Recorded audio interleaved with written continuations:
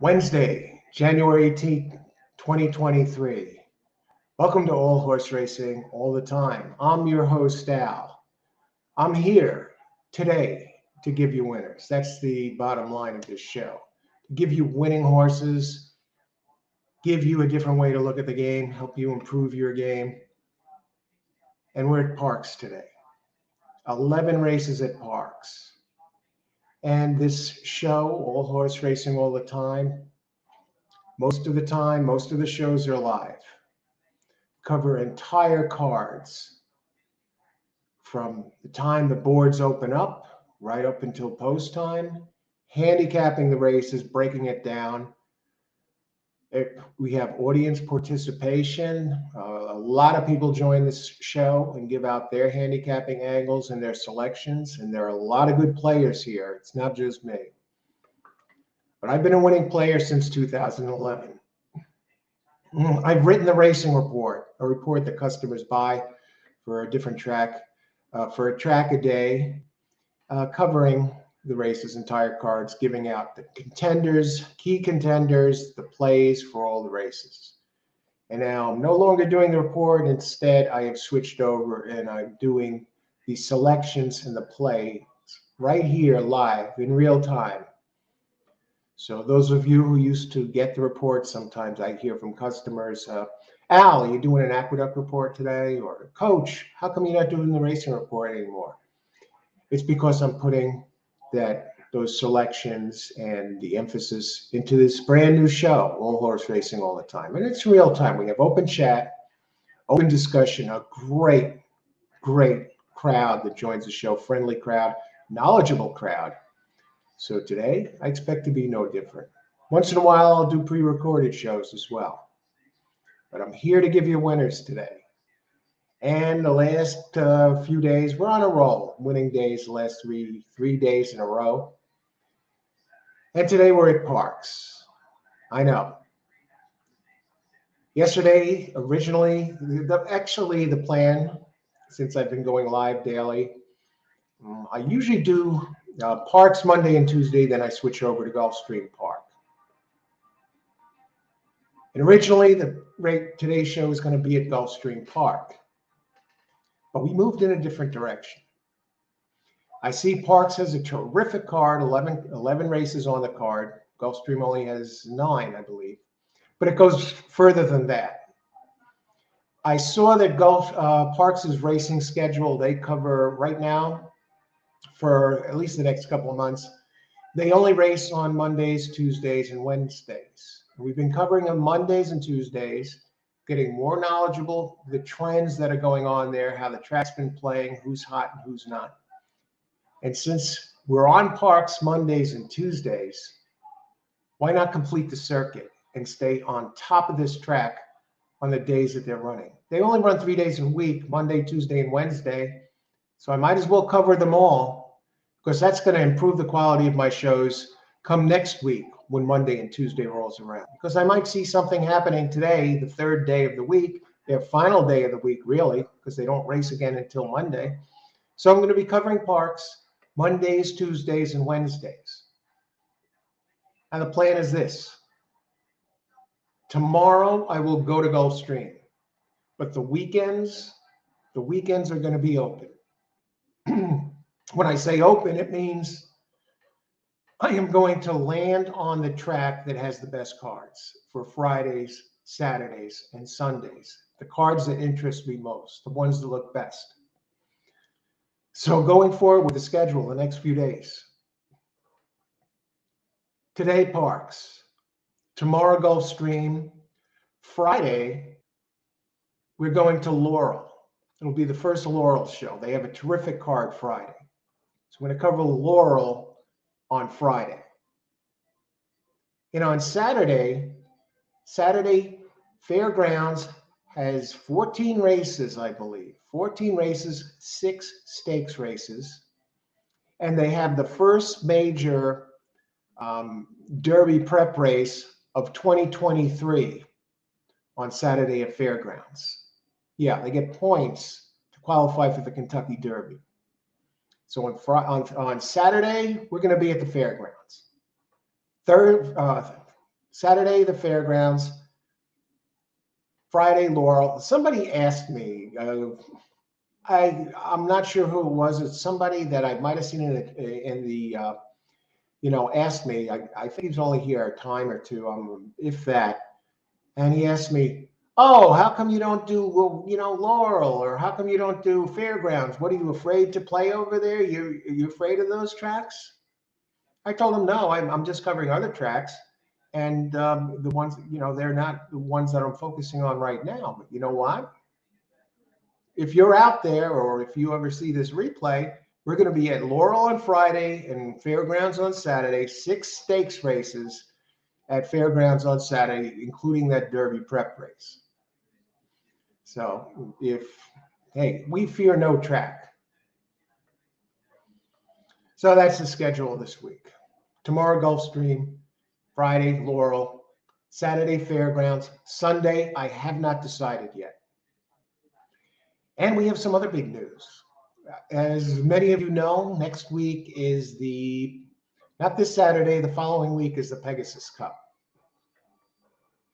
Pegasus Cup, $3 million race over at Gulfstream on the 28th. And you got the $1 million Turf Invitational that day, also on the same card. And you have the 500K Philly Turf Invitational also on Pegasus Cup Day. So you got 3 major races. And I'm going to have a live show. I've lined up a guest. Yeah, it's going to be the first guest on All Horse Racing. We're going to have a guest next week, either next Thursday night or next Friday night, right before the Pegasus Cup, breaking down those 3 races, covering on Pegasus Day at Gulfstream Park. And that guest will be none other than Sopranos actor Robert Finaro. Many of you know him as Eugene Pontecorvo from The Sopranos, seasons 3 to 6. He came into our homes on Sunday night for The Sopranos. But what many of you don't know is Robert is a winning horse player, tremendous horse player. I used that channel before. He's joined me on the show a number of times before. And this is going to be the first time he's joining me here on All Horse Racing All the Time. Bobby Finaro of The Sopranos, Eugene Pontecorvo. So that's going to be coming up a day or two before the Pegasus Cup. We're going to be breaking down those 3 big races. So keep an eye on that, the schedule. If you haven't subscribed to the channel, subscribe. You get notification. I'm not going to schedule it yet. We haven't decided on Friday. On either it's going to be Thursday or Friday night. So we'll know more shortly. But Robert Finaro, Sopranos, you Sopranos fans, it's a real treat. We're going to be breaking down the races, handicapping the races, and giving you our selections. So you get your selections a day or two in advance for the Pegasus World Cup. And now it's time. Let's start looking at the card. A tremendous card today over at Gulfstream. 11 races. And we'll get to all of that. But first, coffee.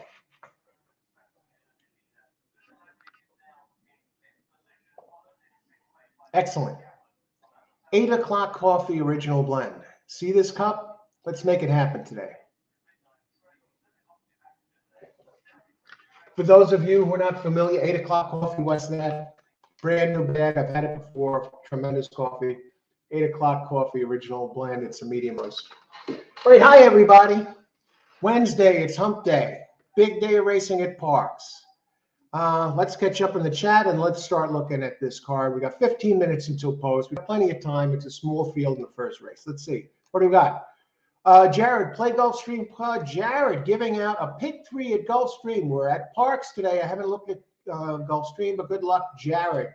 Wednesday is always a bad day at Parx to play. They play games, but good luck in New York and pick 3 at Gulfstream. Well, I see where you're coming from, Jared, but Gulfstream, Parx has nothing on Gulfstream when it comes to playing games or suspicious races. In fact, they've been if you've been watching, Jared, if you're out there, if you've been watching the Gulfstream races, there have been questionable races all over the place. So game playing at Gulfstream, if they are indeed playing games, Suspicious races, they actually put Parx to shame, and I've been covering both tracks. So as far as game playing goes, hey, that's up for debate. Big slime tie. Parx, who wins race 2? Well, I got a few of them in race 2. I think 4 looks pretty good, but I like others as well. I think 4 looks like the best one. A few double players out there, but we'll talk about it. That could change. We'll see what happens. Austin, thanks for joining the show. And thanks, Jared, too, for giving us that pick 3 in the first race at Gulfstream. Good luck with that.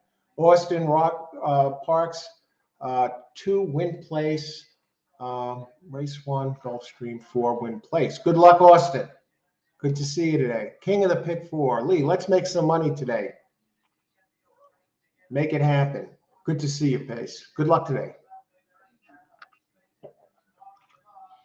Win place means win in place. Tough card to, yeah, some challenge. Hey, Charles, how's it going? Yeah, challenging card. I agree. Good luck today, Charles. Glad to see you. Win place, I think. Say good morning, guys. Amadeo. You know, as far as playing games goes at the track, you know, you're going to see that in horse racing sometime. You know, especially when you lose a race. Okay, thanks. Best bet Gulfstream 2, race 2. Too much vino. Okay, Big Slime has a pick. Who else? Let's get to this race. Great schedule, Al. Okay, yeah. Parx Monday to Wednesday. I might as well cover all 3 days of the meet and stay on top of it. You know. And then on the weekend, I'll do Gulfstream on Thursdays, unless there's somebody else. I'll go do Gulfstream on Thursday because I enjoy Gulfstream. But Friday, Saturday, Sunday, I open for debate. This week it's going to be Laurel on Friday and Fairgrounds on Saturday. This will be a great week. Parx. Doing Parx today. Hi, Gene. Yeah, we're at Parx. We're going to be at Parx Monday to Wednesday every week. They race 3 days a week, so we might as well cover them all. What happened to GP? I'll be at GP tomorrow, and that might be the only day this week I'm at Gulfstream. I love Gulfstream, but I'm trying to cover, you know, the races that, you know, cover all of Parx, and then Fairgrounds, they have 6 stakes, including a Derby prep on Saturday. 14 races. Rather do Parx. Well, the main reason I'm doing Parx Pace, and then I'll get to these picks real quick. The main reason I'm doing Parx is because I'm doing Monday and Tuesday. They only race 3 days a week. They have 11 races a day. So I might as well keep an eye on it, keep an eye on the meet, so it'll help improve my knowledge of what's going on over there so I can present better plays. I might miss something on a Wednesday, you know, and, you know, this way I'll be more prepared when I come back Monday. Okay, let's see. Parx. Okay, I think we're going to have to get to the races, and then we'll catch up with the rest of this. Okay, race 1. Let's talk about it. Race 1, 1 mile, 70 yards, claimer 5K, purse 19.5 for 4-year-olds and up. Okay, it's 1 mile and 70, so we've got a thing going. Let's talk about the pace first, and then we'll go from there. Pace in race 1, and I'm going to burn through this. You know, the intro ran a little. Burn through this. American Roma and Graisley. Now, I have Graisley in there, but Graisley got its butt kicked by a bunch of them in these. Number 4 is the speed. Jeremy Laprida is up. Now, I have that one not to win, but part of the mix. And the reason is the early speed, and also the reason is it has a race a few back. The other one with the speed that has some speed is 1 American Roma. This, like Charles said, this is a tough card, and I landed on the 6 here, Samaranti.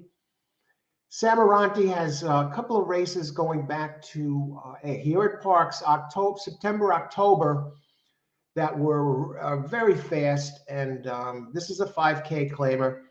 Dropping today is Samaranti, and it has a couple of races in a row there that were fast enough to win this.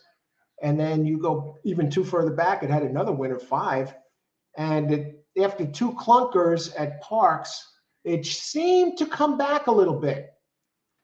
at Penn National, like it was maybe on the road to recovery. This is a 7-year-old. So it starting to curl towards a good one again. And if it comes up with one of those races like in October, September, and the one in August, well, that was at Penn. It looks like this one is good at Penn or Parx.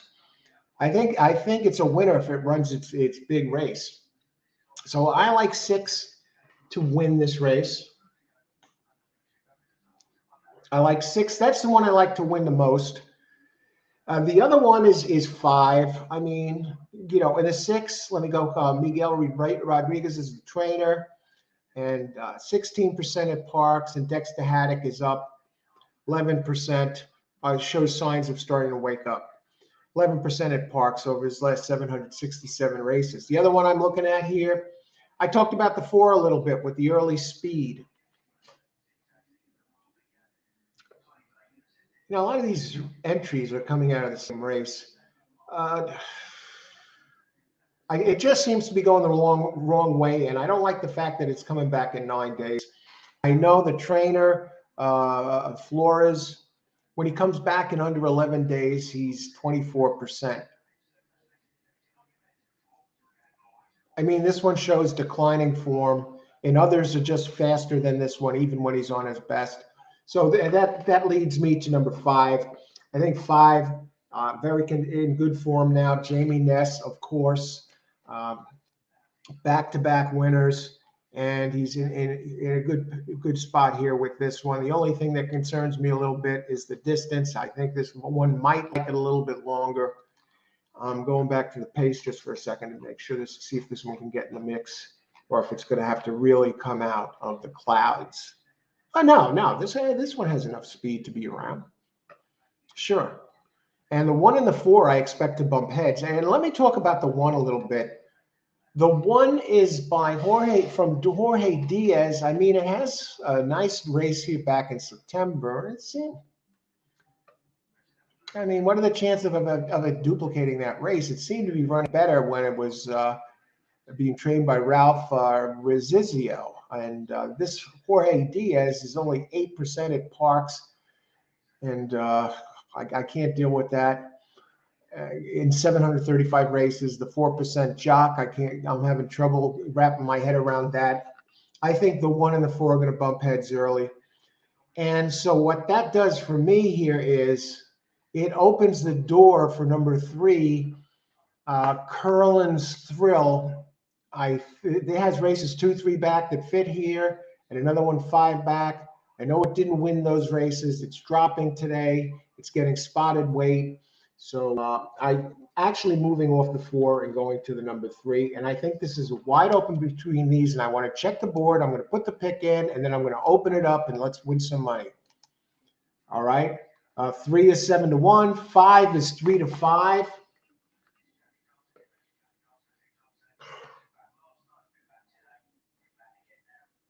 Let's change gears here. All right, I said I like the 6. Let me just check the board, the pools. Let's see the payouts, probables. 5 over 3, okay, 30. 5 over 6, 18.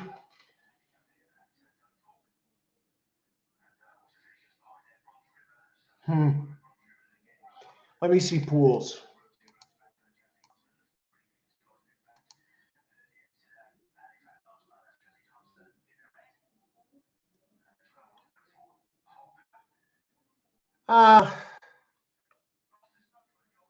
Tough one. I just want to check the pace. I might go light. Like I tell you, my big 3 here are 3, 5, 6. We'll make it simple. We'll make it simple. And I said I like the 4 next race, and I think all 3 of those can win.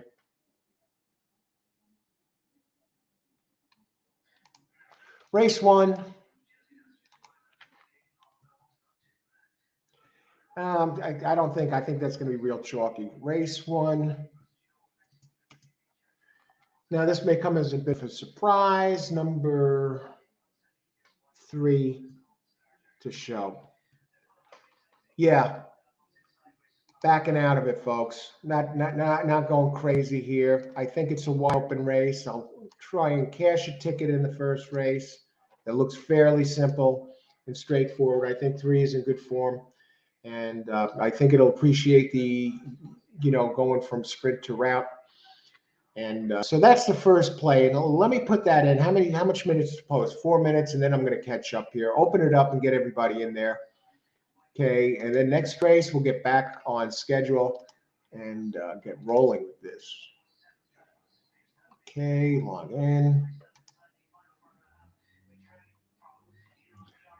Parx. And they usually start a little bit late, so I think we're in good shape. Curlin's Thrill on the board at 7-1, opened 8-1. So I got 3 to show. And maybe some of the big ones missed the board here. All righty, what do we got? Who are our picks? I'm catching up, folks.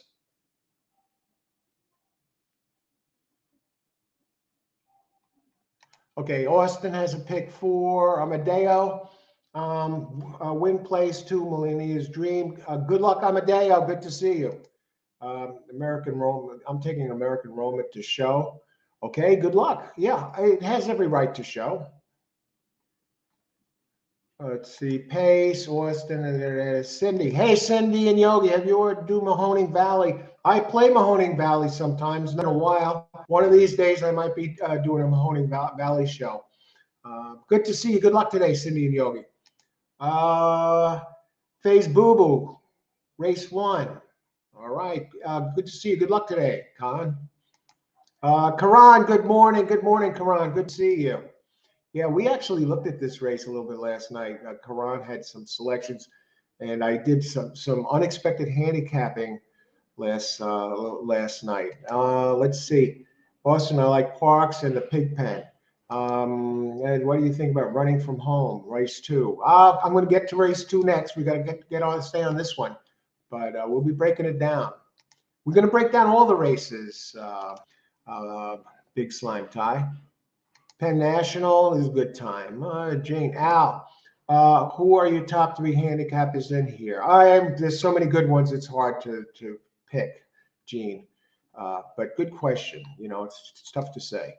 Got my coffee ready. Okay. Good luck, everybody. Any picks? Hey, Al. Hey, Richard. How's it going? Good luck today. Kona. Yes, I got the Kona down. I will be giving you a report on that. Thanks for that, Austin. Pace. Dexter Haddock is the jockey for the 6. Pretty good. Hey, Andre. How's it going? Good luck at Parx doing golf streamers. We don't have the Parx race card available to us today. Good luck. Yeah, I'm going to be doing Parx Mondays through Wednesday. Covering the entire, those are the only days they race. Tomorrow I'll be at Gulfstream. And then Friday, Laurel, and Saturday, Sire of 6 is erratic 2. Okay, yeah, 6 is a contender this race. I'm taking it to place. I actually have 6 as my primary contender to win here. Okay, Gulfstream 1. Okay, good luck, Andre. Hello, peeps. Buy stocks. How's it going? Good luck today. Here's my pick. Race 1, number 3 to show. I got number 3 to show this race. I'm not going crazy. 5 has gone through his conditions in 14 races. Okay, okay. Now Parx 5 with 136. All right. One that concerns me a little is the 4. Kevin. Hey, Kevin. Win play show on 7. 7 is live. I think 7 is definitely a shot to hit the board. Seal. Golf 1786. Good luck, Seal. 7 is 9-1 to work. Okay, thanks for the heads up, Seal. And Karan 567. Good luck, Karan. How close are we to post? Okay, they're starting to get in. We got it all in, folks. Race 1 about to begin. Let's win some money today.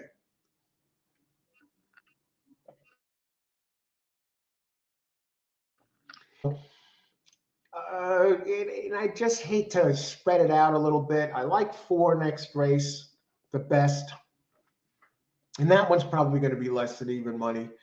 And we got the 5 here. And if that's an even money and the 5 comes in, I mean, the 5's in good form. But if the 6 runs its race, the 6 wins this race.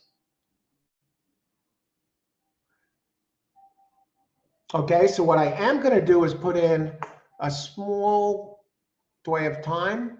I'm going to put in a win bet on 6. No, no. I'm gonna stay with where I'm at right now. Stay where I'm at right now. Look at the 5 coming all the way down. Jamie Ness, folks. The only saving grace here is Jamie Ness was dropping the ball on favorites yesterday all day. So the Ness comes through with these first off the claim types and the ones that look like they're really, not quite the favorite. Then he comes in like clockwork.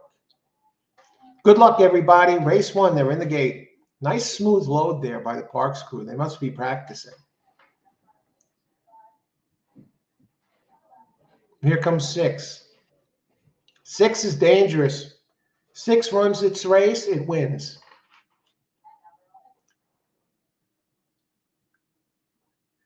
I'm surprised. Well, there's one. 5 showing a little bit more speed. Look at this. Okay. This one's cutting across to the rail. And my 3 is running, it looks like 5th. Curl and Thrill. And 1 leading the way. And 1's not impossible, even at 30 to 1, This was not as easy as I thought. I thought the 4 might be make a little noise, but it didn't grab the lead, so I don't think that bodes well for the 4. 7's starting to come. The 3 doesn't look like he has it today. Curl and Thrill. How fast are these fractions? 24 and change. They still head up the backstretch. Wow, that 3 is a country mile to make up. There goes the 5, starting to break free. 3 that's not 3 and third, is it? I thought the 3 was all the way in the back. The 3 is 4 to 1. The 1 is still leading at 30 to 1, folks.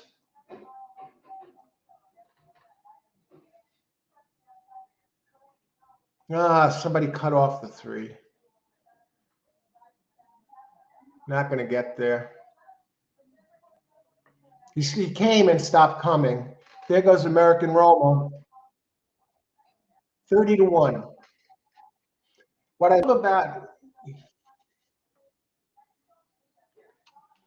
not impossible. It ran its best race. I'm not 32 to 1 win, followed by a 5 to 1 winner. You know what bugs me now is that I went with the 3 to show.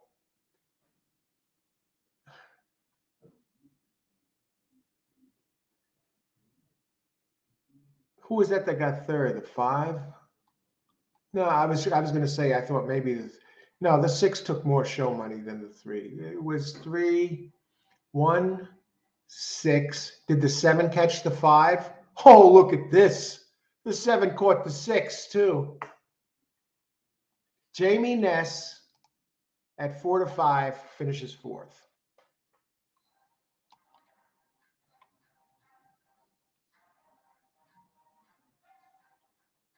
How did we miss the 1? I love the 1. I love the 1. But, I couldn't pick them all. Yeah, I love the 1. I didn't love it enough to bet it, but I loved it. It did have, I mentioned it did have that 1 race a ways back, in September or something?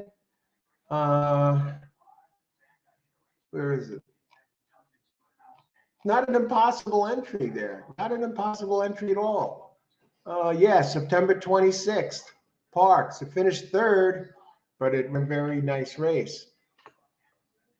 And the thing is, the 1, I would have used the 1, but when I saw that it would be going up against 4 early, and I saw that the 1 had a horrible, terrible trainer, Jorge Diaz. Should he consider retiring? Jorge Diaz, 8% out of 735 races, and the jockey only 4%. So you got an 8% trainer, a 4% jockey. Raced 9 days ago. And the 2 of them together beat all the heavyweights. The Ness, Flores, 24% 21% trainer. Ness, 26% trainer. Even on the 6, Miguel Rodriguez, 16% trainer. Even on the 7, Guadalupe Guerrero, who's red hot and slips into second here, who's 15%, but really hot in the meet. You know, how could the 1 stand a chance with such weak connections? I don't know, but it got it done. Got the job done at a hell of a nice price. Let's see what these prices are going to pay. Guadalupe, hey, won American Roller, beautiful, great job. Did anybody have the one? I'm trying to see if anyone played it. Any happy campers here?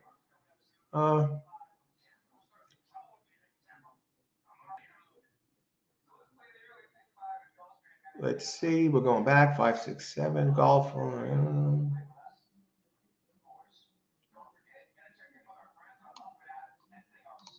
All right, Pace. Great job, Pace. Pace, I'm taking the 1 to show. Comes out of the box swinging and winning. Okay, who else?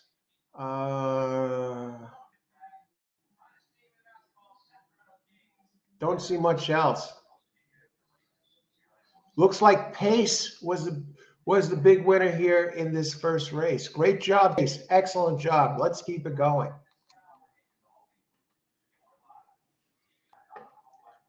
All right, let's see. Pace, I gave one like 20 minutes ago. Big Slime, did he give one 20 minutes ago? Let's go. Let's see, making a point. I guess he did.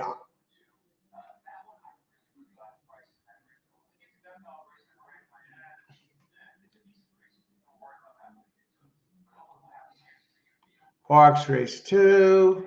Parx starting in wind time. If it takes in, I do this when I can. Don't always have time to do it.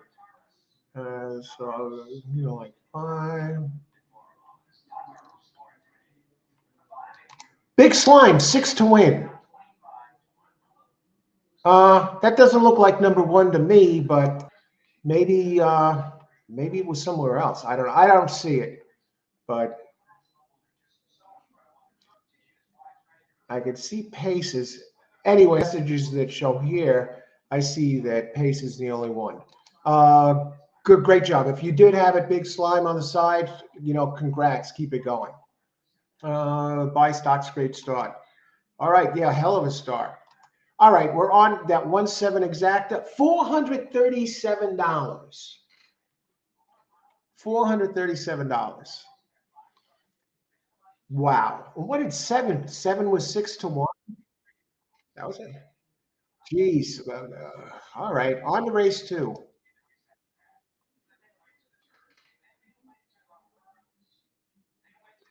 Okay, let's see what we got here. Parx race 2. Let's talk about it. Race 2. 6.5 furlongs, claimer, 5K, purse, 18,000 for 4-year-olds and up, which have not won 2 races since July 18th in 6 months. And let's go from there. We got a 6.5 furlong race. Let's take a look at the pace figures. Let's see if there's any scratches here. I don't believe there are. And now we're cooking with gas. We'll start by looking at the pace of race 2. No scratches.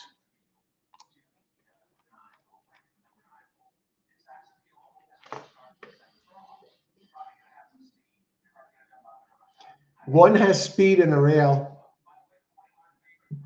One's going to be moving. Now, 9-Toe Johnny, that one's going to be moving too. But this one can't run with the 1. Another one that's going to try and run with the 1 is the number 6, Birchmont Road. Looks like 1 is most likely the speed. But the thing about the 1 is he seemed to flash blistering speed on a wet track. So this one runs really quick early, 1 pointer on a wet track, and I landed on 4, running for home as my top choice. Now, the interesting thing is the 1 and the 4 faced each other last race. So let's take a look at that.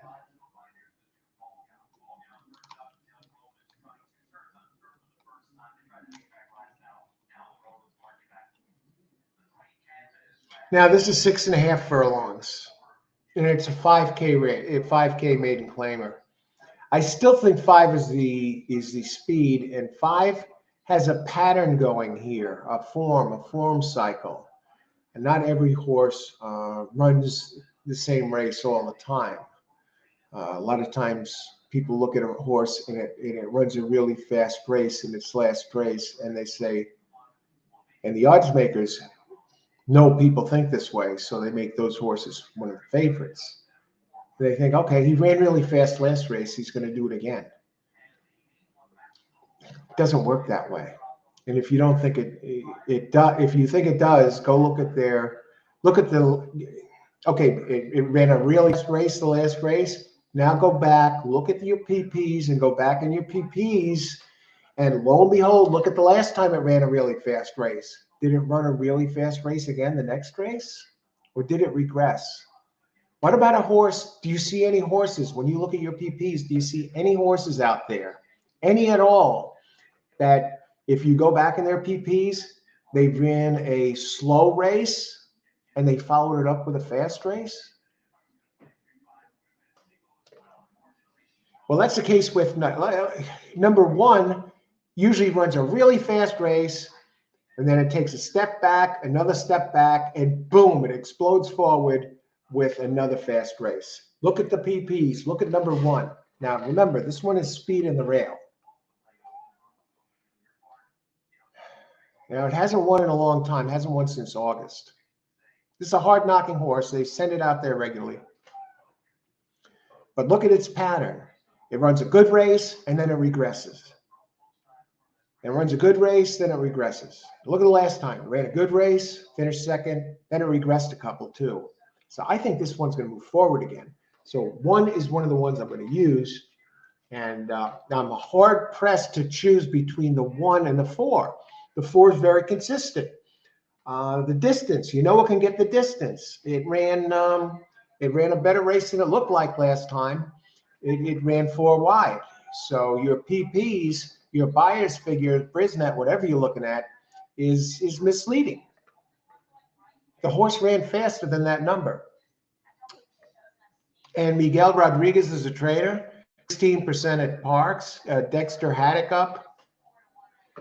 The thing with this one is it's finished second 3 times in a row.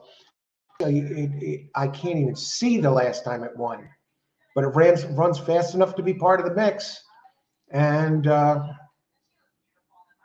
it gets a break in this bunch that it's facing today.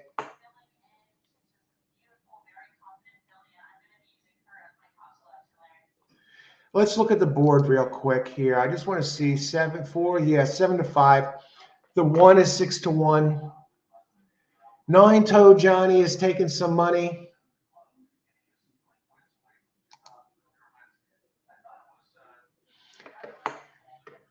I think this one, 9-toe Johnny, is going to get cooked by the 1. So the other one I landed on, it's kind of a steady performer, knows its way into the winner's circle, has a solid trainer in Linder Jr., who is 15% here at Parx.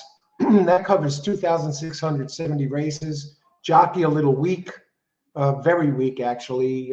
Franklin Gonzalez Jr., but he just has to let this one run. Distance is no problem, usually somewhere involved. Drops in class today, gets some class relief for number 6. So yeah, I'm hard pressed. I think it's going to be 1 or 4. So, and the only other one that I think might do something, and just double check before I mail in the bet here, and we move from there.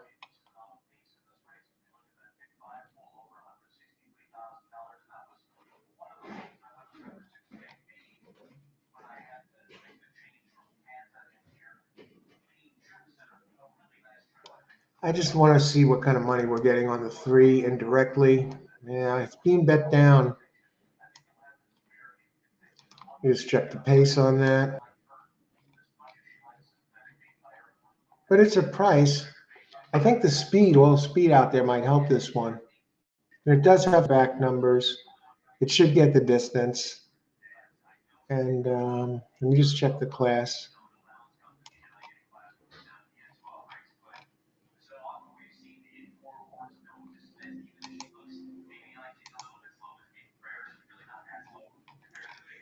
I like the trainer. I like the jock, Angel Castillo. This has numbers to run back to here. Coming down in class today. Okay, here's my pick, and then we're going to open it up. We got plenty of time, 8 minutes. Race 2, exacta. 1-4 over 1. I'm hoping for 1 to run away. 1, 3, 4.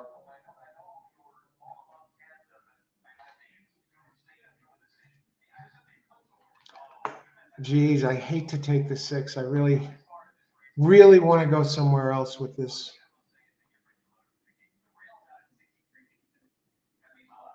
Yeah, but maybe hangs on for a slice. He's the consistency of the race.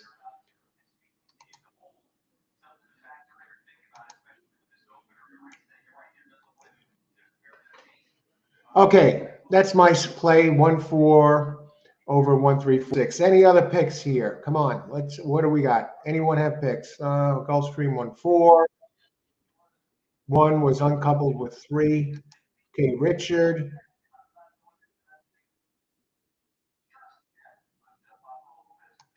Excellent point.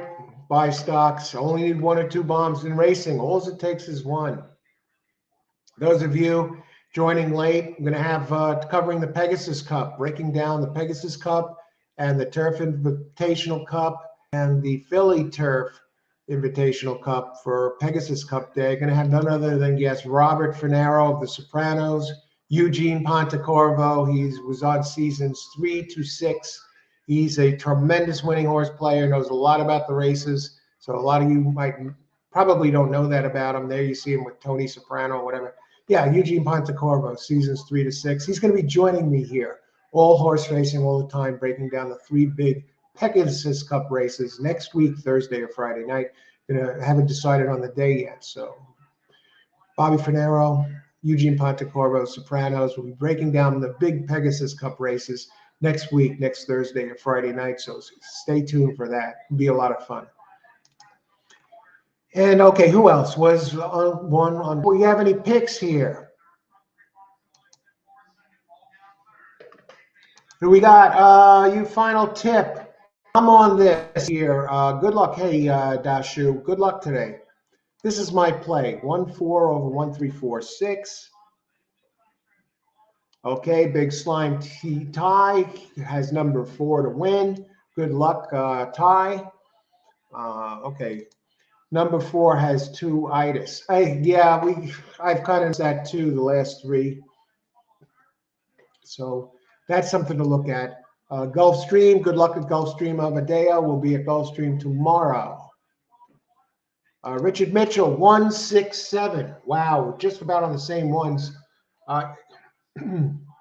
That 7 has some really big back races, and that is the thing that gets me about that. So let's take a look at that 7. Richie brings up the 7, and that's the one that's haunting me in this race. How many minutes till post? 5 minutes. And bet down from 12 to 7 to 1, Petulant Delight. Karan, 4751. 5. Okay, do I have 551? 1475. Good luck, Karan.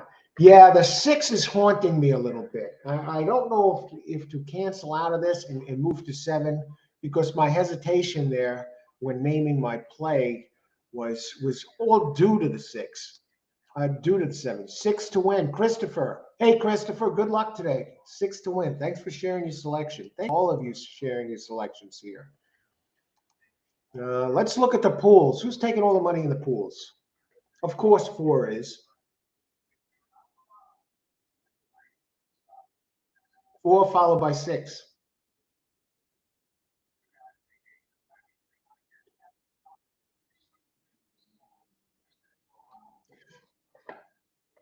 Oh, boy.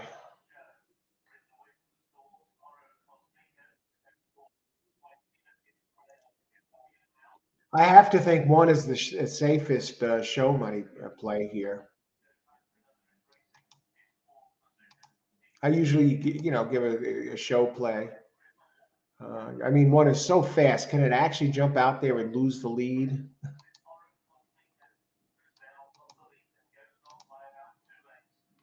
I mean, I think 1 is good enough to win.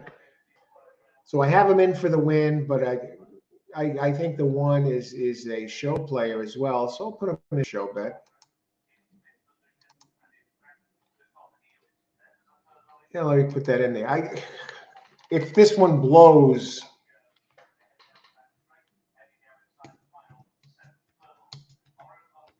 number 1 to show, exacta. That's like an insurance thing there. Exacta, 1, 4. I'm going to add to this.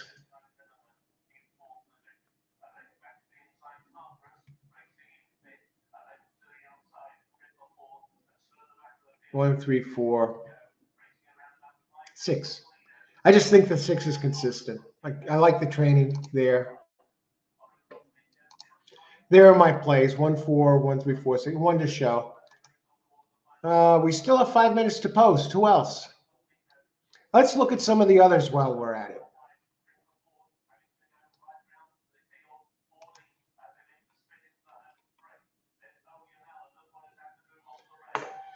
I mean, number 3 is 2 for 28 at the track, but in the money, 3 of 6 at the distance. Trainer, Harold Winner, 12%. Angel Castillo, 15% jock. Running for home. I don't think running for home is good. It's an early speed type, but it usually stalks a little bit. It does finish second a lot. Only 3 wins and 27 tries at Parx, 7 seconds.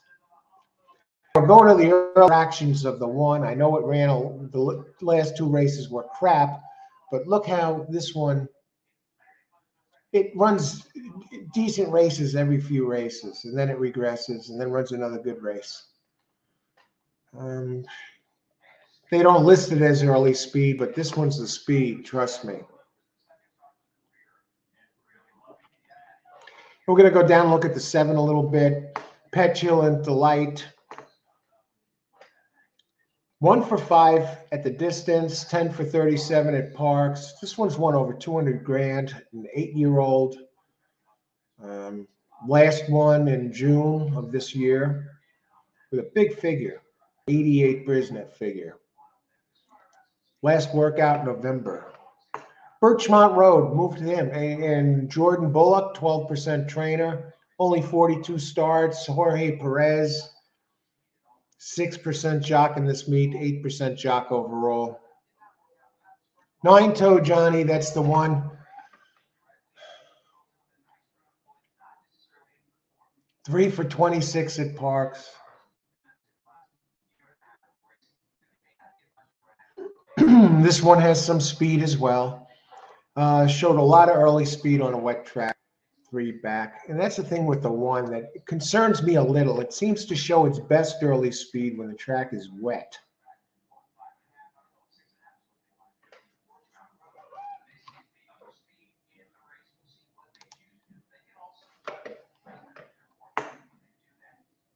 Now 1 comes in light, only 116 pounds.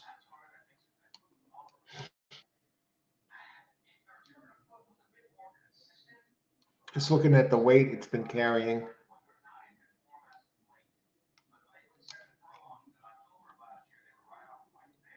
Yeah, it has been carrying 120, 21 lately. So it gets a 5-pound weight break this race, which will help. In 6.5 furlongs, it's probably worth a length or so. maybe between a length and a length and a half. The weight does matter. Who else? Julian. Hiya, Julian. Good day. Wave.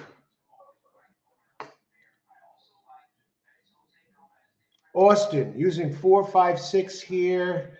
5 win place. Good luck, Austin.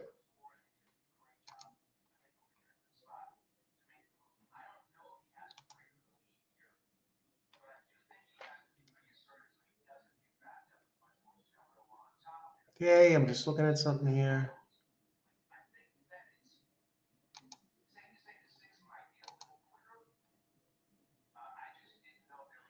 I'm actually canceling the show bet.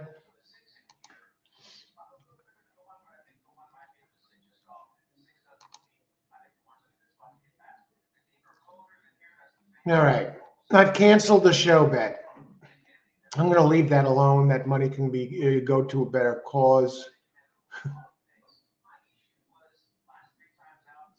So we're just going to sit tight with the original play here.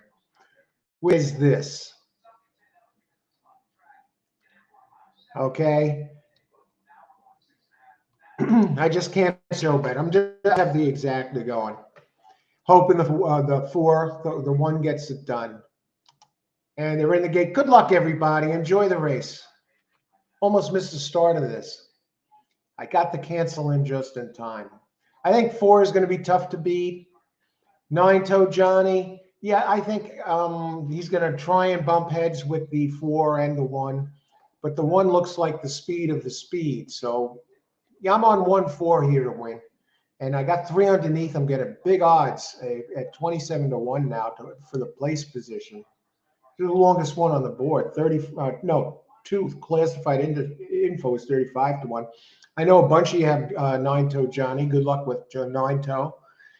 And Petulant Delight. That's the one that freaks me out. Not freaks me out. That's the one, 7, Petulant Delight, that if you go back to what back races, it's a big danger. And 6 goes front, and there goes the 1 as expected. So I got 1-4. Oh, the 1's not grabbing the lead, folks. Wow, a 9-toe Johnny looks strong, comes right up and joins the front group. I'm going to have to depend on the 4 here, I think.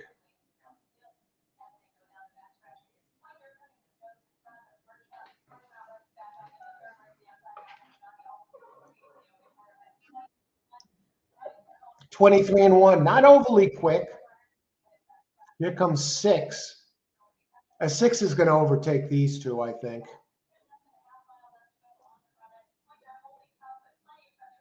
Look at this. What a race. None of these horses are letting up.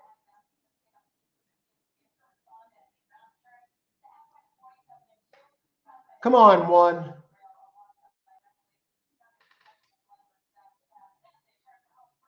Look, 5 is coming back.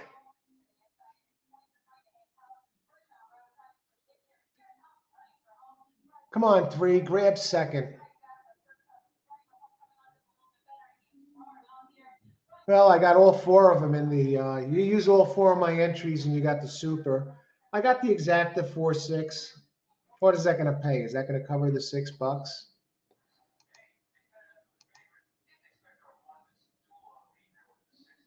Yeah, I'll get back 10. So I make $4 to 6. So where else are you going to, what bank are you 67% of your money? And did the 1 get 3rd? Did that show bet that canceled? Was that a mistake? Did 1 hang on for 3rd? All right. That was a good move to cancel that 1. All right. So we're on the board, folks. On to race 3. What do we got? Kevin. Hey, Kevin. I'm going to say hello. I'm not 3-7. Good luck. 7-1. Okay. Pace, 7 to show. No go. Robert Gray, 4 is going to win this. Hey, Robert, how's it going? Good luck today. Glad you could make it. Good call. It was so close to post time. Otherwise, I would have come back and try and catch up to everybody. Everybody, thanks for joining us today. Let's win some money here at Parx. Christopher, how's it going, Chris? Frank, 4, 5, 6, 7. Okay, so you got the exact is in there. Great job. Sudar, good. How you doing? Good to see you. If you like the show, hit the like button. Let everybody know you like it. Subscribe to the channel. Get notification of all new videos. Again, next week, next Thursday or Friday, Robert Finero of The Sopranos joining me to break down the 3 big Pegasus Cup Day races. He played Eugene Pontecorvo from seasons 3 to 6 on The Sopranos. You see him there with Tony Soprano, James Gandolfini. And yeah, we've done a few shows. We've done a number of shows before on one of the old channels I used to have that wasn't a horse racing channel. Yeah, that channel's gone. But Robert Finero is going to be joining us next week. He'll be part of the show, breaking down these races live, either Thursday or Friday night for Pegasus Cup Day on the 28th. So thanks for joining us, everybody. Who picks here? 4 too many seconds. Yeah. Okay. Sounds like you had that one, Todd. Great job. Bit concerned, but sometimes, it's just too much horse. It's forced to finish. 4, 5, 6. Okay. I'm not sure if the 5 hung on. Yes. Liking 5. Okay. I'm just going to show the winners here. I'm sure you don't want, if I had it earlier, I would have gotten it in there. Let's go. Big Slime, Robert Gray. Robert Gray again had that. Great job. I went 4. Ventura. How's it going, Ventura? Good job on that 4. Great job on that 4. Big Slime. And then, yeah, great job on that 4. Sudar, number 4. Okay. Pick 4. Okay. 4 in first leg. 1, 6. 6 to win. The 6 looked good there for a while, Cindy and Yogi. All right, we're going to move on. We're moving on to race 3. We're going to try and stay on top of this here. Keep an eye on the board. We got 18 minutes to post, so I'm sure I'm going to get to everybody here. And let's go to the race. Let's bring up race 3. Let's talk all about this.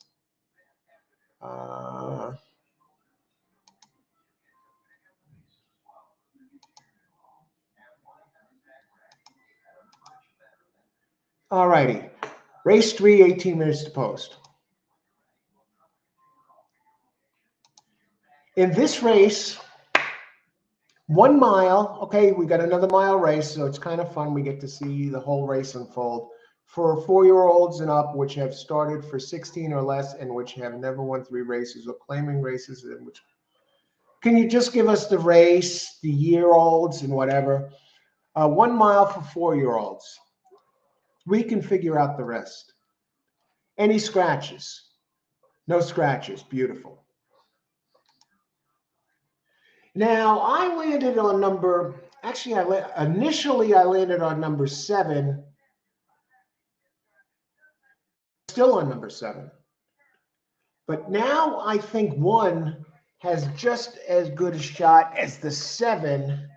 So I go with those 2 if I was going to play a multi-race play. Those are the 2 I have boxed now, and I added the 1 late. Let's start with number 7. Okay, first I'll start with the pace. I like to start with the pace that I see, that I looked at, and then I'll go with the rest. So I'll give you the whole shebang here. Number 5, ouch, ouch, ouch. That's one of the ones I have. I'm not crazy about it to win, but I think it'll be the pace, and it has some nice races. And that looks like the leader out front. And I think it might get, let's see, ouch, ouch, ouch. Okay. But it's going to have company. It's going to be 5, 6 out vying for the lead. So, and those are more or less the 6 is more or less the usual front running type.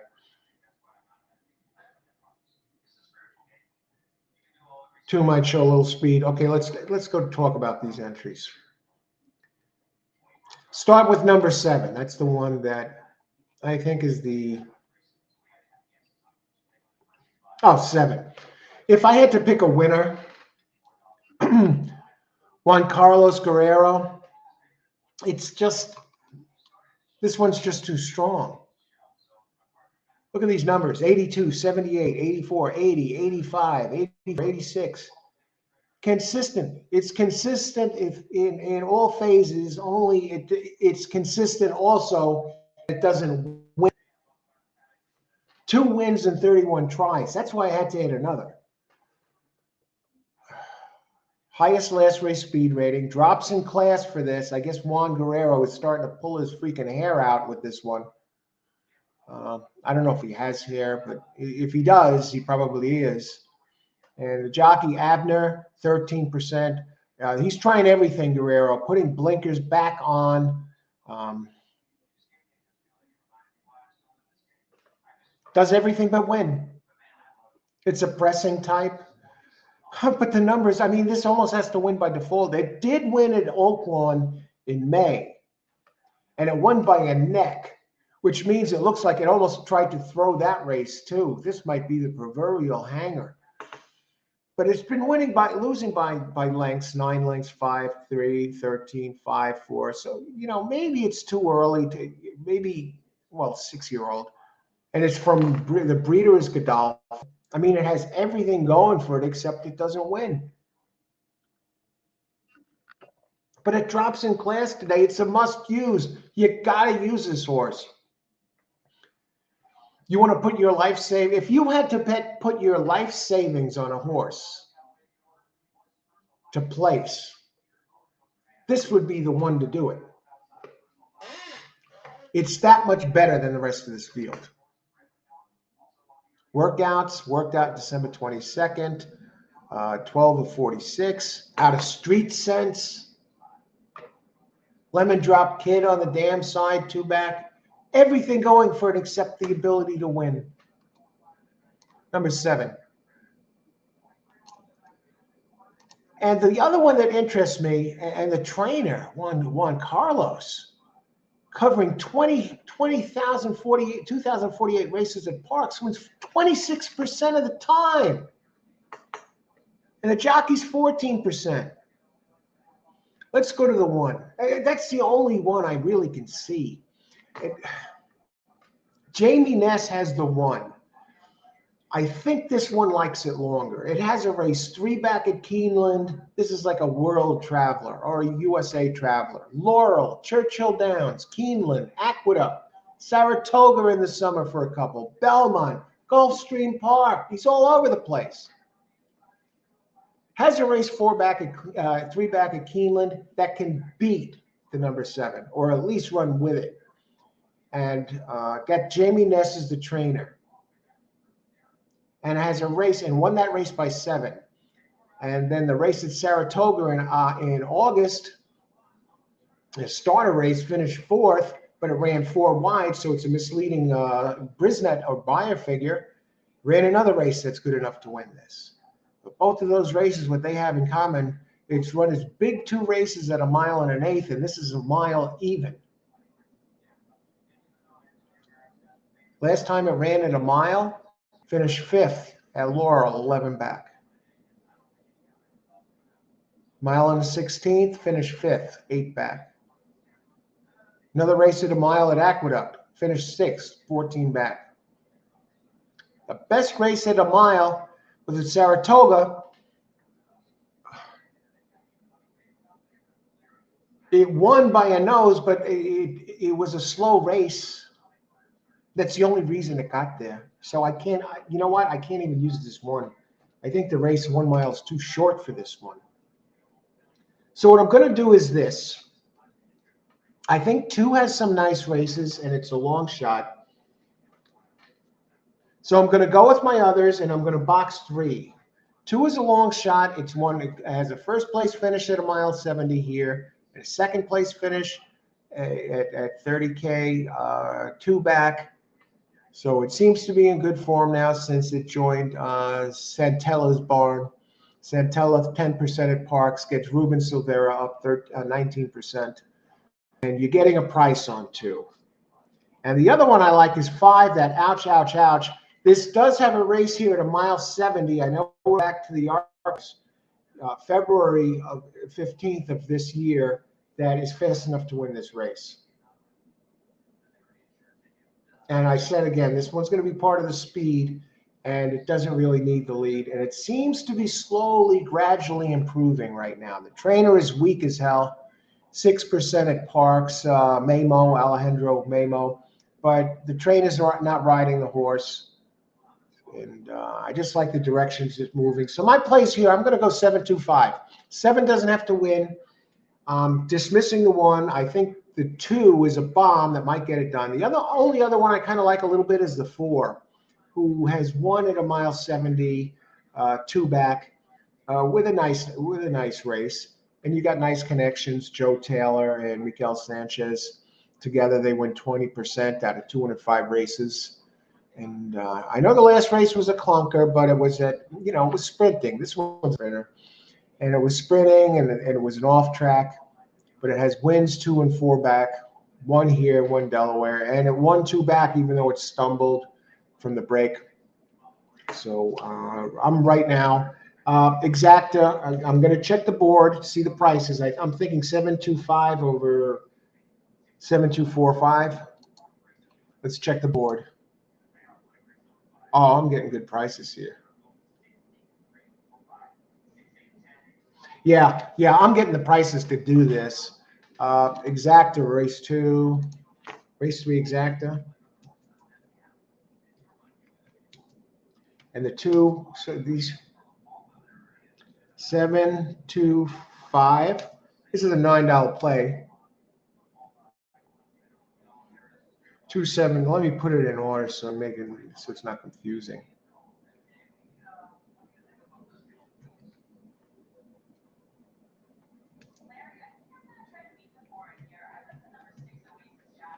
Okay, now we'll open it up. We're looking good now. There it is. What do we got? Yeah, we're just talking about that seal 7. The 1 has listed works 148. Yeah, I like it. I see it. I think the 1 likes it a little bit longer. Otherwise, I'd use it because the 1, it has races at a mile and an eighth. The numbers at a mile and an eighth look pretty strong. And is that here, Cindy and Yogi? 1-6 box 6 to win. If this is 6, has a couple of races that are good enough to win this at the mile, and it's one of those that runs its big race, then it takes a few races off, then it runs its big race, and it's due today. Actually, what kind of numbers? What kind of odds are we getting on the 6? 13 to 1. I think that's probably the show horse. If you're going to get 13 to 1 on this, that's your show horse. I can't believe 7 isn't getting crushed. They're going to sit like it's probably going to change. 9 minutes to race 3. Who else? Listed works 148. Oh, you go back here. Fabian. Good luck today, Fabian. Thanks for joining us.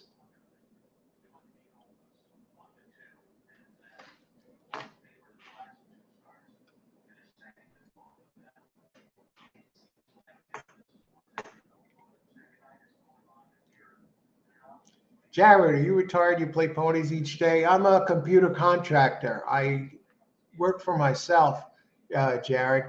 But I used to be a regular programmer analyst with a company. So I do computer networking, repair, etc. Certified in A+ and Network Plus. So I set my own hours. And also right here on YouTube, I'm growing this channel. So this is also actually going to be a part of it as well. So yeah, we're in good shape here. Who else? How'd you do on that pick 3, Jared? Up with that. Big Slime, Race 2, mine app, don't forget 4 easy dollars. Gulfstream. I'll tell you what, Austin, that 4 has every right to improve right now, and lightly raced, and I love the races 2 and 4 back. I have it underneath. I have to think the 7 almost by default comes up here and wins. Someone's going to force it across the line, because remember, it did win twice, and it is quite a bit faster than the others. But yeah, I got 4 underneath, and those of you who have my picks, who else has picks? 257, 257.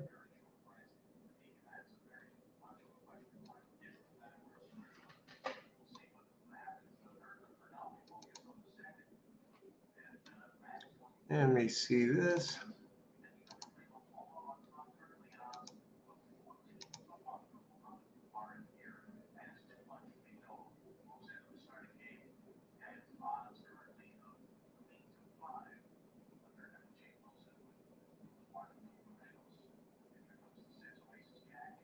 Who else?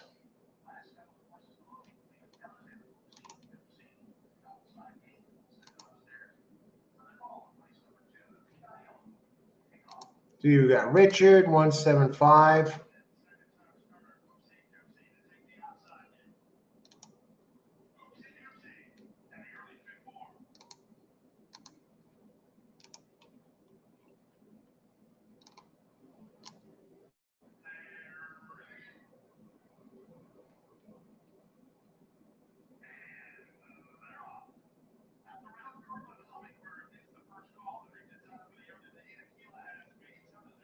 All righty.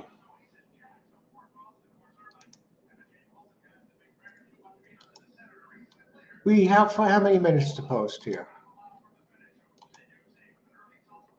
Christopher, 2 to win. I think 2 is very live, Christopher. Raheem, 6 to win. Good luck, Raheem.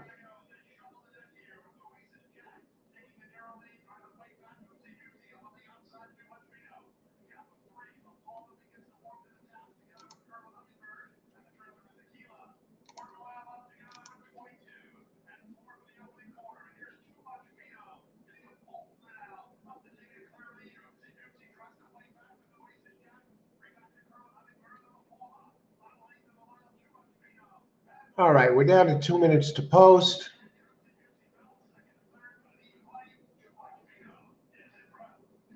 All righty.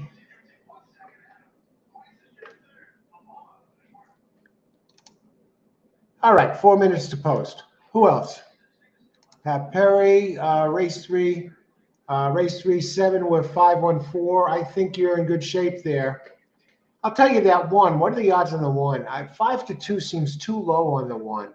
I still think the 1 likes it longer. I think we're getting odds on the 7 here. Can it continue to hang like this? What about the pools? 1 is the place money. You got Pennington and Ness. All right, that's why 1 is taking all the money. Everyone's scared of the 3. I'm not scared. We're also going to put in a win bet. Also win bet.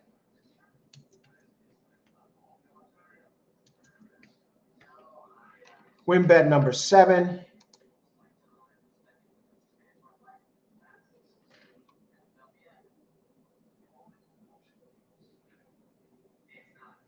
In Austin, 178 exact the box here at Parx.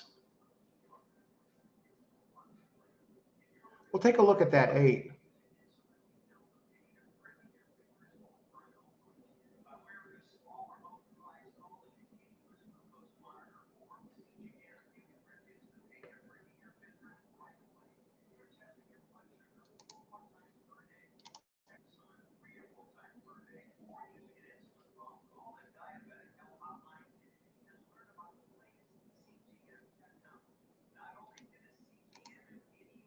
Give me 1 second here.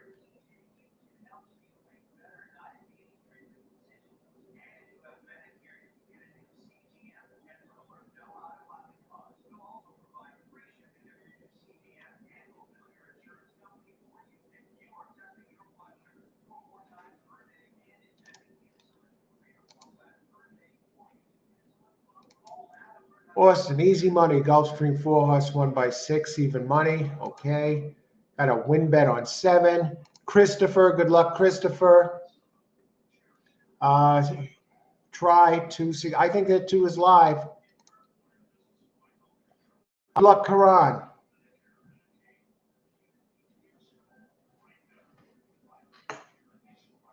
All right, I'll keep you posted there, Ventura, because I'm on the lookout for a better place too. Christopher 27 exacta. Let's see. $188 for $2.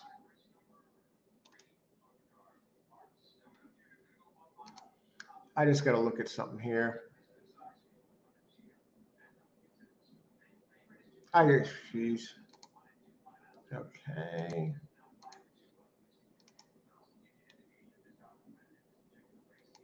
I still have to think 7 is going to wind up being favored by the time this race starts. What did Ness do again? Now he's on the favorite again. What did he do in that? What was it? The first race where his horse missed the board at low odds? I don't know. I've seen a nasty habit here. Look out for the 8-horse. Let's look at Austin's number 8. Let's talk about it.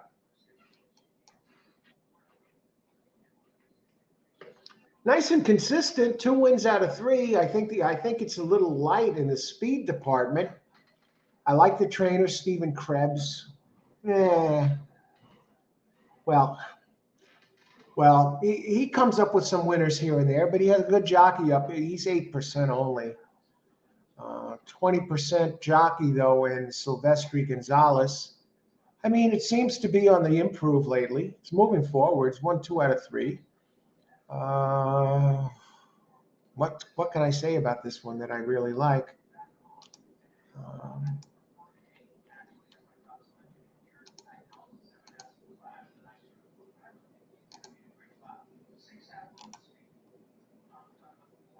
All right, so we got 3 to win. We got 7 to win. I think we're in good shape with that.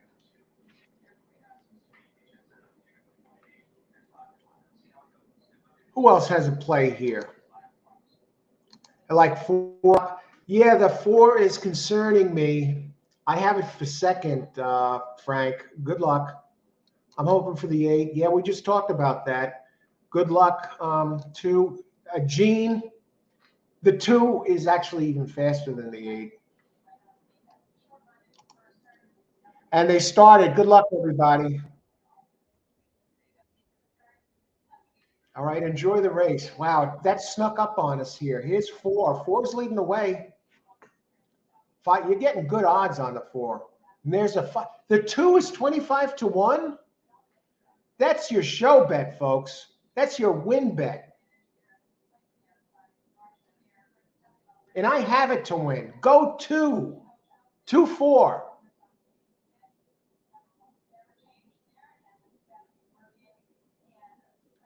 Where's the 7? 7 is sneaking into 7 now, 2 to 1. I have 257 over 2457. 4 looks comfortable though, mighty comfortable on the rail. I think that's going to be the winner, folks. It doesn't show any sign of slowing down.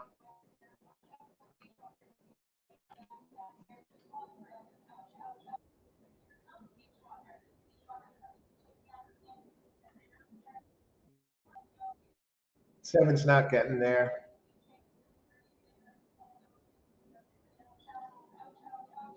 All right. What did I say if you had to bet your life savings on a horse to place? Put it on the 7.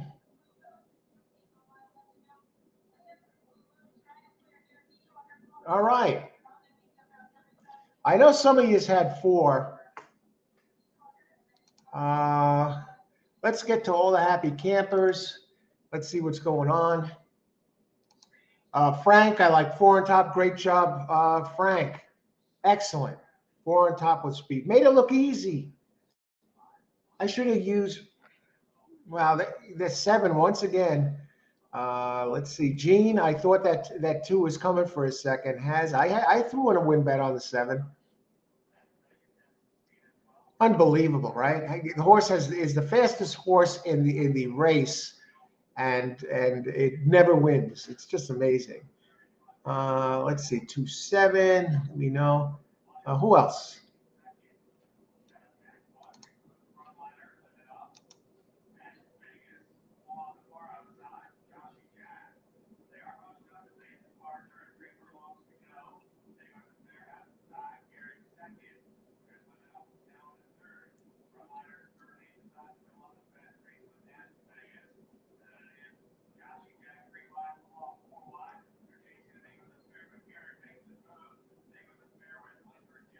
All righty. Who else? 4. Did you have? Is that's this race? I think. I'm going to assume it is. Yeah, great job, Ty. Karan, great job, Karan. Who came in third? I think it was 8. 3 with 7. I mean, you had to use 7 in the mix somewhere. I like the. Geez, I got greedy with the 2. I should just use the 4. You know, but it's early yet. Had the exactor in the second.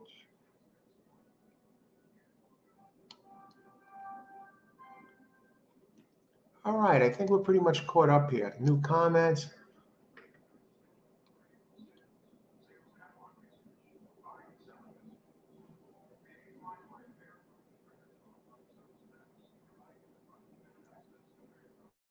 Seven to win. I'm just going back to see if I missed anybody.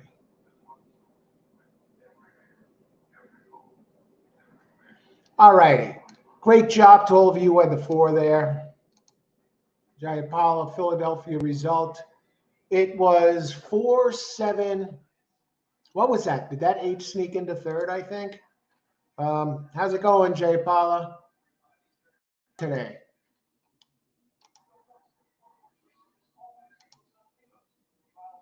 Four, 7, 8-1. I knew that 8-1 wasn't doing anything. At least I didn't think it was, and it didn't. All right, I'm going to heat up my coffee. I'm going to come back. We're 3 races in. Better races down the card. All right. Good luck, everybody. Thanks for joining the show today. If you like the show, hit the like button. Let everybody know. And, let us know. Help the channel grow. If you enjoy the show, let everybody know it's a good show. Share it with your friends, racing friends, and subscribe. That helps the channel too, and also gives you notifications of when we go live. So when you go into YouTube, you'll see us there as an option. Let's go. Al's out there. Everybody's out there. Let's go make some money. All right, we'll be back in a bit.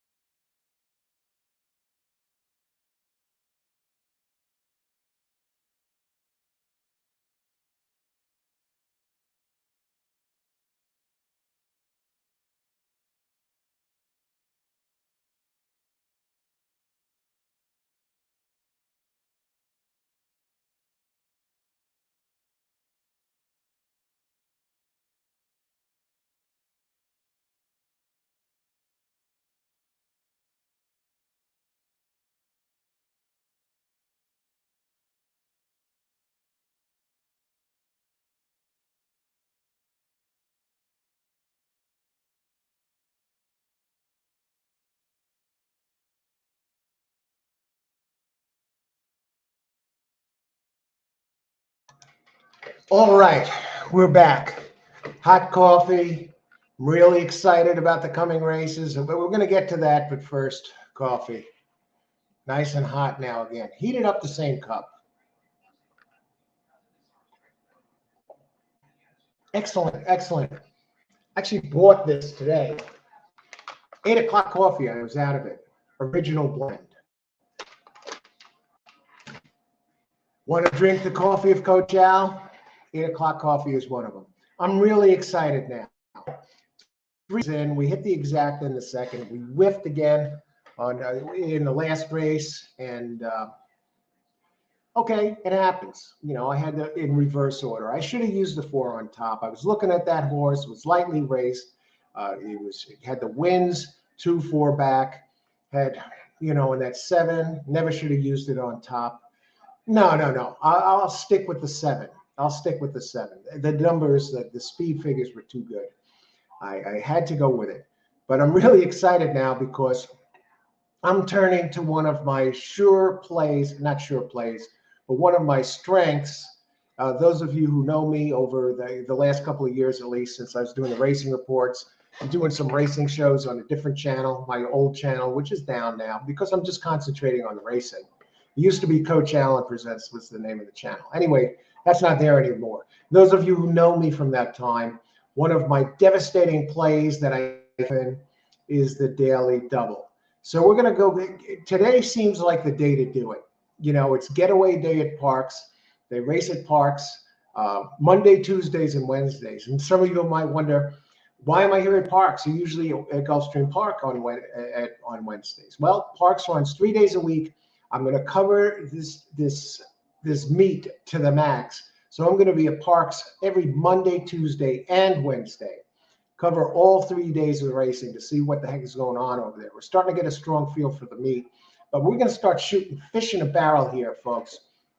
I'm going to look at daily double plays here and nail some of these down and get some winners. If the daily double pays something, if it's worth it. So I'm considering that. I'm adding that to my arsenal here moving forward, since that's one of my stronger plays. Pick threes too, of course, but let's not get greedy. Let's get the double. Let's build the bankroll a little bit and take care of that, take care of business, because I think out of my contenders, I should be able to hit doubles going forward if I use, 2 of them, sometimes 1, maybe all 3.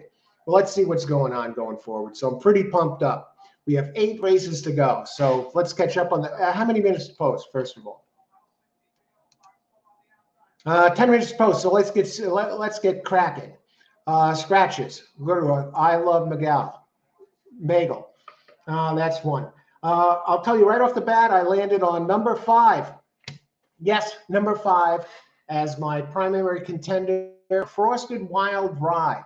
Opened at 8-1, currently 5-1. Has a big early speed edge, and none of the others are in here are world beaters. So I expect this one to be off and running and part of the mix. We saw that yesterday. I played a late double, and I missed in the first leg, but I had the 7 in the second leg, which looked too slow, but had a big pace edge and did win the second leg, the 10th race. But anyway, this is the same kind of deal. Wild Frosted Ride, very fast early. And the other ones I landed on are 2, No Great Surprise, 4-1, and 3, CC Unified. I didn't land on that. We'll take a look at that. And the other one, 8. 8's the favorite, Touring Marianne. Touring Marianne is no lock. Let's talk a little bit about the others. Go to the pace real quick. I'm going to punch this out and we can get to hopefully everybody here. Wild Frosted Ride should have this lead to itself. The only concern is the distance a bit. Any other speed horses that like to go to the front? Not really. Maybe 4 a little bit, but 4's not going to run with 5. And 2 sometimes. 2's not going to run with. No one can run with 5. No one can run early anyway. Will Wild Frosted Ride fold? Pitch tent? Maybe. It's 7 furlongs. It's a little out of its wheelhouse. Run 6.5 a couple of times, but it's run at bigger circuits. It's run at Aqueduct for a while. But let's go. Let's talk about this. And I'm going to look briefly at race 5 as well, since I'm talking doubles here. Race 4, Wild Frosted Ride. Gets a decent jockey, Gabriel Ramos, 12%. It hasn't done much in a while, but it's dropping in class for this. I like the class drop. I like the big pace edge. The numbers, hey, I'm not crazy about the numbers on this one. The one that, other than that, I'm talking pace, pure speed when it comes to Wild Frosted Ride. Let me just jump ahead okay. And the other ones I like are number 2. 2 is a consistent performer without a view. All right, the distance, 7 furlongs. Did I give you the breakdown on this? Okay, we're jumping ahead of ourselves. For fillies and mares, 4 and ups. No, Penn National. Why is that open?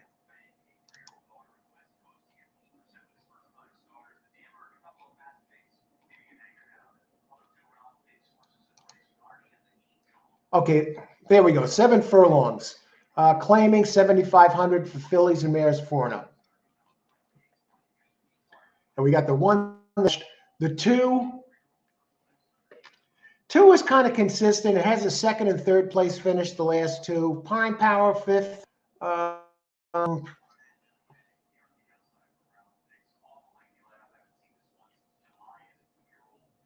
I like the consistency.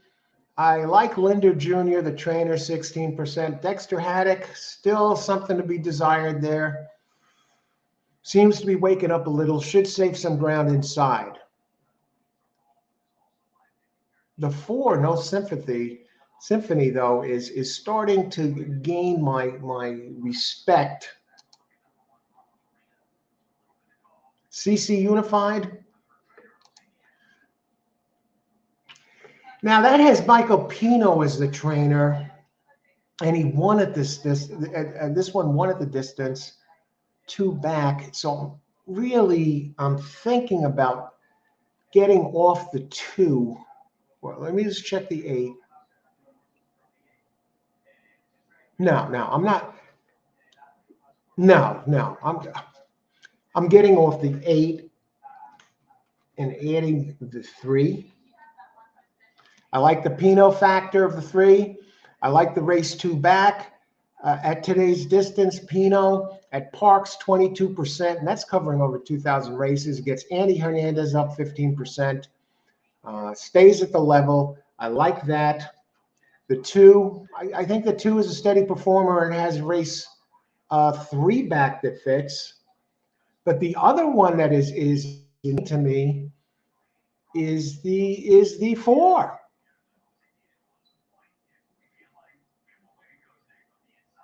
No Symphony. I mean, the distance will be no problem.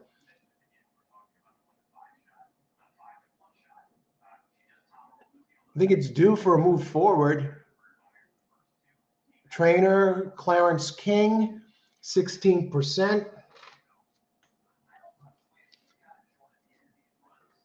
So I'm really, if I had to single one here, if I had to single 2 here, oh God, it's hard. Or use 3.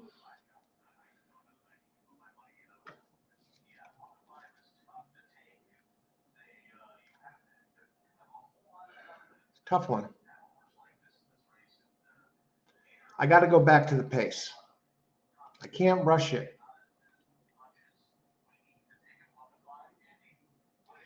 Yeah, I'm going to go against the 3. If it beats me, it beats me. I don't think CC is going to be able to run. CC likes to go to the front, and I don't think he's going to get the front. No way today. 2:45. Let me just check the time. 3 minutes. I'm going to put in a double right here, right now.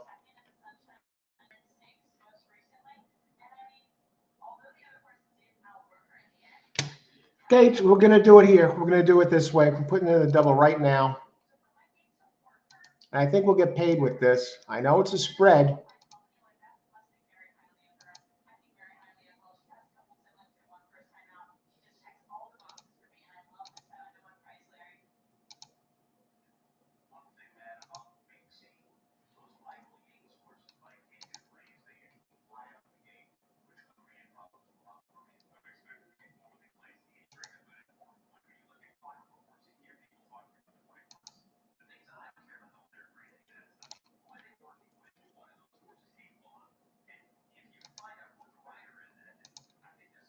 All right, we're in. Daily double. Race 4D. 2, 4, 5 with 5, 6, 7. I just got to get it in. And it's in. I already put the wager in. And let's go. How many minutes to post? We probably got about 4 minutes, so we're going to catch up. Yeah. All right. Who do we got? Who do we got here? Mac Attack. Gulfstream Race 3. Good luck, Mac Attack. Good to see you. 5 looks like the lone speed. Yeah, I think 5 is the lone speed, Austin. It might run off and hide. Doesn't have the great speed figures, but the speed edge is there. 5, it should do something. I think 3 goes to the front. Gene, I'd be shocked if 3 goes to the front, but let's see. Good luck, Gene. AC, pace, and I'm hitting the second fave for place only is a good one. So you suggest second favorite? I don't. Who's the second favorite? I don't know. The second favorite right now is the 8. I'm not using the 8. Good luck. Good luck, AC. Coffee here, 2. Yeah, 2's to 2. I have 2 as one of the winners. Anybody at Tampa today? Not me, Austin. We're at Parx. Good luck. Austin throwing out the chalk. Pick 4. King of the pick 4, Austin. Good luck, Austin. Okay. Actually, 4-7. Even though he's a product of Uncle Mo, not very good. Are we on the same page here? Are we talking about the same race? Pradeep. Hi, Pradeep. Results. Anyone have Pradeep? Results. 4781. Pace had it. Pace on the ball here. Who else? 3 goes to the front. Austin. Seal. Austin. 3. The 1 is really fast. 1 over 4, 5, 6. Good luck. No, that you got to be talking different track than me or race because scratched here, I believe. Yeah. Okay. Who else? Don't like the 8 here. I'm only using 3 for the double. The 8 might get in there. It was originally one of my choices. That was from last race. Richard usually has the exactor in here. And he's picks in the very least. Thanks, Richard. 7, 4, 5, 3. Good luck. Good luck, Richard.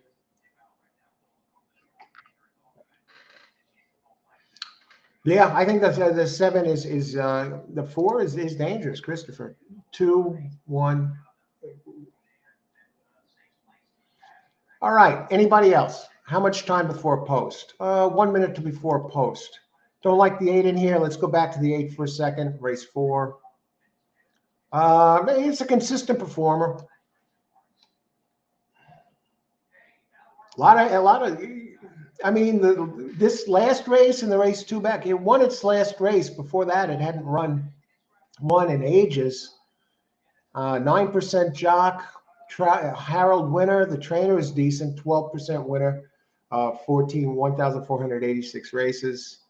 I'm telling you, these are no world beaters. These are 7.5 claimers. I like that the 5 is from 12.5 back down to a level where it's more competitive.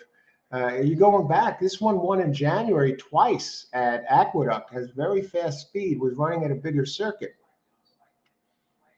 The trainer, kind of a mysterious trainer. Rafael Romero, 11% in 102 starts, 0 for 6 at Parx, but you're getting Ramos up, who's 12%. 4, I mean, the races, If it runs the races that it ran 2 back and 1, 2, 3, 4, and 5 back on and a mile, that's the problem. Is it too short of a race for the 4? The 3 ran a big one, 2 back. It grabbed the lead, but it's not going to grab the lead today. Not with the 5 in here, not that I can see.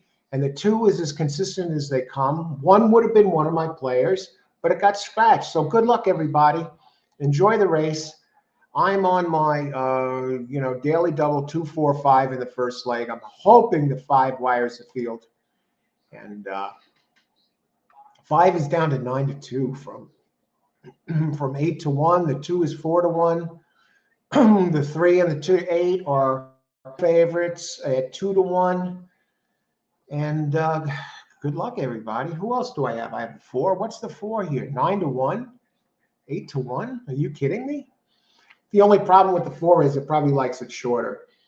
But if the pace breaks down with some of these others, the 4 could sneak in there at a price. So I guess I got to root for the 4 here. Originally it was the 5. I never thought I'd see 9-1 on 4. Good luck, everybody. They're going back to that old Parx style of taking forever to load. Oh, jeez. Some of these tracks. Okay, we're going to get down 5 down to 4-1. Austin, 5 looks like the lone speed. Who else? Karan, 8-3-5-4. Good luck, Karan. Seal, 3-5-7. Box Seal. All right, I like 4-5 box. Yeah, that looks pretty strong, Frank. Good luck, Frank. Frank had a nice hit earlier. They're still not in.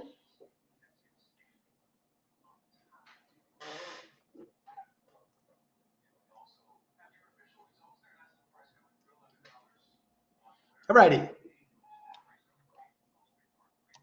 One of these days they'll get in the gate and we'll get started here. I just see the 1 horse circling around in the back. All right, I think we're about ready to start. Bunch of us are on different entries. As usual, I mean, we all, break it down and we see what we see and do our best. So good luck. Ice water through the veins, no emotion. Someone was going to take a picture of your face right after the race. No difference whether. Oh, look at this. Look at the 5 go. The 5 is a gray horse. Yeah, I knew 3 wasn't grabbing the lead here. Go 5. Take them all the way. I don't need to be greedy. I don't need the 4 to win this race.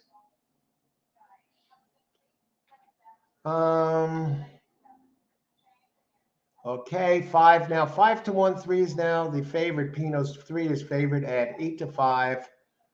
4. Where's the 4? Is that 4 on the outside? 5. Yeah, here comes 4. 4 is starting to move a little bit.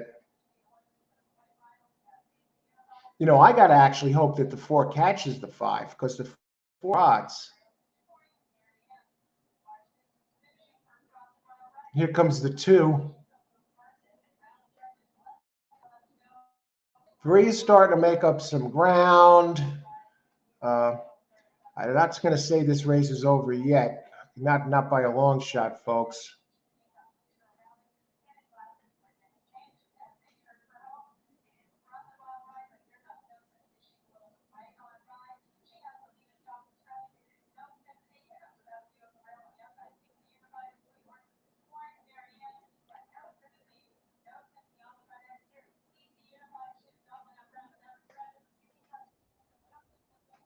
Oh, look at this. Unbelievable. Can you believe that? Gave it our best shot, folks. Gave it our best shot.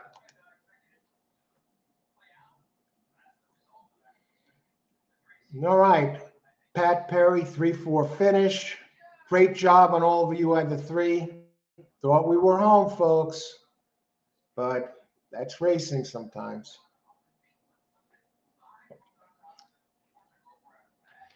Let's see who gets it. Who are the happy campers? Okay, who else? Diamond Games, 3 to win. Good call. Diamond Games, welcome. Thanks for joining us. Who else? Karan, 3, 4, 5, 8. Okay, you had it in there, Karan. Good job. Excellent. Let's go 5. Who else? Richard, 7, 4, 5, 3. I guess. Okay, that looks like, yeah. Good job, Richard. Great job. Who else? I was on a 2, 4, 5. Didn't get it done. We looked like we had it coming for home. Got measured though. 4, 5, 4, 5. All. All right. I think we covered everybody here. I get place money on the 4. Yeah, can you believe that 4 gets run down like that? But it happens sometimes. You can't win them all. But that's race 4. We got better races ahead. Not really. That was a pretty good race. The 5 fell apart. It turned out to be cheap speed. And we move on. We move on to race 5. And it's official. Whoa, look at this. 8 got 3rd.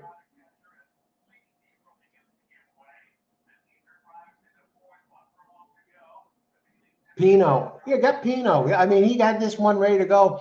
It was a smart ride. Very smart ride by Andy Hernandez. Pino must have told them, listen, don't try and run with the 5 because his 3 took the lead the last time. Don't try and run with the 5. You're never going to catch him. And so he hung back, was able to control the horse or filly, whatever the heck it was, and then have something left in the tank to come on late. What I didn't expect was the 4 to fold like this, especially considering the 4 is good at the distance. Shouldn't have been a problem. There was no reason for the 4 to run out of gas in a race like this. 3, 4 exacta, only $24. Yeah, people were in on it. You know, that's kind of a cheap payout here for this type of exacta, considering that the 8 was 2 to 1. And it's not like the 3 was 7 to 5. It was 8 to 5. And let me just look at the pools here. Yeah, 3 took all the. 4 was a great place bet, Austin. I mean, look at that, 620. But was it really that great of a place bet considering the entries in this race? You know, there were others that technically, what happened to the 2 is what I'd like to know. Race 5. Let's race 5. Okay, let's open it up. We got plenty of time here to talk about this. Oh, I was on 7, 5, 6 in the double. Who've been here, and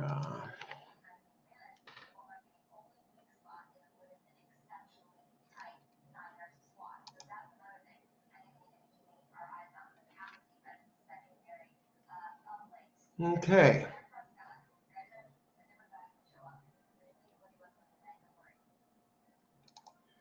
Okay, we're on to race 5. Just over a third of the way into the card.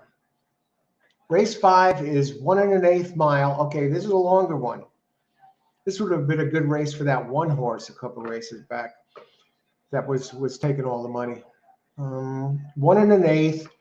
Cheap claimer, 7,500, and for 4-year-olds and upwards, which have never won 4 races.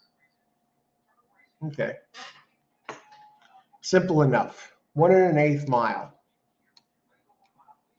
So pace is not as important in this, but we'll talk about the pace anyway. Let me just make sure there's no scratches. And we do have a scratch, number 1, and really doesn't. It was a 5 to 1 shot. We do have the Ness factor in this race. Ness is on number 7, and I've actually landed on the 7 as my main pick this race, believe it or not.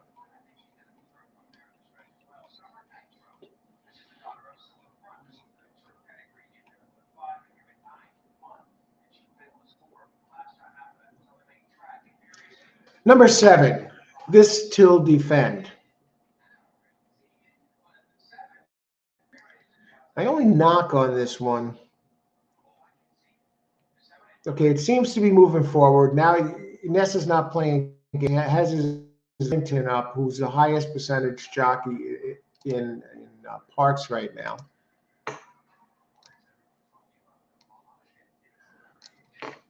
It's ranked, it's a closer, okay? At the distance, it's run its career best speed figure, finishing third. It has 2 races at the distance. It finished third once. And it's a 6-year-old, so he did that a while back. At Parx, though, a very strong runner, 8 races, 2 wins, a second and a third, open 4-1. So this is the type of one that Ness usually does well with. The one that's really not expected to win. High percentage trainer, Frankie Pennington, 29% of this meet. Ness hasn't heated up yet. He's at 18%, but 26%, that 26 for 2022 through 2023.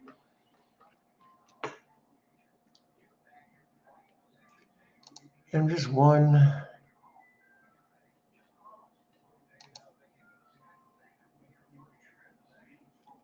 Now, some of its races, this one's been running wide here and there. I expect a better ride out of this one with getting Pennington up. Going sprint to route, Ness, 30%. Claiming races, 27%. Looks like it moves up in class. It ran at Laurel last out at Parx. Again, this one is good at Parx. I like some of its back races. And the fact that it's getting back to Parx. And it looks like it's about to move forward. I think it prefers it longer, and it's getting to the longer races. And the other one I like here is number 5. 5 is moving forward turns. What I don't like about number 5 is that it's coming from Penn. But it's in good form now. And trainer Brandon Culp, 22% for the, 22% trainer covering 325 races. And won its last race. When he wins his last race, he's 26%. What's not to like? I like the improve. I like that it has 2 wins out of its last 3, and it's been in the money. It has 3rd place finishes in the other 3 out of its last 5. Career in the money 6 out of 8 times, 3 wins and 3 thirds. Andy Hernandez up. Okay. Workout hasn't worked out in a while. 7 hasn't either, but that's typical of these horses at Parx.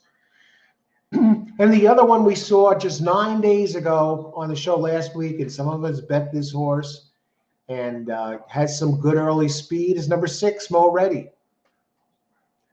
Danny Vasquez, he's doing well to start this meet. In the money, 6 out of 10, 3 wins, a second and 2 thirds.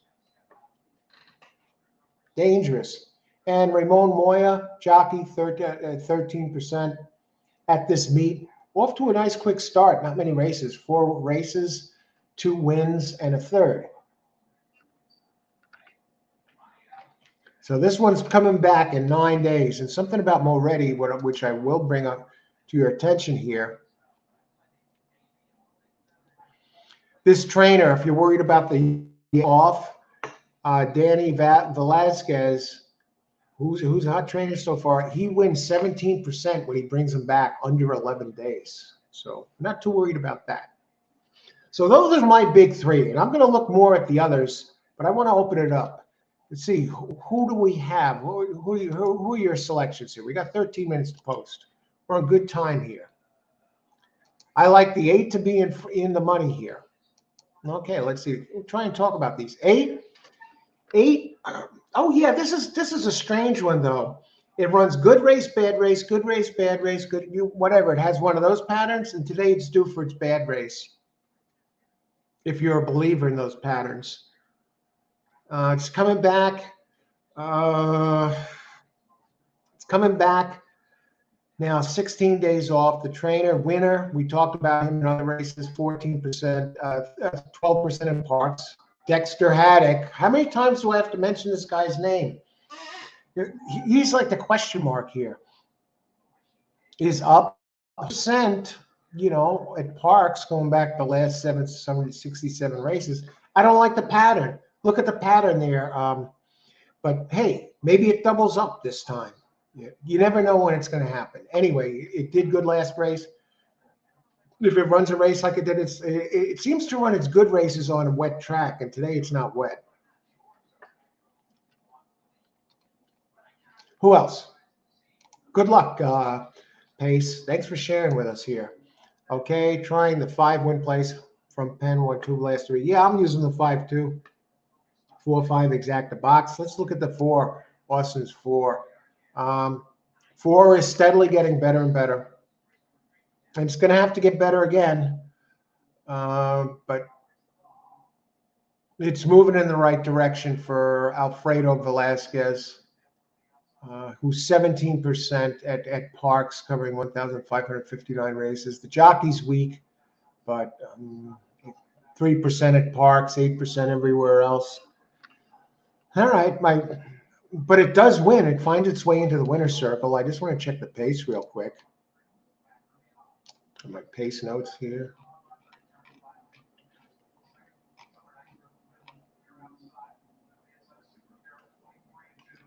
It's going to have to close into this.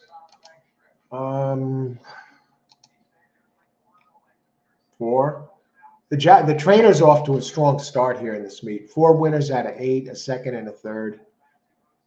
Brisno, the jockey, out of 3, winning a second. Has a very nice closing kick. So this distance might work to this one's advantage. Good luck, Austin.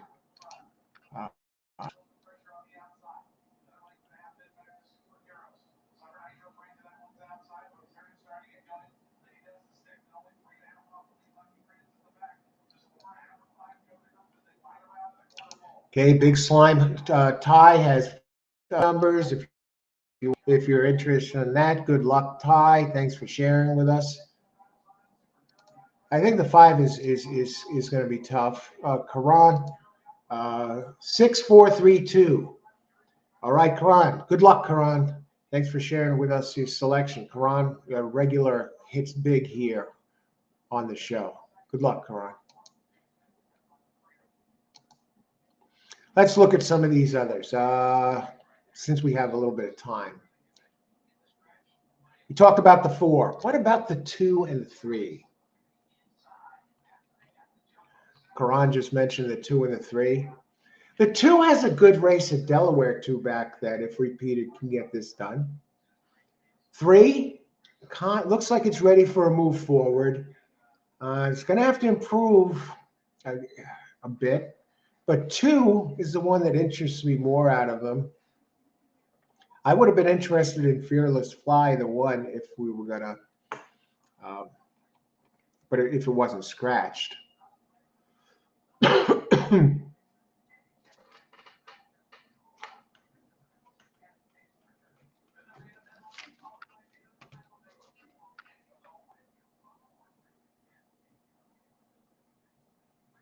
Let's look at the board while we have a second here. 4 is taking money. Okay, I guess they figure the closing factor. I can't believe 5 is 9-1. 6 I could see is 2-1. 7. Can't believe the 7 is 9-2. Let me look at the 7 again.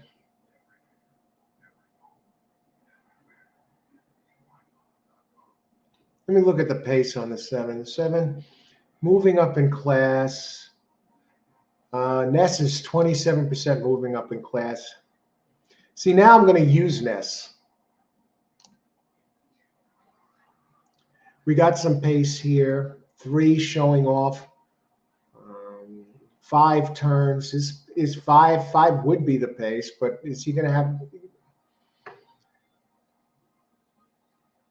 Mo ready in turns and showing off? Okay.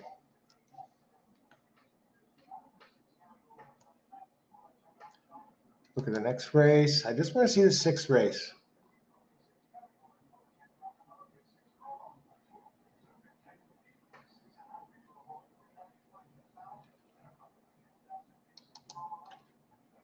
I'm setting up a double here, folks. That's why I'm looking at the next race.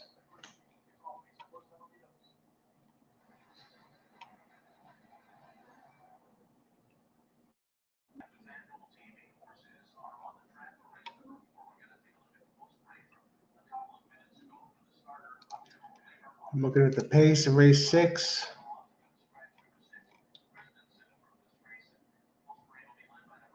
All right. Okay. I think we're in there.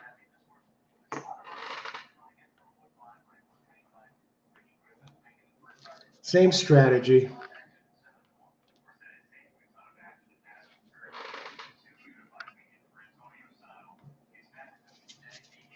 Okay. I'm going to put in my play here, and we're going to put in the double. Let me get that in, and I'll tell you what it is as I'm putting it in. Daily double, 6-7 with 135.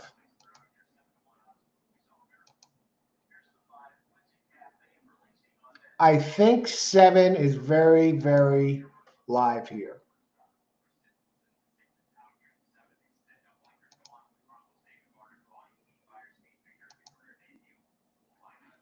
I like the 5's early speed of the next race, and I think 1-3 looked pretty solid. We got a Pinot entry, the 1.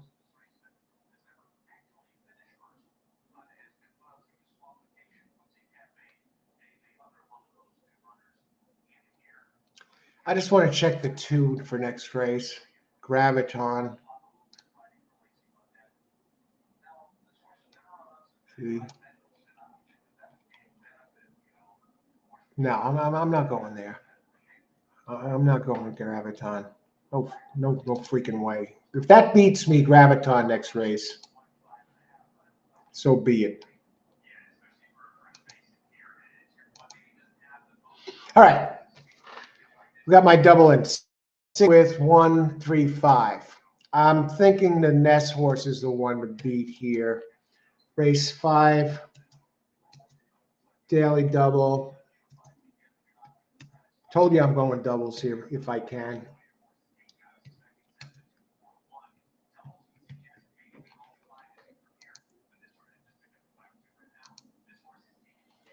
Okay, good luck, everybody. Dennis, Christopher. Hey, Christopher. I like the 4. 4 is dangerous. I mean, it's improving. It keeps getting better, and it has a closing kick, and I think it's going to like the distance. I'm just going with the ones proven at the distance this race that look the best right now, but certainly 4 is live. 2 at 25 to 1 pace. Let's take a look at your 2. Thanks for sharing that, Christopher. 2. Race 5. The 2. 2 is, did you say 2 is 25 to 1?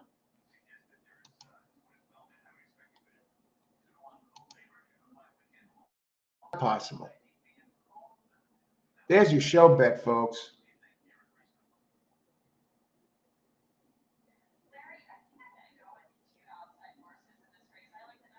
Good luck. All right, who else? Richard, 6873. Okay, let's take a look at that 3, Richard. We were talking about that showing off. Okay, yeah, it looks like it's. I think I talked about this one before. It's starting to move forward. It's going to have to improve, even though it has 3 races, 3, 4, 5 back. It's going to have to improve on that to get it done. I mean, the sleeper in here is 2 with the fast race 2 back. It ran actually faster than it looks on your PPs because it was running 4 wide, and the PPs don't take that into account. And it came in first. But it was at Delaware, and you got to wonder how it's going to take to Parx. Who else? Kevin, Hey, Kevin, I will take the 5 win place show. And the jockey already won 2 here. All right, excellent point. Which one is the 5 again? Actually, the 5 is the one. I had the 5 in the daily double. And it is improving. Andy Hernandez and Culp scares me a little. I'll be 100% with you here. The 5 is the one because I did have the 5 in my daily double. But now I'm cutting them out here because I'm cutting him out because he's done all his running at Penn. How is this trainer with shippers, Brandon Culp? How much time to post? Okay. Brandon Culp, how is he with shippers?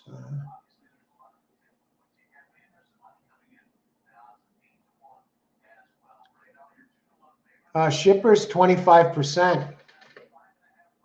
All right. Knows how to get it done.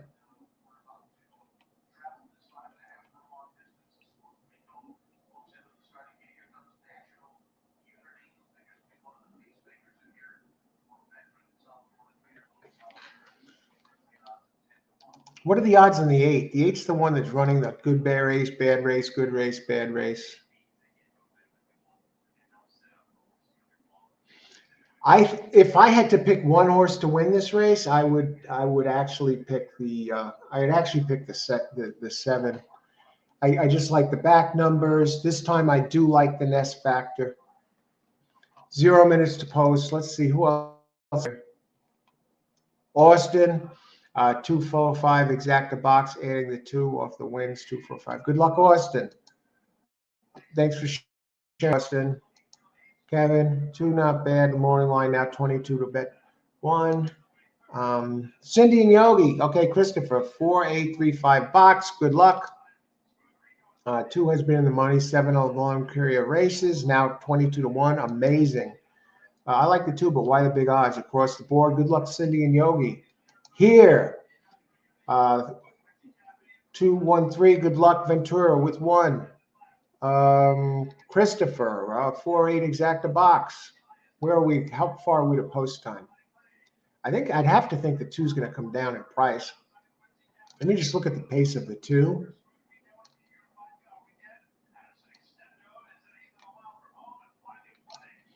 Thanks everyone for joining the show here. Good luck. It's a blast so far. We're this is only the 5th race, so we have 1, 2, 3, 4, 5, 6.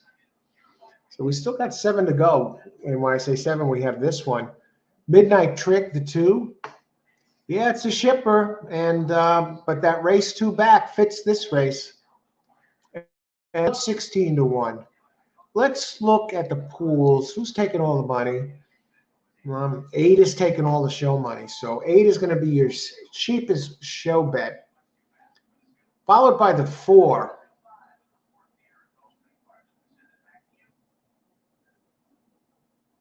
And I'm on 6 or 7 to get it done. Now, Ness is dead on the board at 9 to 2, so I love that.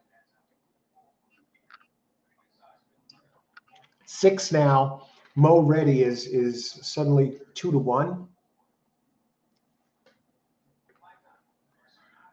All right, so let's get it done here.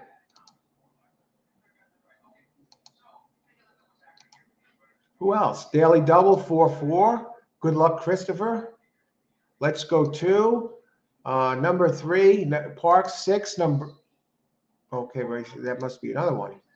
3 for RFs. Good luck, Ty. Okay, Austin, 245 box.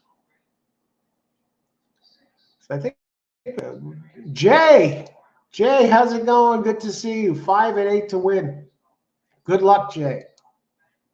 7 to win. Diamond Games. Good luck, Diamond. Thanks, Jay and Diamond, for sharing. I think 7's the best one in here too.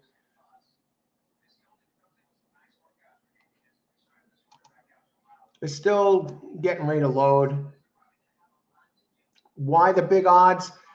Cindy and Yogi. I can only think because the shipper. It runs at other tracks. But the race 2 back certainly is fast enough to win this. And I got my double here. I'm on 6-7. I have to think the 7 horse, if the 7 runs its race, it wins. 4 was taking the sexy money early. The 4 keeps improving. And the 8 runs the good race, bad race, good race, bad race. You know, to follow that pattern up until today, it's due for one of its weaker races. But who knows? It could double up. But that's just what it's been doing for the last, how many months? You know, going back. But either way, 6 is a favorite now, 2-1 Moretti. I laid it on 6-7. You know, my only concern is that I left the 5 out. But who I used in the first double, this time I cut it because I think the 7 looks real strong. 3 gallops out. Good luck, everybody. Enjoy the race. Here comes the 8. There's the 6 in between. The 6 Moretti has some early speed, but he has company on the front end. The 7 is showing a little bit of speed early. I wasn't really expecting that. Maybe Ness is sending them. Who is that? Now 6 starts to run, followed by 7. But we got a long, long, long way to go. This is 1 1/8 miles. I think that's 8 in second. I thought it was 7. That would make sense if it's the 8. Yeah, it is 8. 6 followed by Kith in second. Third, number 3 showing off, and the 5 in fourth at 8-1 turns.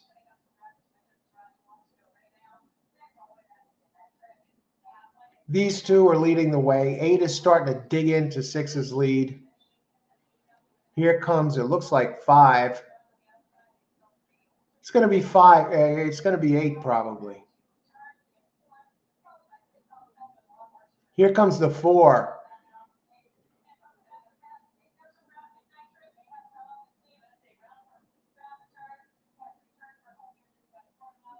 Yeah, it's going to be the 4, folks. 4 has the closing kick.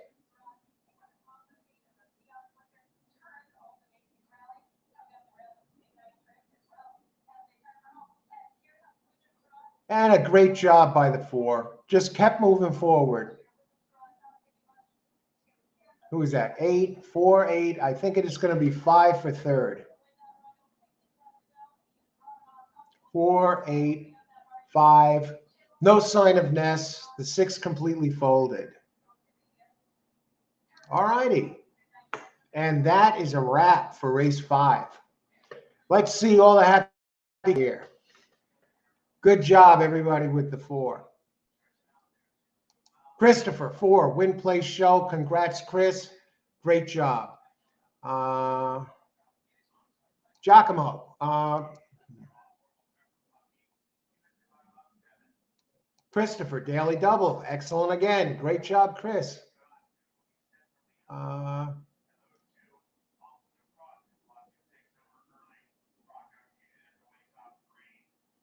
2, 4. Okay, you got that in the doubles. Great job, Austin. 5-1. Okay. Okay, in the box. Christopher, all over the place. Easy money. No reason for any of us not to have had this. Christopher handed us the winners on a silver platter. Thanks for sharing those winners, Christopher. Great job.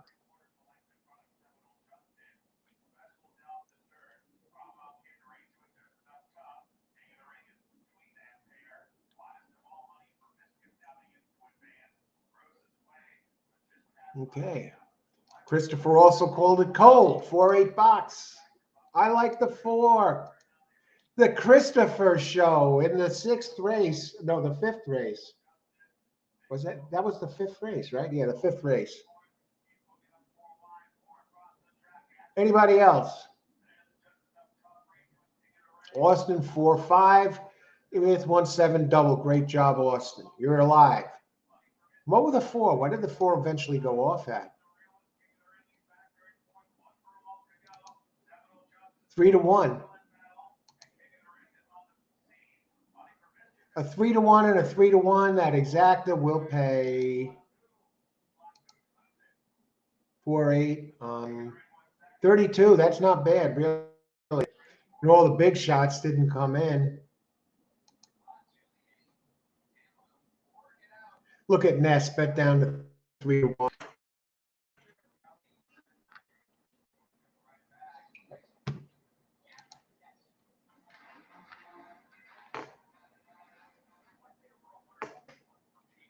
Okay. Who else? Anybody else here?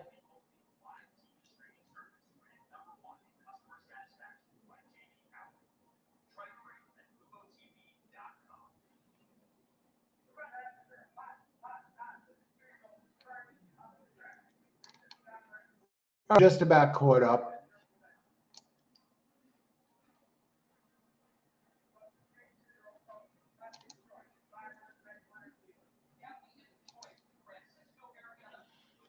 All right, race 6 coming up.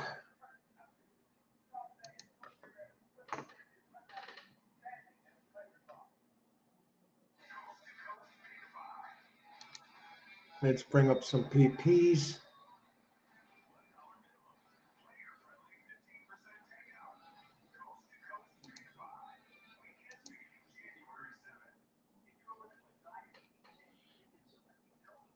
All righty. Race 6, let's talk about it. Okay, this race is official. Race 5, we can wrap that one up. Race 6. Race 6, 6 furlongs, claiming 12.5K. Purse 26,000. For fillies and mares 4 and up, non-winners of a race since December 18th. Allowed £3. Wow. So if you haven't won a race in a month, you get £3. Not bad. Okay, let me draw a light through this.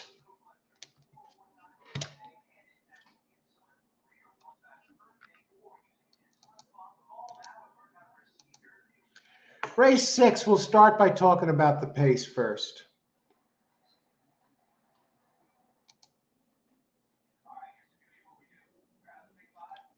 Number 5, We Can't Believe Her, has very good early pace. 0 for 1 at Parx, but at the distance, 17 races, 3 wins, 3 seconds, and a third. It's won 9 out of 35, just over 25% of her races, and 6 seconds at 4 thirds. So in the money 19 out of 35 times, 4th highest Brisnet power ranking. Last win was 3 back at Delaware. Last race was at Penn. Had some big races at Monmouth. My concern here is the out-of-town stuff. May to August, this one was a world beater, winning 4 out of 5 at Monmouth with 1 second.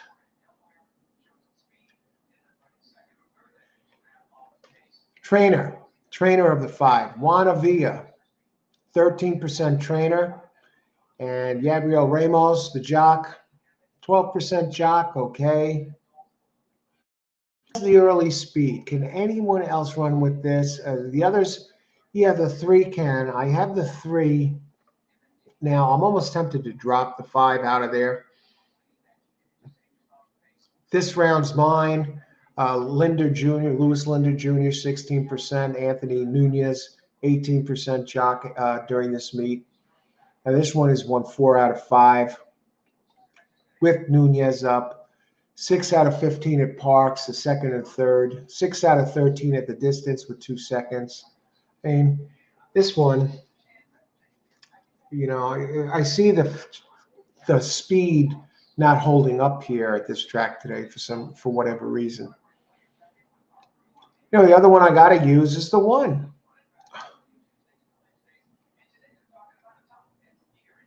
I mean, 3 could be near the lead early. We don't know if the 5 is going to be able to. It didn't run here in its one time at Parx, so I'm going off the 5.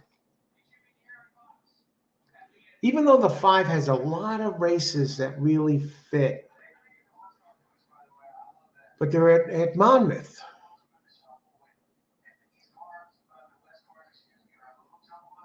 And it gets weight, the 5. It's going to be 1 or 3 here.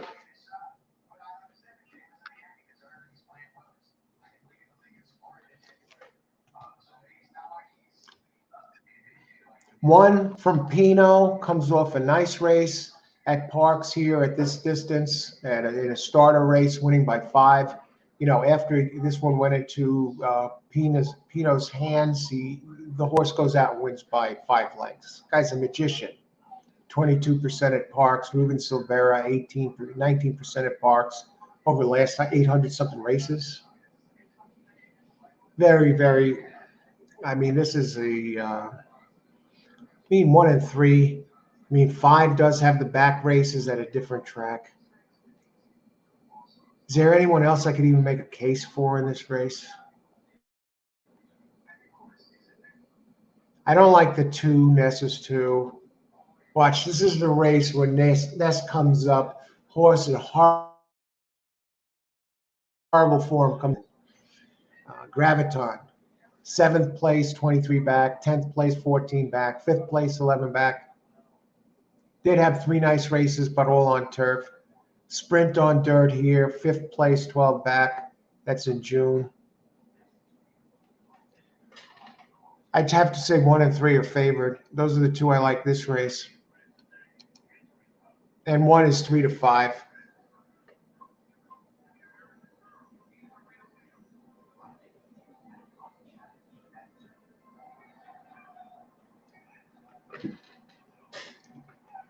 I'm on 1 and 3 here.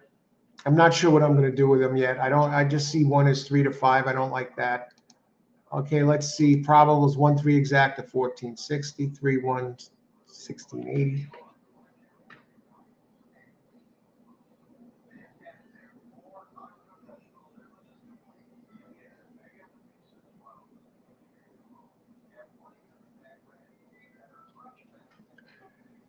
Ah.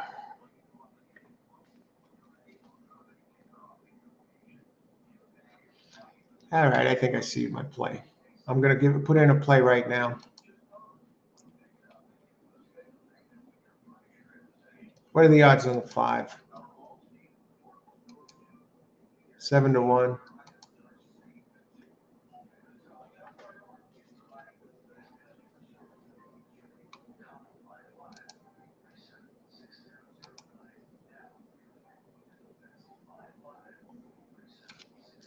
We're not greedy.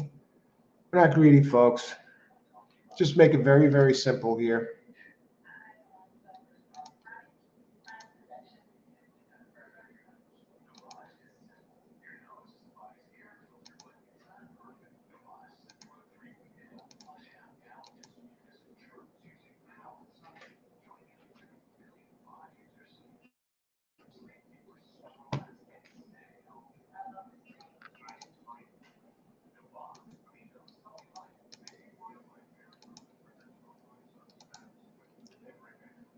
Joel, okay.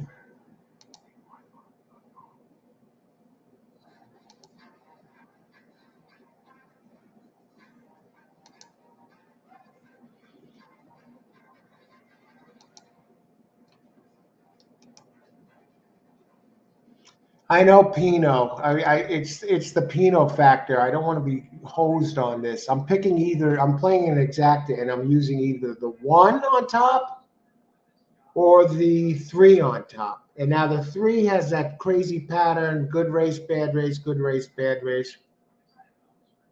Now it's due for an off race.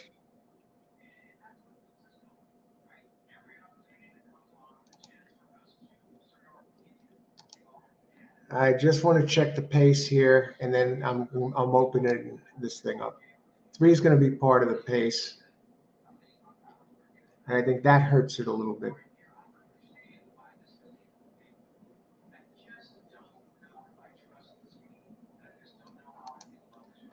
Okay.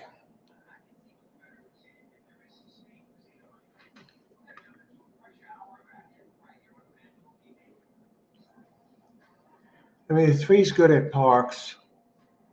Has speed. I don't think it's going to get the lead this time, though.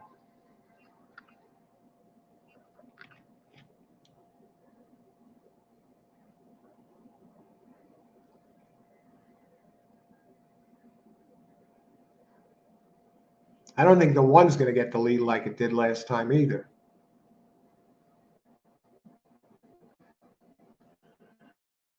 All right.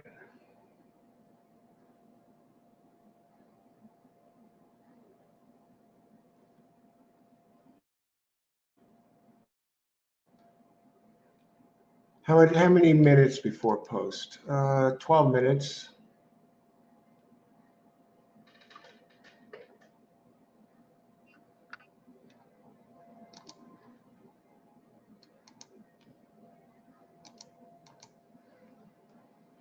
Pools.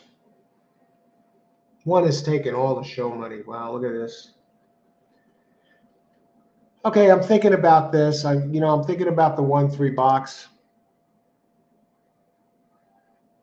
I don't think it's that simple. I'm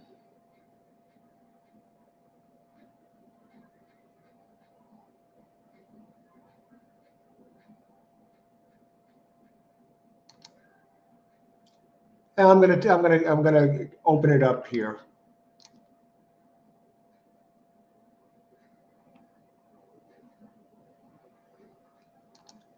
Exacta. Let me put this in. I'm doing an exacta 1/6/7. I think both of them have running lines. I think there's going to be a pace duel between the 3, 4, 5, and I don't like Graviton. And I see these two here are taking a lot of money.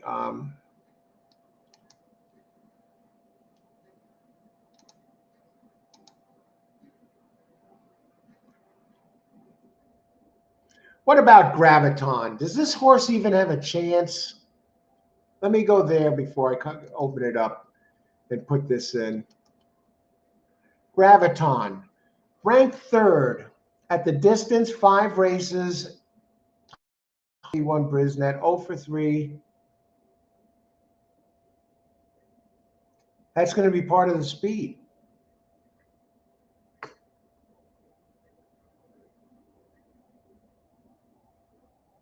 It shows that speed on turf. I don't like Graviton.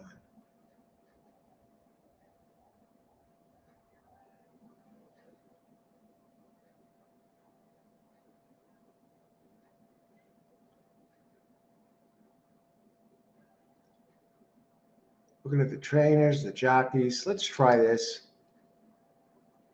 We're not going to eat chalk here. Exacta. I think 1 went to the lead last race. This time he's not going there. 3 is 1, 4 out of 5. I'm on board. Exacta, race 6.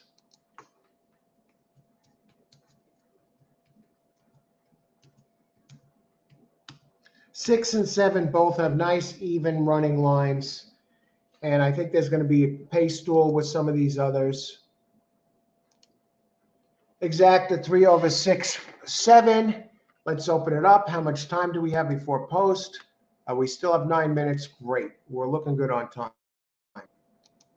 1756. Good luck, Richard. Thanks for saving here, sharing here.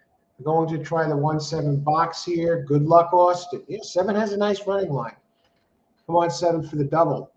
Yeah, okay. Austin, the pick 5, the king of the pick 4. Austin weighs in with the pick 5 here. I saw him. He hit pick 5 on one of the shows. What was it? It was a week ago, I think, right? Okay, good luck, Austin.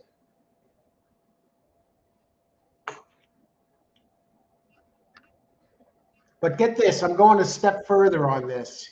I have an exacta. I'm going to do one of my trick exactas here. I'm adding another one. I think one of these are going to win, but I don't think the other one's going to finish second. So I have 3/6/7, and now I'm adding a 1/6/7 exacta. Exacta.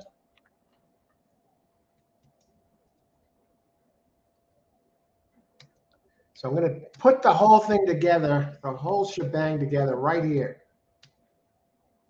It's one of my 2-headed exactas where I have the 2 horses on top, and I have 2 different ones underneath. This is one of these trade plays, a devastating play that I've used in the past, and we're going to use it right here. So I not only do I have the 3 over the 6-7, I have the 1 over the 6-7, and I'm going to enter that right here, right now.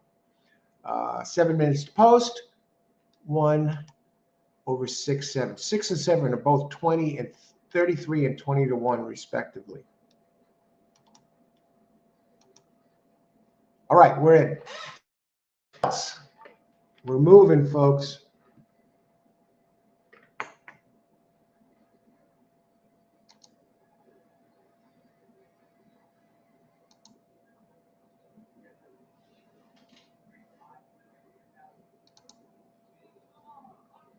Okay.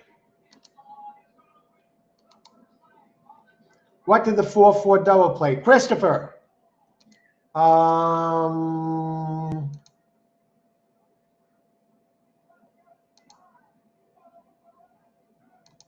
Result? Daily double, 2180. No, it was the 3-4 double. Unless you're looking at a 4-4 double, this race. Daily double 4-4, 9760. Good luck, Christopher. I don't know, Austin. I'm looking at the running line there. I have to think those races are going to come down. Okay.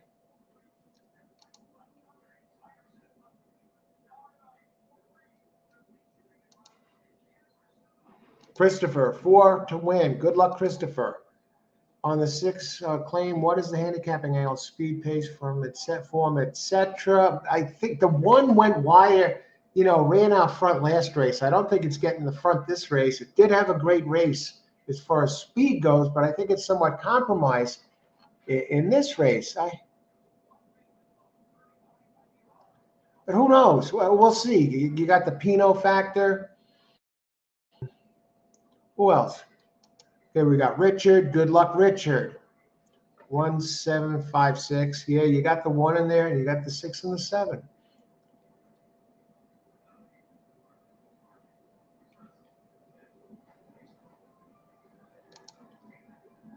Boston, 7 win place, 1-7 box, 1-7 exacta.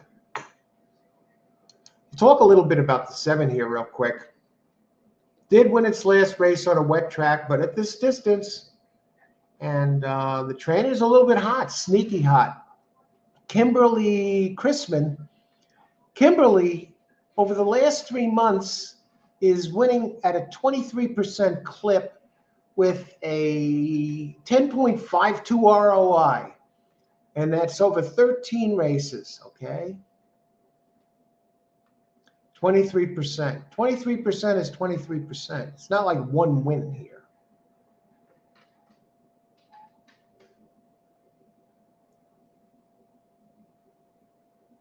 Four winners out of 13 tries. Seeing if they get weight or anything. The jockey, Adam Bowman, 9% jock. But the numbers are okay. I mean, the race 7 back here, Fitz, can win this easy. Came in 5th, but ran wide.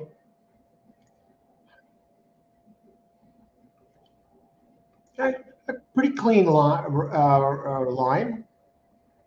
Race 2 back was bad, but most of the time, this one runs numbers that fit.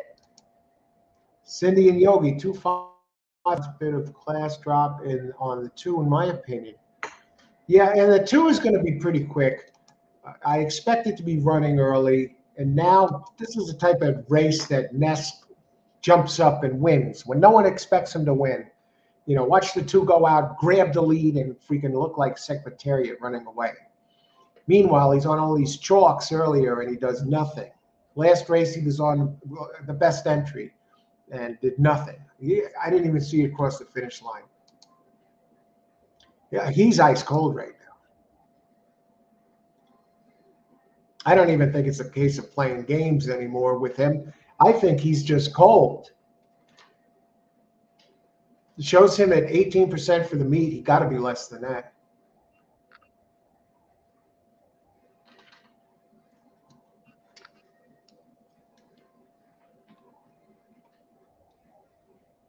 Okay, who else? Okay. Let's look at some of these other entries. Let's talk about the 6. We've been talking about the 7. Why is the 7 20 to 1? This is another one. There's another one. It has a race at Parx at this distance in October. That one, it's fast enough to get it done. Very clean running line. The only time it doesn't really have a good race, it doesn't like the track wet, but it likes it wet. It gets back to Parx, and the Leslie Bouchard, 12% with the jock Ocasio. Bouchard is kind of weak though. Weak 7% out of 691 races. I think the thing I like most about the 6 and 7 is they benefit from a pace meltdown. So they might be coming to pick up the pieces, and I'm looking for one of them. 3, 4, 5 is going to be part of the pace. Even 1 is going to be part of the pace if you consider last race, and that opens the door. And even 2 is going to be part of the pace. Trust me, Graviton. And I think one of the paces is going to prevail, but that leaves the 6 and 7 to pick up the pieces if the pace breaks down and slip into second at a big price. That's how I see the race. What I try and do when I look at the races is this. I want to see, I visualize, I look at the pace figures. You see, I did the pace work. I'm giving you pace. I'll talk about the pace before we get going. I do the leg work before I go in here in the card. I'm not sitting around throwing at a dartboard to come up with these numbers. I'm not picking numbers out of a hat. I'm not picking the gray horse. I'm not picking the cat horse. I go through the work. What I'm here for on this show is to give you winners, give you winning plays. And I've been doing it. And especially the last 3 days, every single day. So we're looking to do it here. We're right smack dab in the middle of this card, race 6 of 11. So yeah, I give you those pace figures. Let's talk about the pace. I look at all of this before. I'm prepped before I get on the air here on these shows, and we're all in this together. Okay, yeah, we're all in this together. We are. We're sharing our selections, and everybody here that's in here participating, you're on the show too. And this is the stage, folks. You can show your stuff, and a lot of you have been doing it, and I appreciate that. And it's really great.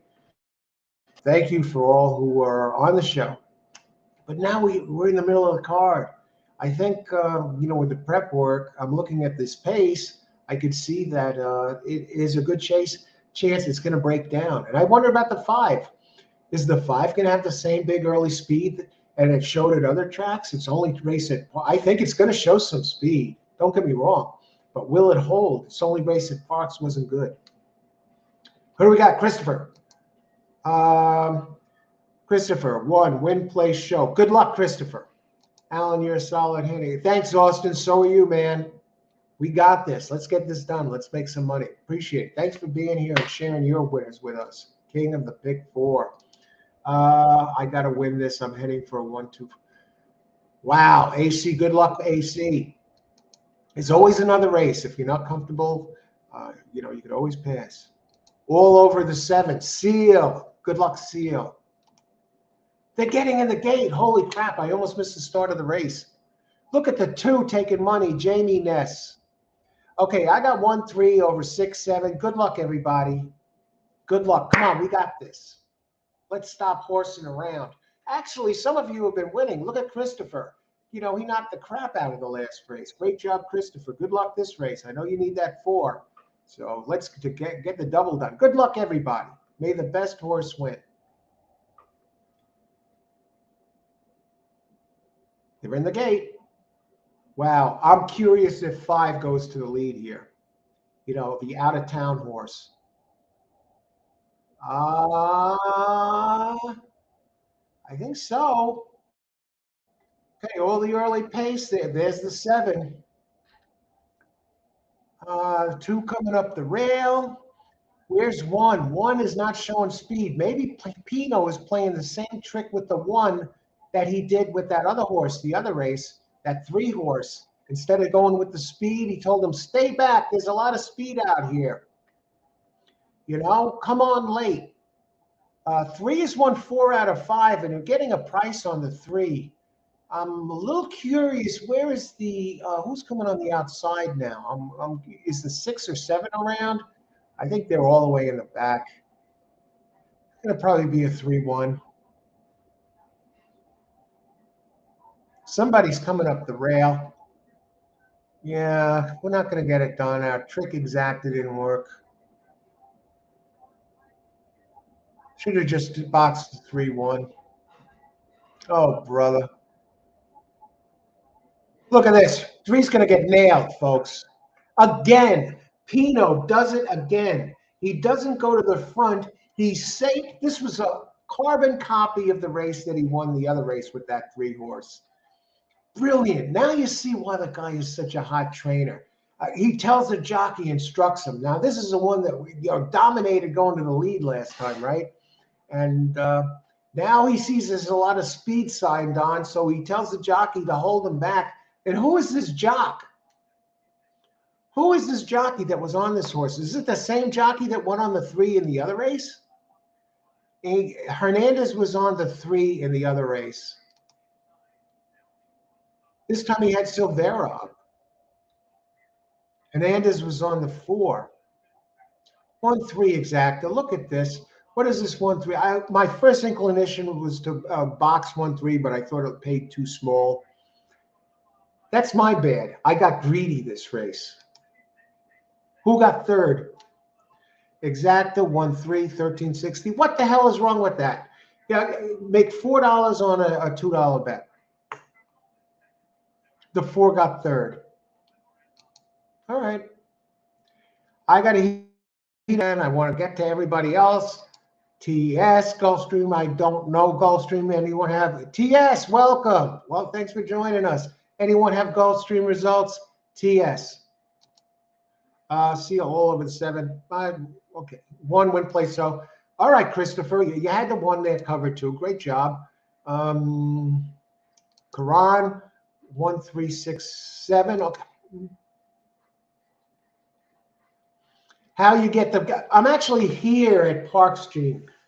No, the gate background behind me.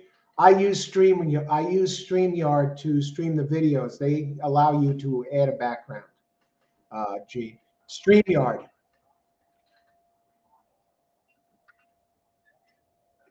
Let me see if I could put the banner up there. Banners, brand. I don't even see it. It's powered by StreamYard. Yeah, this is pretty amazing. It's not even software. It's browser-based. Allows me to add backgrounds. Who else? Add backgrounds. Anyway, that's what that is. It's really cool what it can do. You should have seen some of the backgrounds I did way back on some of the other shows, but it's perfect for the racing shows. TSR, let me see if I can get you some Gulfstream results. I want to, help everybody out. See if we get some.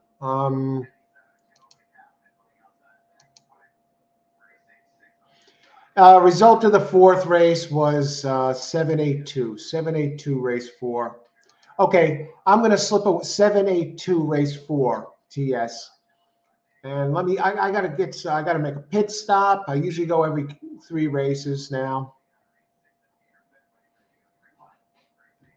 Where's my Parx screen?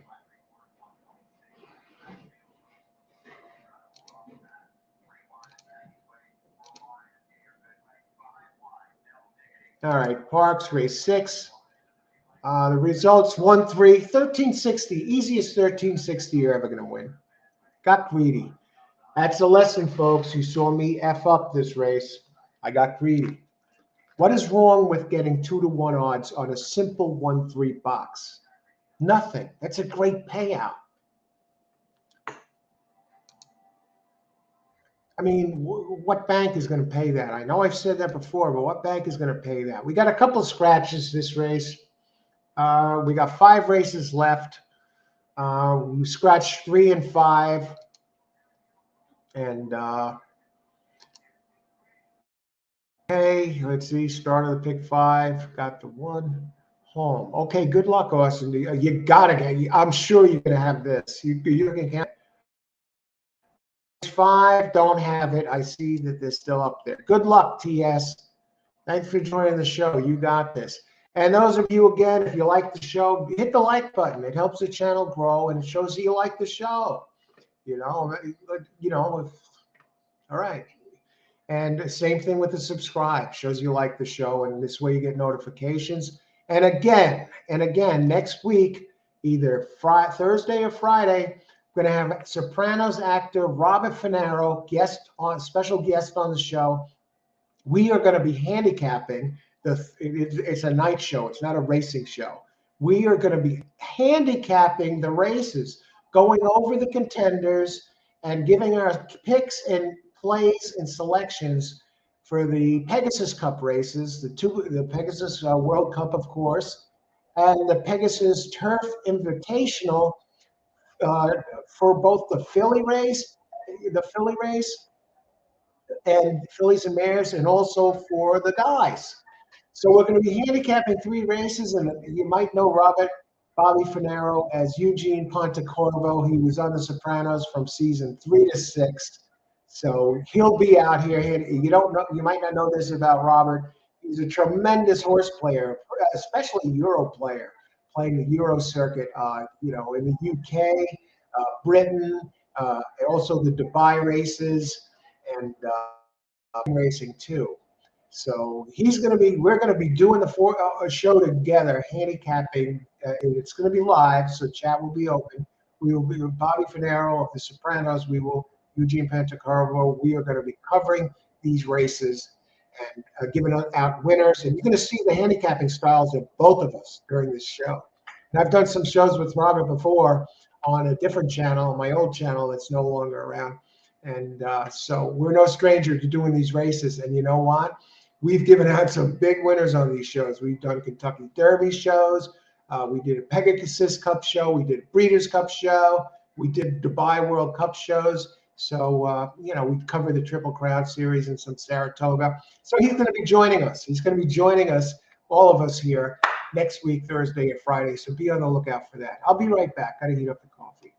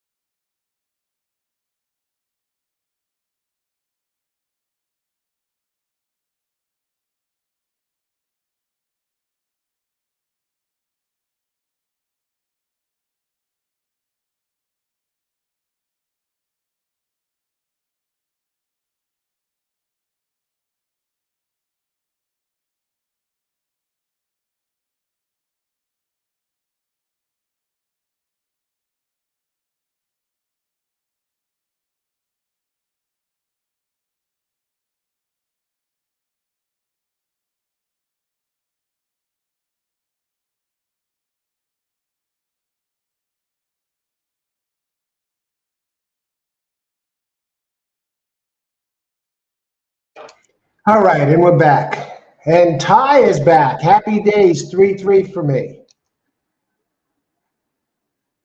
3 for 3. Wow. Just back to boom that. Okay, good job, Ty. Start of the pick 5. Okay, you got the leg. For what it's worth, Gene. For what it's worth, I was given 6. Race 6, number 5, first time starters at Gulfstream. All right, good luck, Gene. I got the double pick 5 starts here. Okay, all right, you got it. Thanks for Austin. Pick 5. Hit a pick 5 on the show last week. We go to the ice water. There's still ice in there from the first race. I haven't went to the water yet, so that's what I need right now, a change of pace. Want to cash a ticket here, and we go to the ice water. The thermal cup for hot and cold seems to be working. The ice is still there. Oh, tremendous. All right, we want to cash a ticket. I will cash this ticket. You heard it here. You heard it here. I will cash this ticket. Let's look at the race. 9 minutes to post. I'm not going to take long with this, folks. And 1 date night kisses. Oh, God, this is not the race. I'll tell you who I'm on, first of all. I have a question mark next to the 4, and I will be, when I see it, I'll see why I have the question mark. I have 1 as my pick, and it's no surprise. On the board, even money. Even money is a damn steal on the 1, if I remember correctly. I think, isn't the one with the big early speed? We'll find out. Jamie Ness, if he doesn't get it done on this horse, let's bring up the PPs. And the other one I have is the 2, Anna Rocks. So I have 1, 2, 4 as my picks. And there's only 5 entries. Geez, what the hell is this thing going to pay? Race 7. All right, we're past the halfway point. We got 5 to go. Let's talk about it. I'll show you what I see. Okay, well, now you got your PPs. 1 mile allowance. Okay, so we got better animals in this race. But fillies and mares, the ladies, for a claim price of $25K or less, which have never won a race other than a maiden or claiming, or never won 4 races. I covered the gauntlet there, the gamut or whatever. Not an English major, but I was a writer. I am a writer. I used to be a correspondent for Bleacher Report Sports for a few years. 2011 through 2015. I was covering horse racing, so I was writing for sports. I am a writer, and my writing is better than when I write. It's better than when I speak. Okay, but I'm okay.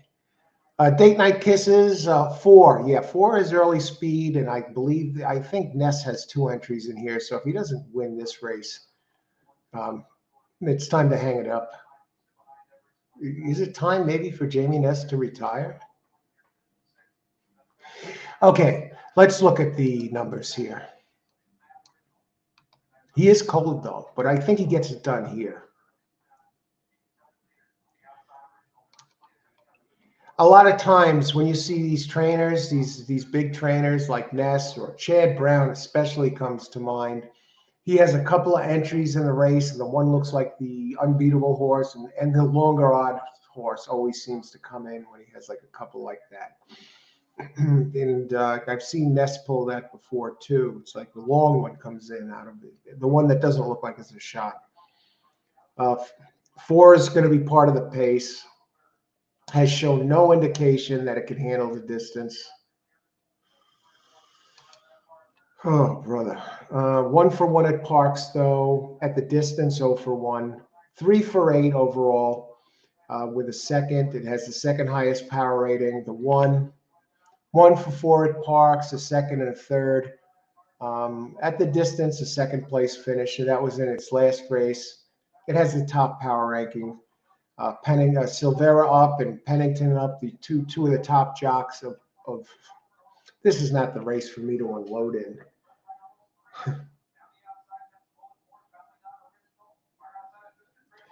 unless I just hit an exact and make a few bucks. I Cross My Heart. Yeah, we talk about that. You know, and Ness, of course, won off the claim with that sprinting.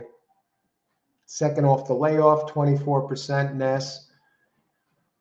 Pennington, 29% at the meet. We go to the one that's taking all the money, ran second last out. How about workouts? One worked out, third of 18 on the 12th, 49-1. Before has a second and first in its last couple of place finishes. No, it's beat others in here.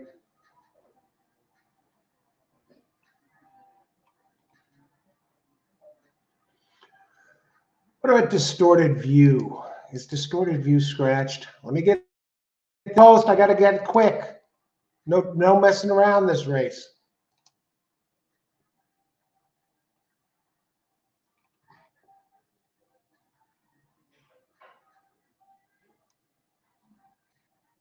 The 4 and 7 are going to hook up. Anna Rocks has a race 2 back that fits, but it's at Penn. I'm not messing around here. I'm going to do a double again. I said I was going to be doing some doubles. That might be the way to make a couple bucks on this.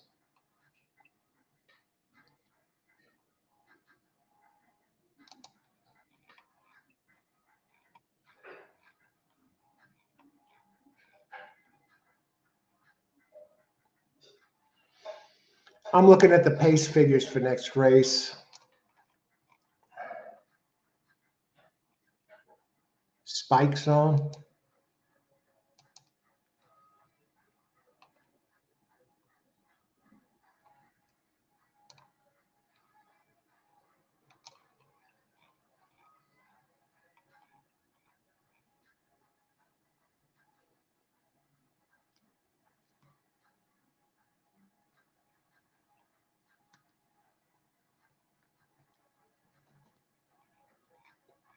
Race 9. I'm looking at race 9 real quick.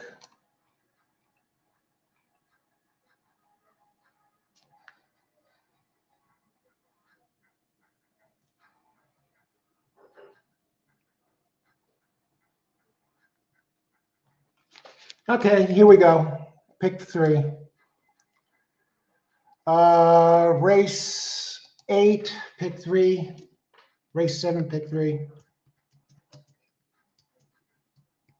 Try and turn these singles into some money. 1 with 3, 8 with 1, 7.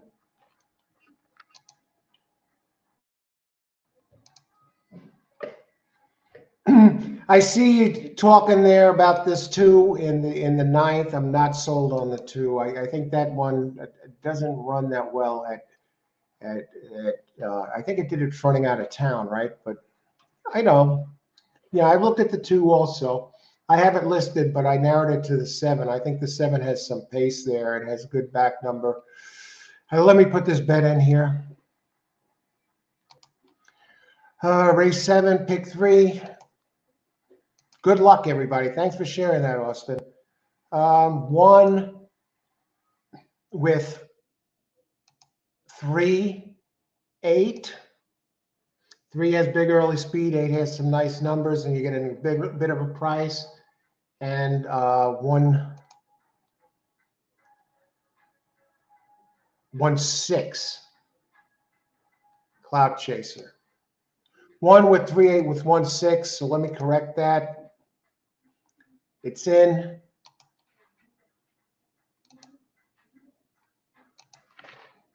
Race 7, pick 3. I typed that wrong before. It's not 1, 7, it's 1, 6.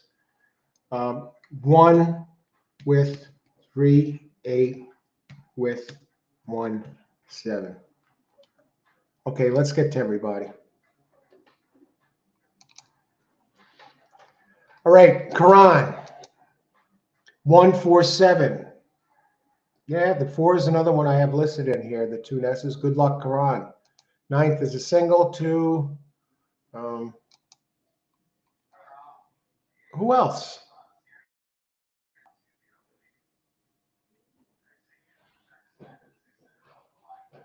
All right, good luck, Karan. Thanks, everybody. Austin, Karan, for sharing your selections here. Mitchell, 1647. 4 and 7 are going to be part of the pace. Good luck, Mitchell. Mitchell, always dangerous in these exotics.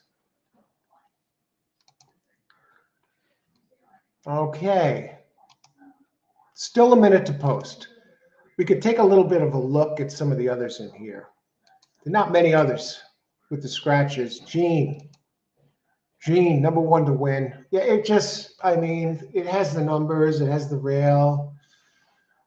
It just looks like the best one in here, but who the heck knows? You know, it's a race. Anything can happen in these races.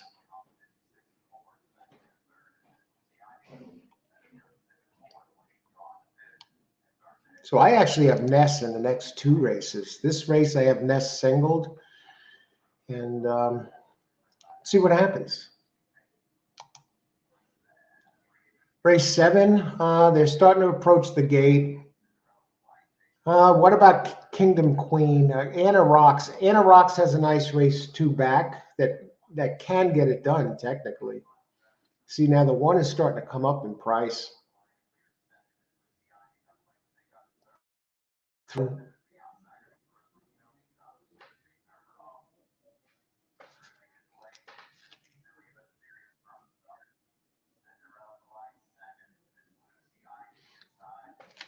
Tough race. Going to the ice water here. Good luck, everybody. Enjoy the race. I think they're just, did they get in yet, or they're coming to the gate? I guess they're coming to the gate.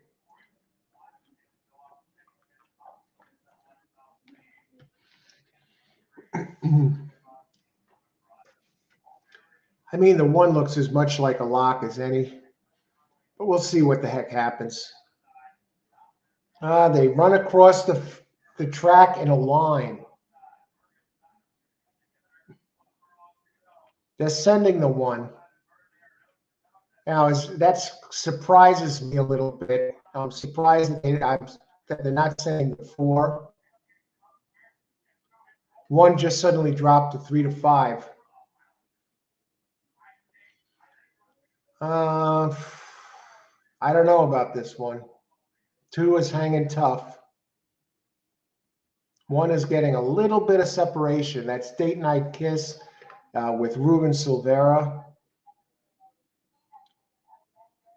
I expected 4 up there as part of the early pace.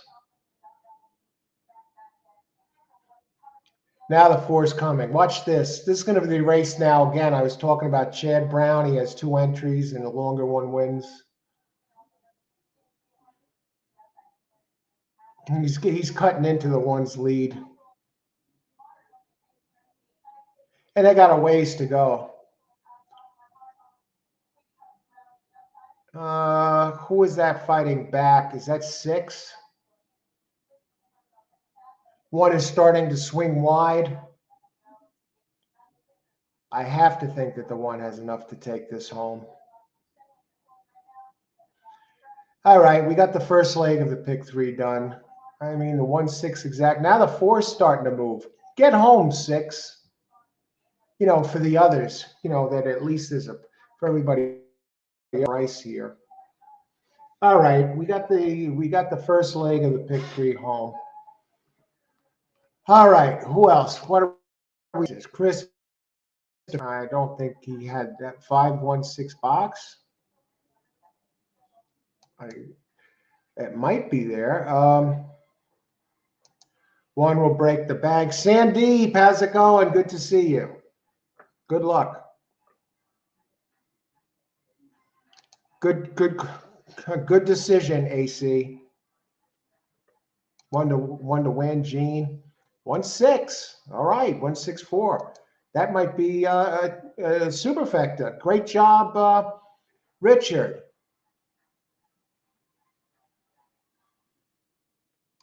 And here's this is my pick 3. 1 with 3-8 with 1-7. Not greedy, just trying to, get this damn thing home.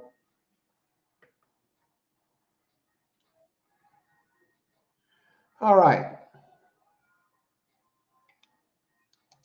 Sandeep comes in and delivers a winner. Glad you got it. Did you call it here on the show? No, but you came in and letting us know you won. Great job, Sandeep.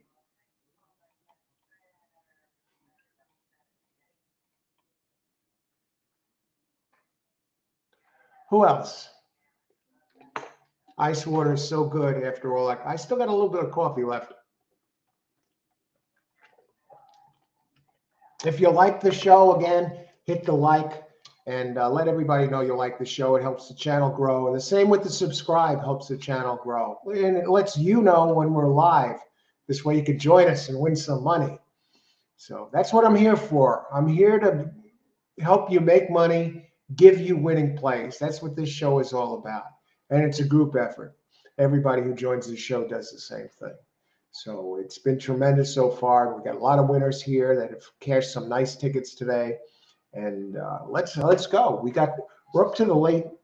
What race was that anyway? We're down to the late pick 4. Let's get a head start on this race.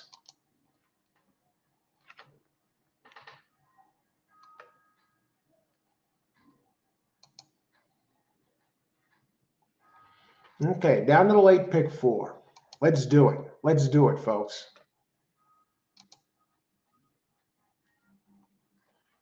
And in this race, I'm going to bring up the PPs right now. In this race, we have, let's see, race 8. Okay, let me bring up race 8. Race 8, 6 furlongs allowance. Okay, we're getting some good quality races. Parx has some good quality races. And I did a show last night, just a show to let you know what tracks I'm going to be covering.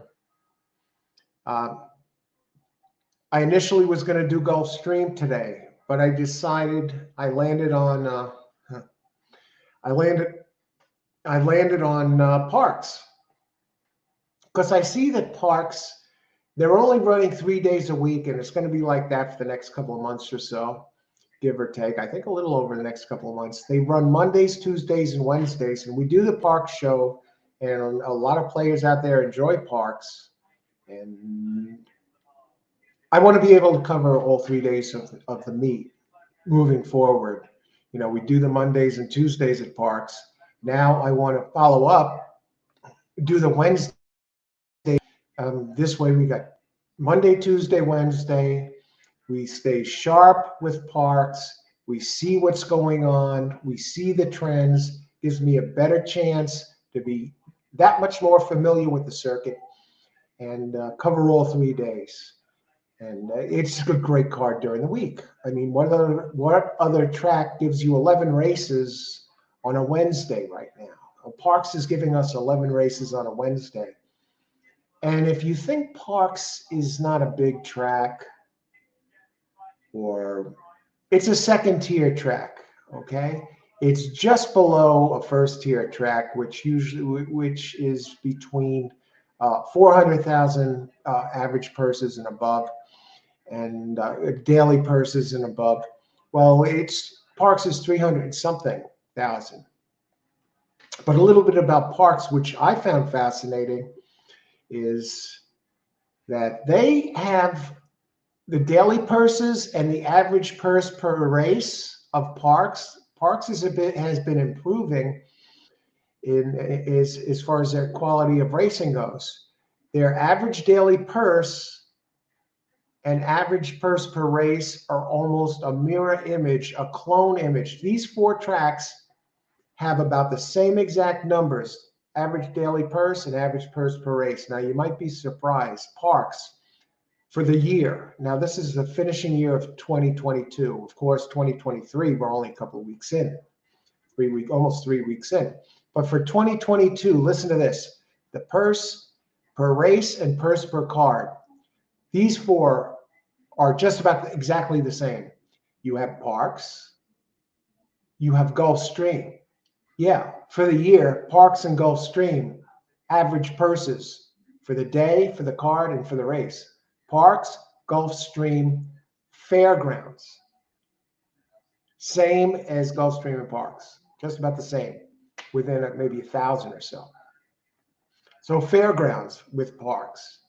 And the other one, Turfway Park. These are all good tracks, right? You think Gulfstream, you think Fairgrounds, you think Turfway Park. Well, now you can add Parx to that mix because it's right there with them as far as the talent and as far as the average daily purse and average purse per race. So that surprised me. Let's go on to the 8th race.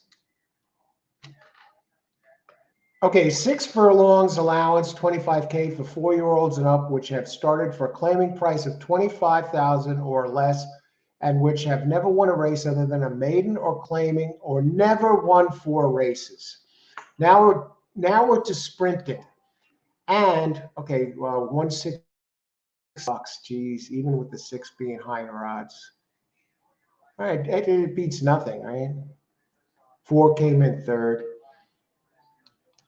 We got 16 minutes to post. I landed on 8, and I have 3-8 in the daily double, and 3 is 3-8, and I had 7 with a question mark next to it, and 7 is taking no money. I got to see why I have the question mark next to it. I just used 3 and 8 in this leg. So let's talk about them. 3 has the big early speed. 3 is the speed of this race, and I expect this one to attempt to run off and hide with Ruben Silvera. Goes to the front all the time. Now, it's running technically, if you consider the run-up time, this one is running sub 22 first calls. This one gets out of the gate like a bullet. Trained by J.V. Ness, gets Ruben Silvera. Now, one of the things I love about this one is first off the claim.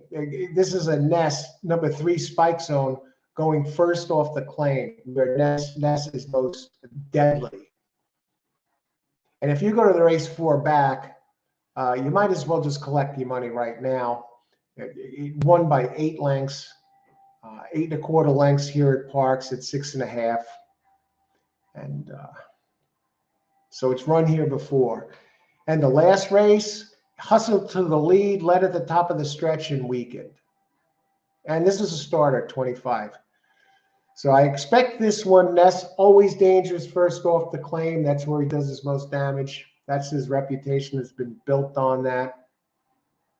And it's carrying a little extra weight than it did last race. 115, it comes in at 121 here. But I fully expect this one to go to the lead and just try and bury this group. And the other one is number 8. That's the one that impeachable. Kathleen DeMasi. It's run first, second, third, first, third, 6, and then first again. Always in the money, first, second. With Silvestri Gonzalez up 19% together. Silvestri 20% at Parx, covering 20%, folks. Covering the last 620. DeMasi at Park, 15% at 2,638. Kathleen, dangerous trainer. She has some running, some ever in well.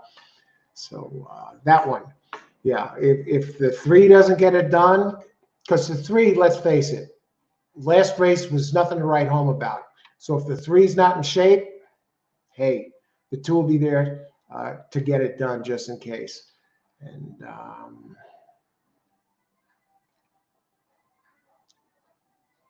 I can't say it has second-itis, even though it finished second, 3 times in a row before winning last race, because it has a few wins mixed in there too.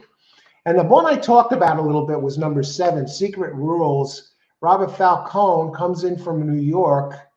This one's been running at Aqueduct Belmont.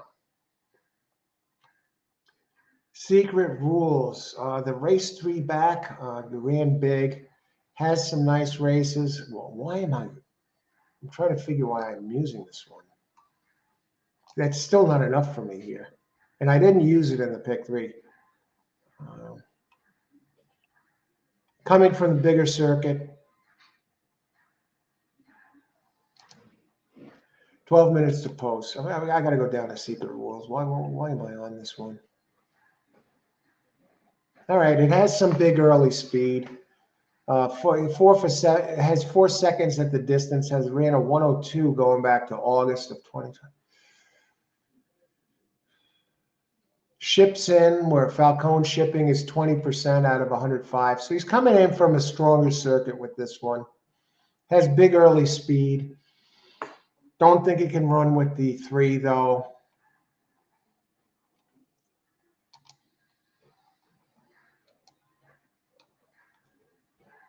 I'm just wondering if I'm still not seeing enough from this one to make me like it.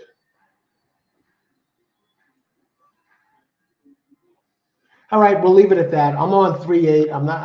I didn't use Secret Rules in the pick 3. So let's open it up. What do you got here? We'll get back to that.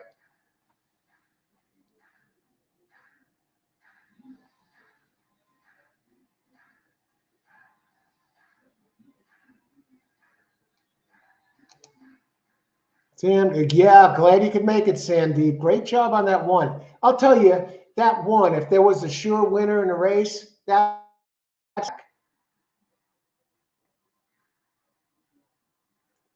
okay. I am your subscriber and you forgot my name. Oh, I'm talking about you right now, Sandeep. Giving you kudos. I talked about the $500 winner. Great job. Keep it going, my friend. Thanks for being here. Aren't the best horses and jockeys at Gulfstream Park right now? Yes. Excellent point, Gene. The best ones are there. And somebody mentioned this earlier. I believe it was, who was it? Jared. Jared was saying, Parx is not the place to go. They play games there on Wednesdays. And he's right. In a way, it does look like they play games here, but Parx has nothing on Gulfstream Park when it comes to playing games or suspicious finishes. And, let's face it. We had a good day at Gulfstream last week, and I'm going to be at Gulfstream tomorrow. So it's not like I've given up on Gulfstream. But Gulfstream, oh my God, with the new Tapeta surface, and they have 9 races there today, and I'm staying at Parx. Parx, they've given us big cards, 11 race cards, and so I'm finishing the job. If I can cover all the days of a track of its meet during the week, and Parx is only 3 days. I'm here Monday, Tuesday. I might as well finish the job, right? And do Wednesday as well. And I'll go to Gulfstream tomorrow. And it gets better. I'm going to Laurel Park, my first Laurel Park, on Friday. Somebody said, oh, what are you afraid to do Laurel and Fairgrounds? And I was like, no, I'm not afraid. I play those tracks. I usually play those plenty of times. And we're going to Laurel on Friday, which has a terrific card. And we're going to Fairgrounds on Saturday for a 14-race card.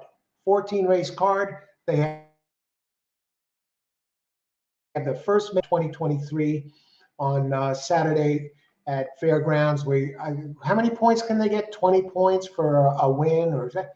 I got to look it up. Anyway, it's one of the big ones. It's not where you're just getting 10 points if you win the race. So the winner of that race is probably going to end up qualifying for the Derby, unless it doesn't get any points anywhere else. So there's big card, 14 race card at Fairgrounds. So it'll be both Laurel, Fairgrounds, Friday and Saturday. Gulfstream tomorrow. I expect Gulfstream. I'll probably be doing Gulfstream every week on Thursdays, but not Wednesdays. Wednesday I'll be at Parx. As far as Friday and Saturday, I'll go to the card that has the best looking races. And this week it just happened. And it just happens to be Fairgrounds Slam Dunk on Saturday and Sunday. I am not sure where I'm going to be yet. I'm probably going to be at Gulfstream, but I got to look at the cards first Sunday. What do we got? So here we go. Tapeta sucks. Hey, Freaky, Frank, Tapeta sucks. They got, what bugs me about the Tapeta? They're going to be putting the Tapeta at Belmont.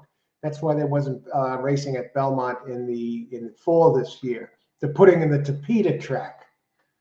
The only nice thing about the Tapeta is when it rains, at least they're not going to scratch all the turf horses. They'll just go to the Tapeta, which plays similar to turf. But that's going to make Belmont a real challenge, hitting that Tapeta over there. Frank, 4. Good luck, Frank. Thanks for joining us, and good luck. But yeah, going back to Gene for a second, yeah, they're the best. The best are there now. Absolutely, absolutely. Very challenging. And some of those races we've seen, come on, a lot of you who were here today were here last week when we were doing Gulfstream and everyone was screaming. I mean, the one race, I benefited from it. I saw there was obviously games going on, and I had a horse that was leading, and Jose Ortiz comes up alongside, gaining ground down the stretch like a train, and I had a single, and I ended up hitting that race, and I had a single. I'm like, oh no, I'm going to be run down, and Jose pulls almost up alongside my horse, and it looks like he's like knocking it with the one hand, but with the other hand, you see him holding it back, and then the horse hangs, and my horse wins the race. So I was the beneficiary of what looked like total garbage going on the track. But yeah, Gulfstream, they blow Parx away as far as the suspicious finishes. 7389, good luck, Richard. 38, yeah, I think it all goes through 38. And you got the 7 in there too, where I kind of like Falcone's horse. How close are we to post time? But yeah, they're 7 minutes away. Are they delayed? I don't know. We got plenty of time here. 7 to win, Chris. Yeah, Christopher. Yeah, 7 was my third choice. It has some numbers that contend. I mean, if the other two don't bring their A game, 7 can get it done, and Falcone's dangerous. Falcone's a solid trainer, and he's coming in here from Aqueduct to participate in this race. Who's the jockey on the 7? Did he bring an Aqueduct jockey with him? Let's take a look. Madison Oliver.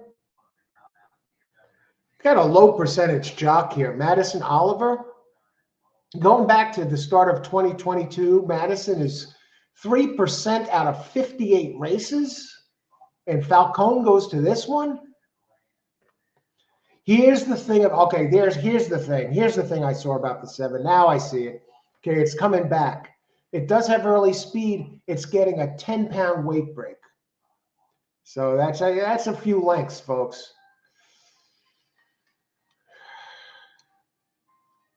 Yeah. So you're getting a big weight break, 10-pound weight break with the bug. How about the others?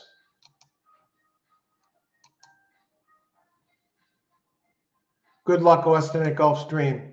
Karan, the Dane Karan, big winners on the show all the time. Thanks, Karan, for sharing that. Handicapping actually last night. I ended up doing a show. That's what I was talking about. I ended up doing a show last night just to announce some of the change of plans and Gulfstream. You know, not doing Gulfstream, doing Parx today. And Karan, I ended up doing some handicapping on the show for the 1st to 9th race. And Karan mentioned the first race. And then we ended up handicapping, looking over the first race together. I didn't expect to be handicapping last night. And so you never know what's going to happen. So subscribe to the channel. You want to be there. You might miss a good show. And we also talked about the sizes of the racetracks with the handle, with the purse and purse per race. And I also have a pick from somebody who joined the show last night for the 9th race, which is the next race.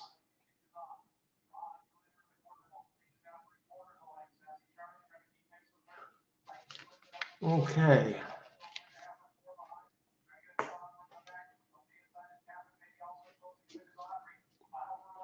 Who else? Chris. Okay, a lot of people on the 7 here. Richard's on the 7. Pace, 4 taking the next one at Parx. You talking about this one? Pace. Good luck, Pace. Thanks for sharing your pick. 4. Let's talk a little bit about the 4 for Pace. It's going in the right direction. Moving forward. It seems it had been running on Tapeta and on turf, and now it has 2 wins in a row, including at this distance on this track. And now it goes into the hands of Michael Moore. And Moore, when he gets one new one in his barn, he wins 11%. Then you get Andy Hernandez up to 15% here.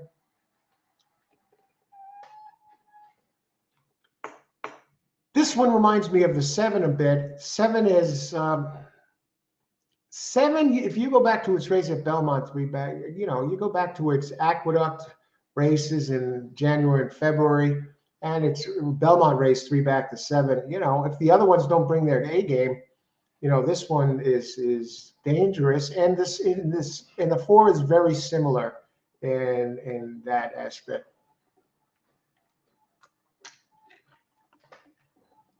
We'll go back to the pace again for a second.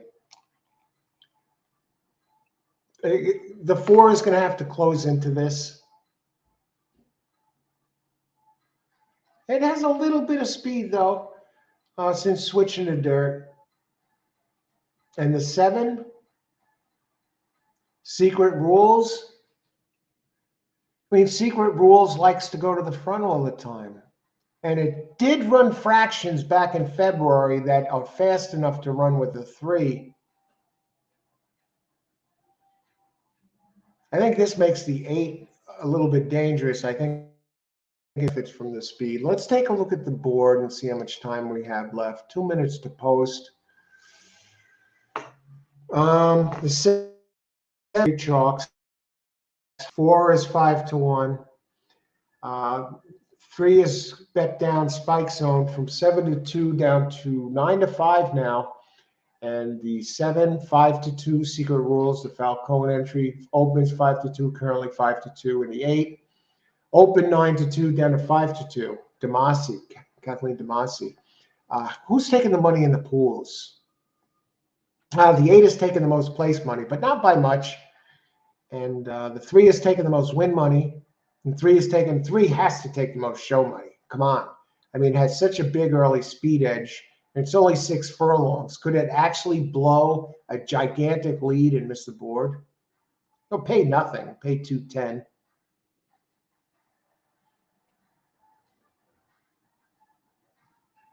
Nine. What about honorary degree? That's taking the least show money, and it's getting.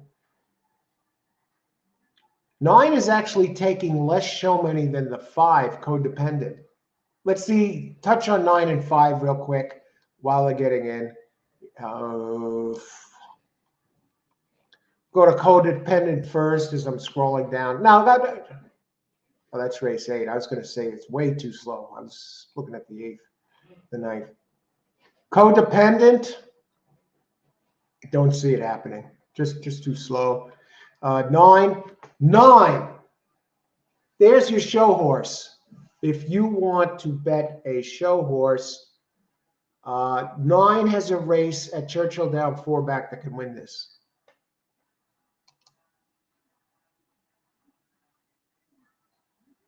Nine has a race that can win this 4 back, and at Churchill Downs opens 4-1. And now it's 8-1. I still think the 3 is strong. Are they in?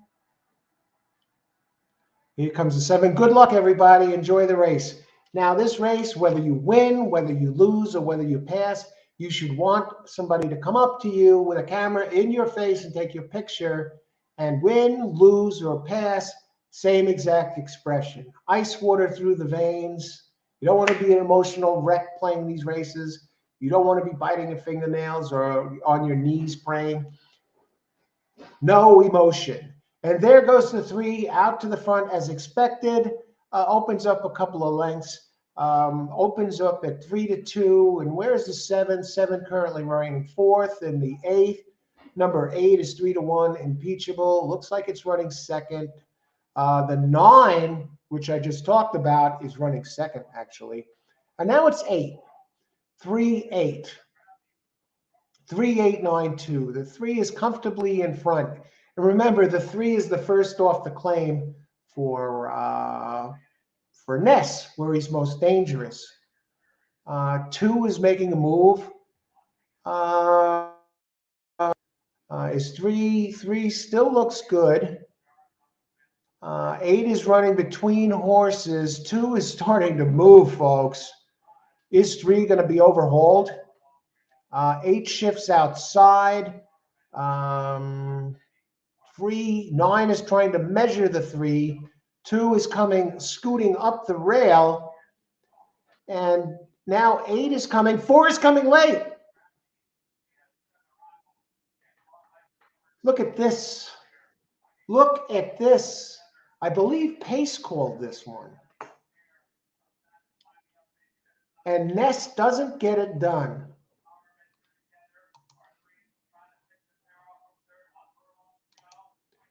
Richard, okay. We got that. I think we have I know Pace had it taking 4 to show in this next one at Parx. Okay, great job on Pace. Number 4. What a blown race by Ness. We're seeing the speed simply not holding here. It looked like the 2 was going to make a move, and it turns out being the 4 coming out of nowhere. And what a great job, and a great job on that 4. Karan, 3, 4, 5, 8. I think you might have all 4 of them there, but you definitely got the try. Great job again, Karan. Karan, thank you. Gives it to us right here. How much easier. Thank you, Karan. Who came in third? I think it's a 3-8. Ness. You know, I'm starting to think Ness, maybe it is time to retire. I don't know what he's doing here at this meet. He's not on the ball. He's losing races that he usually wins. Maybe take a few weeks off. I don't know. 3, 4, 3, 8, 2. Now that 4, what's this exacta going to pay?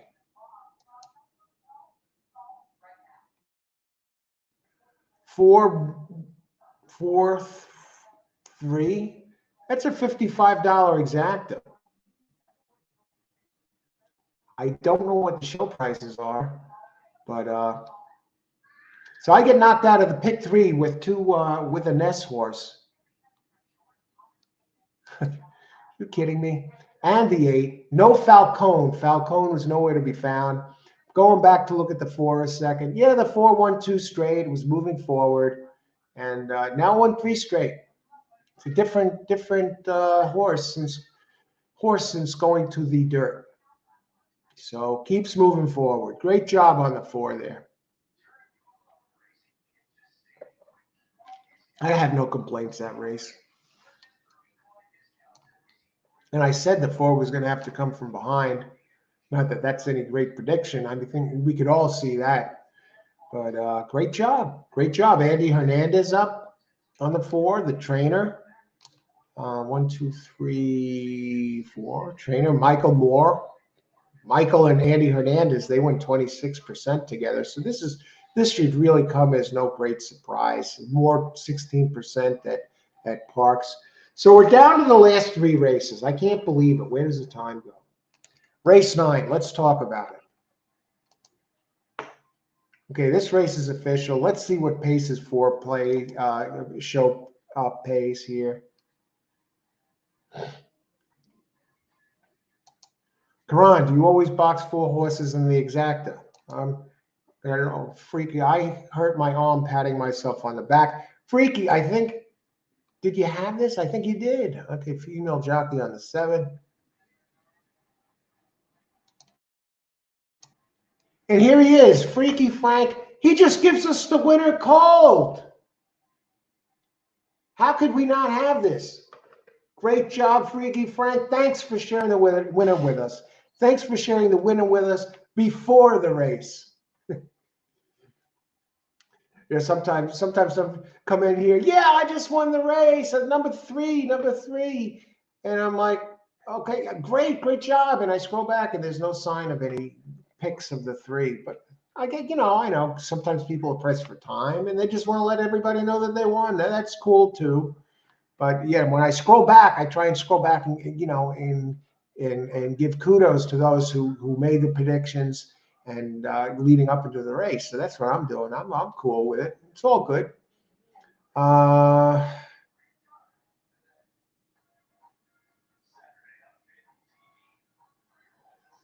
wasn't there. Maybe 9. Pace, let's go 4. He came in there. Pace, you're praying, Pace. Yeah, but come on, you did it. You put in the work. Sit back and relax and watch the race. Camera to the face. Okay. 4 of his last 5. Thanks. All right. That's 4 of his last 5 for Osprey. Great job. Great job. A bunch of you, a few of you had the 4 in here. And yeah, that 9, Richard, it did have that big race at Churchill. But that's the past. Now we move forward. As the saying goes, there's always another race, and we have 3 races left. 3 races left. What do we got? Showing the replay here. I can't believe the collapse. I'm looking at the 4. I'm watching the replay now of the stretch run. 3 has the race easy. 9 is there. 9 is there. It looks like it's running. Why doesn't it move forward? The 9 hung like a chandelier. It was primed to move into at least show. Who was the jockey on that 9? That's one of the games. I didn't have the 9, but that looked a little weird. Okay, in race 9, we have 3 and 9 scratched, so that leaves us 7 entries here.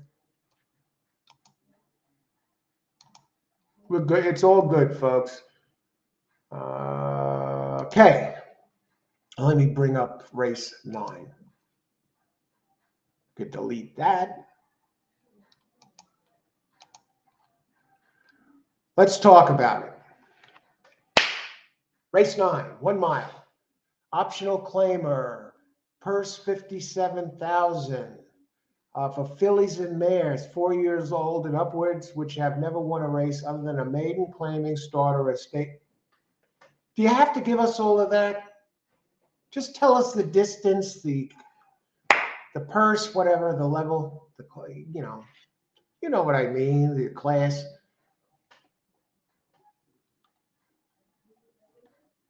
I mean, do you handicap a race by that information? Maybe it's just for the people that own horses, and this way they could read this stuff and the directions and say, is my horse eligible? I don't have to worry about that. At least I don't, unless I'm missing something here. Okay, it's a mile, fillies and mares, 4 years old and up. That's all I need to know. And it's a mile long. And it's an optional claimer. Optional claimer, kind of like an allowance race. Because, yeah, you can put the horse in for a claim, but you don't have to. And the purse here, an allowance-like purse, 57,000. So we got 3 races left. And in my pick 3, I would have been alive with 1 and 7. I know Austin mentioned that the 2 is a lock. I mean, 2 is the early speed. I hate the race that it ran at Parx. It's lone race, 2 back. Ran at Parx. It showed nothing. Was that just an off day? Or did it not like the track? I'll talk about the ones that I like. And I got a pick yesterday. I wrote this guy's name here.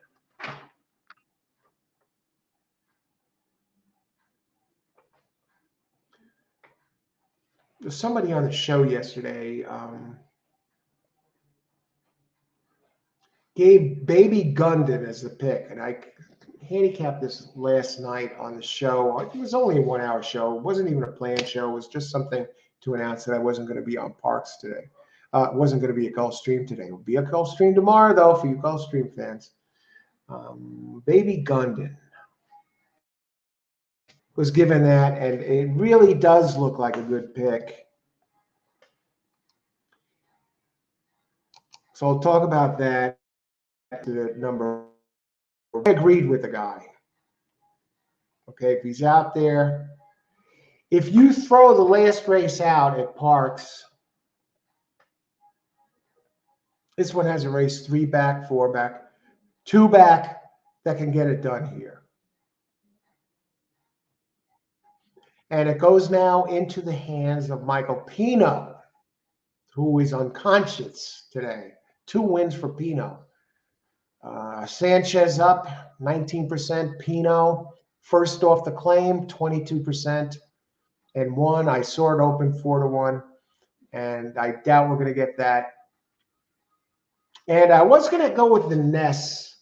Actually, I do have the Ness listed. So I may do the box here, because I feel pretty confident that this box gets done. Cashing big checks. 3 out of the last 4 races, good enough to win. Again, if one runs its race, it has a couple of races here that wins flat out. It did win one at Tampa back in January, and the race at Parx here in November on a wet track, muddy track. That's my concern a little bit, the muddy track. This one was running its big races. It used to be with Michael Pino, if you go 2, 3, 4 back at Parx, 2 wins and a second by a length, then got left Pino and went to Solis, and then Pino just got it back. So I expect this one to move back to its prior form, Baby Gundon. And I had it written down who this person was who gave me the damn pick. Where is he?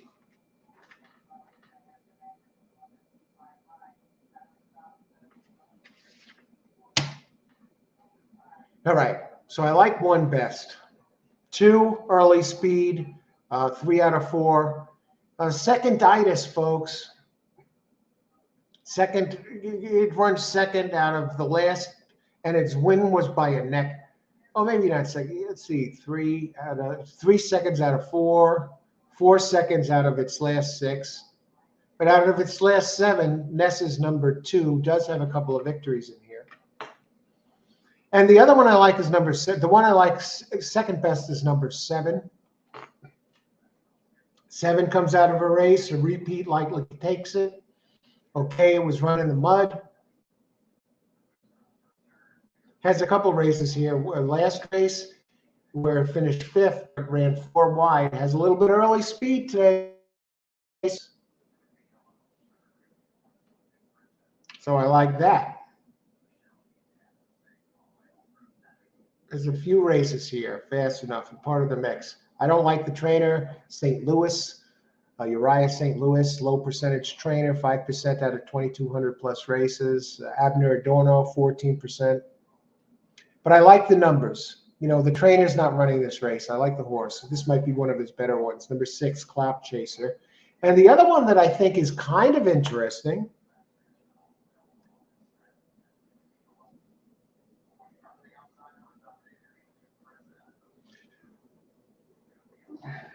I was thinking of 7 here. Miss Loyalty. Decent. Yeah, Ramos is the jock, 12%. I got to use the 1. I think I'm going to use the 1 in boxes.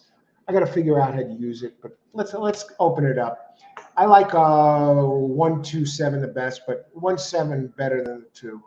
No, 1, 2, 6 the best, but 1, 6 better than the 2. I just want to check one thing before I move on. Cloud Chaser. Yeah, Cloud Chaser is the speed. Big early speed. Miss Loyalty, number 7. You get a closer there. I'll tell you, closers have been coming here.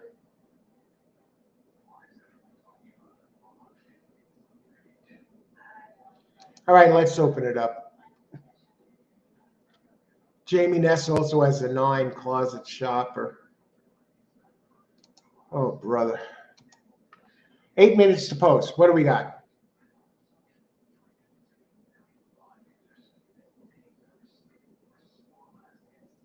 Ice water. Ice water through the veins. That's it, Frank. Good luck. Great job last night. 8 is definitely one that I'm taking a peek at here. Big drop on the 8. I was going to mention that, but I wanted to open it up first because if you look at the races, if you go back to the Parx races when it was running here, it was running. It won at one stretch 3 out of 4, and then he stumbled, lost the rider. Monmouth again. Then the last race at Parx, G1. I guess that must have been the Pennsylvania Derby, right? I don't know. Yeah, it probably was. 1 million at Parx. And now it hasn't run since. How does the 8 stack up? How does the 8 stack up as far as pace goes?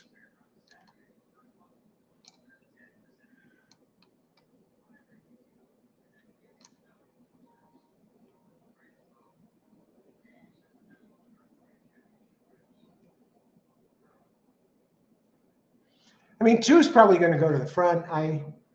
I would think.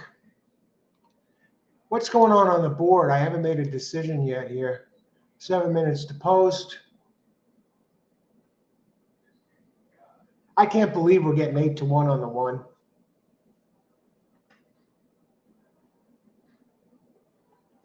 Let's look at the double.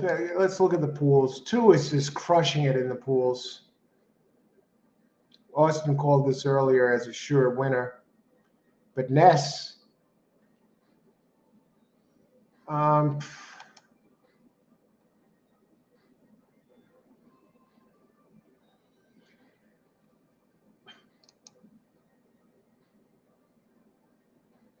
mean, 2 is taking all the money in this pool.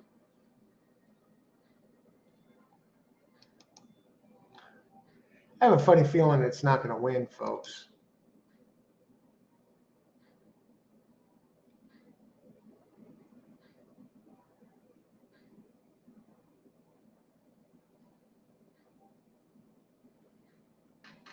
One is dead on the board. I think everybody's looking at the last race.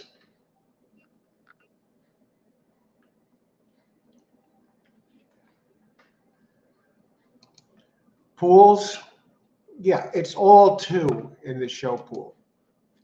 Okay, Christopher, 100 on number 9. Good luck, Christopher. Pace, I'm hammering the 2 as well. Good luck, Pace.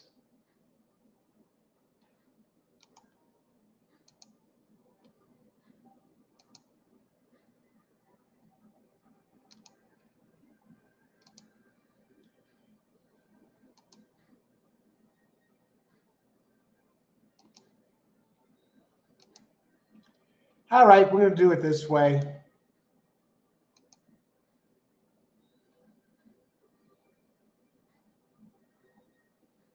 Just looking at the pools.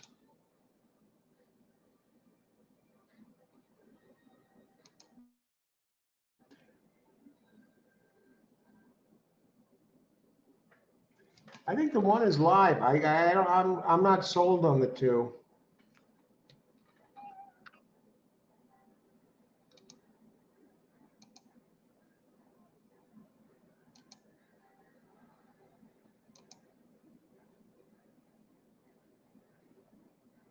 Holy crap.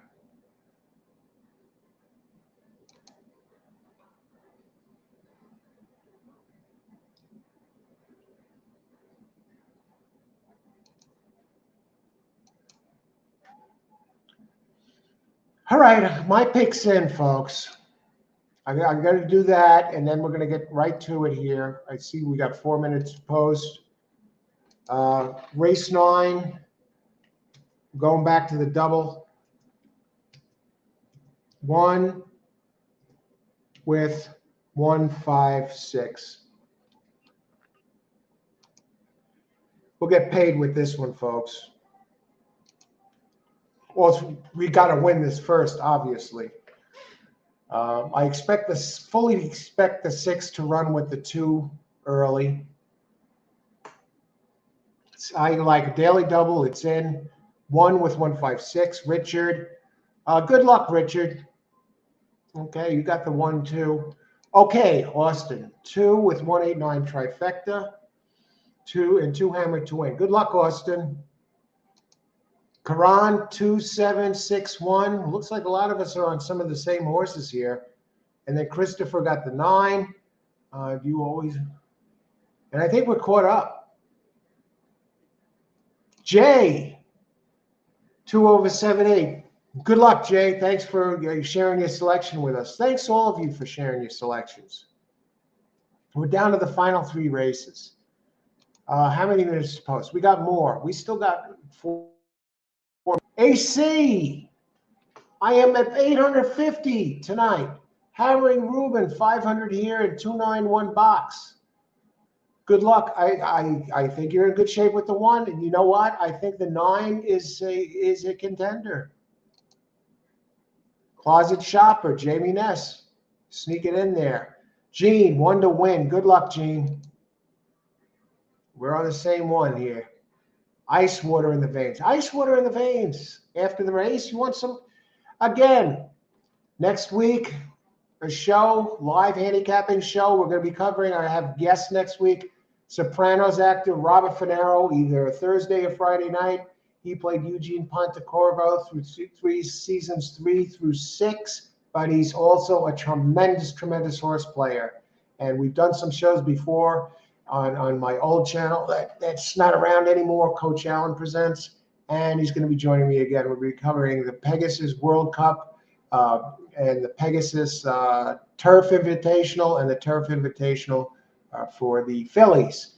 And the World Cup, of course, is a $3 million purse. And the Turf Invitational, $1 million purse, and the Turf Invitational for the fillies or whatever mares, I don't know, 500,000. So we're going to be handicapping those races live right here on the show. Handicapping, pure handicapping, making selections. So you won't want to miss that. Robert Finaro of The Sopranos next week, live handicapping show, Thursday or Friday night. Stay tuned. I'll let you know the exact day and time. Who else? So great job, AC. Thanks for sharing your winnings with us here. Good luck here in the 9th. Okay, who else? Okay, I'm singling the 1. I got to think that 1's going to come down from 8 to 1. I hope he goes up. I don't get nervous when I see my selections going up in price.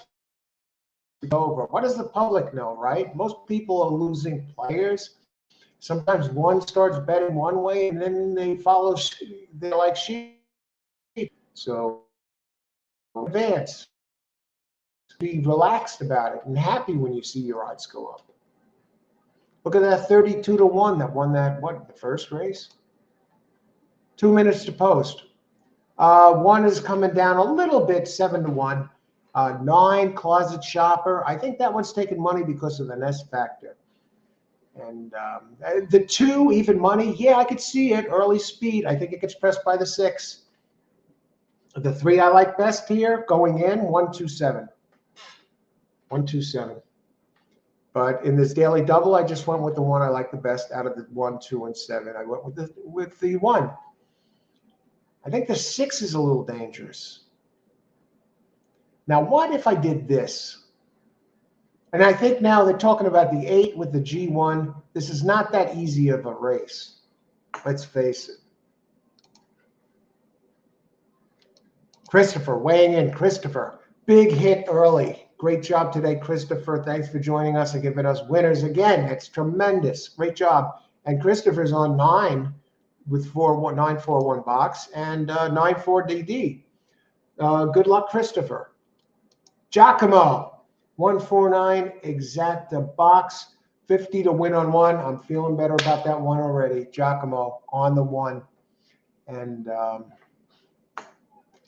good luck, Giacomo. Thanks for sharing all these winning, sharing the picks with us. All of you, thanks for sharing the picks with us. That's what this is all about, folks. I'm here to give you winners, give you plays, handicap the races, do the work in advance before the show. I don't come on here cold. I've looked over the whole card, the pace, everything, my contenders, the 1 I like best.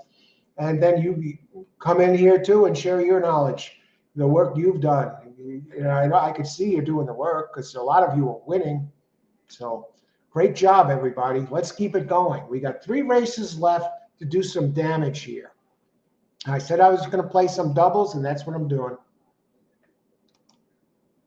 And they're approaching the gate. The 2's the steady. 2 is taking all the money. Ness, my only knock on the 2, which means it's probably going to win now. My only knock on the 2 is that it ran that dismal race at Parx 2 back. And but it has the early speed, but the 6 has early speed.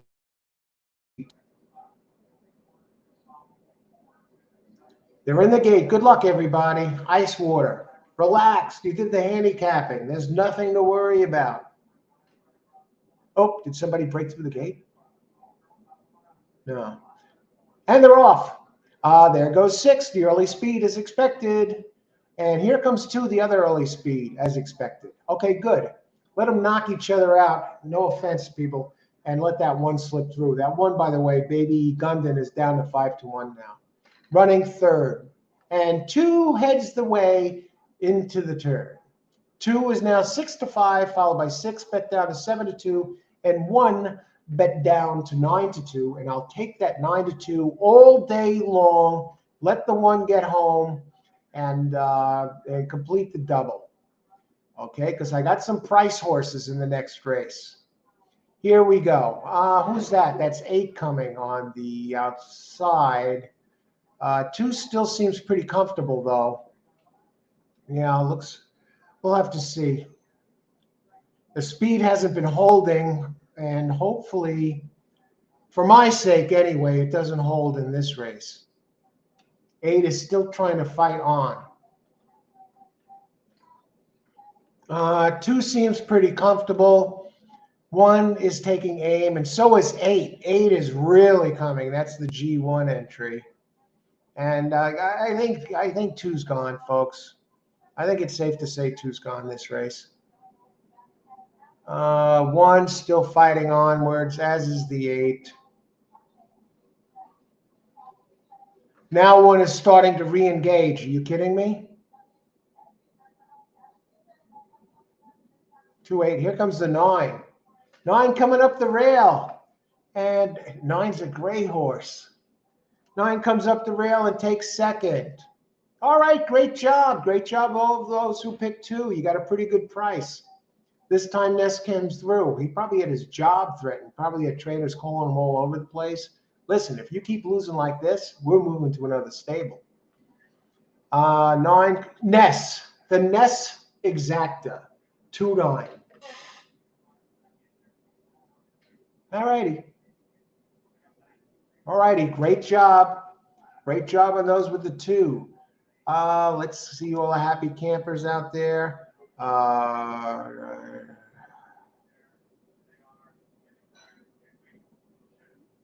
AC, 291 box. I think you nailed that, AC. Great job. Tremendous.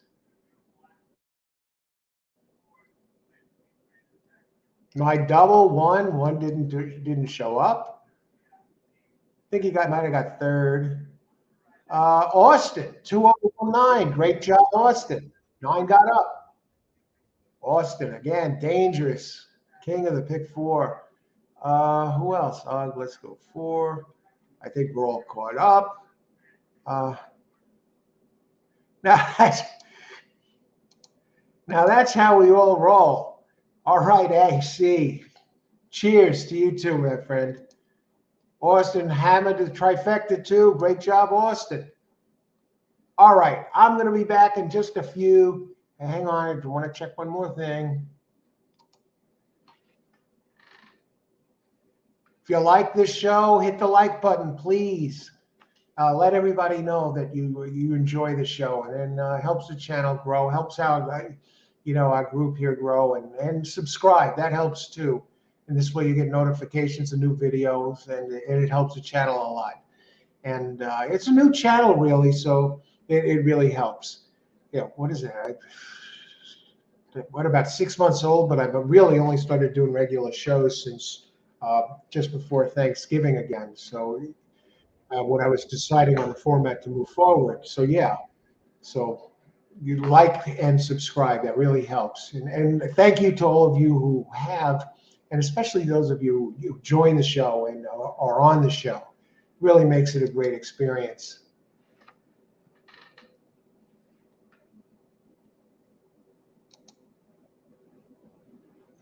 Okay, so we got 2 races left. Let's get it done here. I'm going to step away for a minute. Gene, I haven't been here long, but Austin is the best so far. Yeah, there are a lot of good players, and Austin is definitely one of them, Gene. Let's see. Dollar sign. Dollar sign. All right. We're down to the last 2 races. And 10th and 11th, I'm going to be back in a little bit. Thanks, everyone, for joining the show. I'll be back in a little bit, and we're on for the last 2.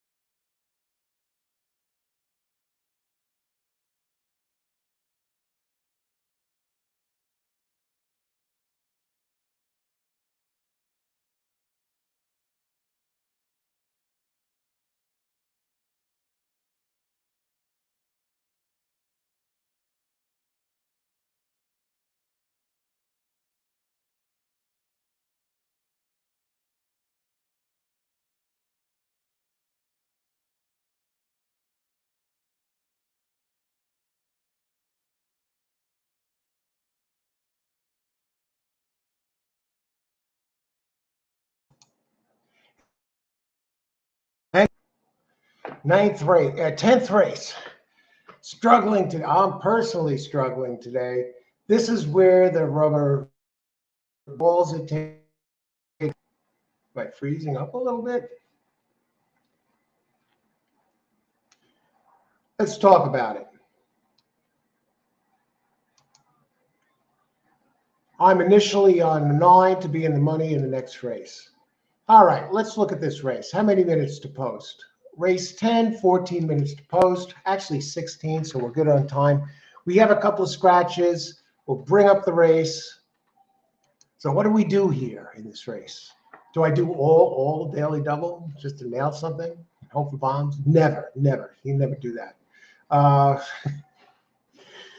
Race 10, 13 minutes to post. Let's talk about the race. I have 1 as my primary contender and 5 and 6 as the other ones.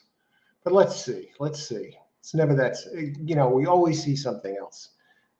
When you watch the races in real time, sometimes, you can make your picks in advance. It's a nice starting point.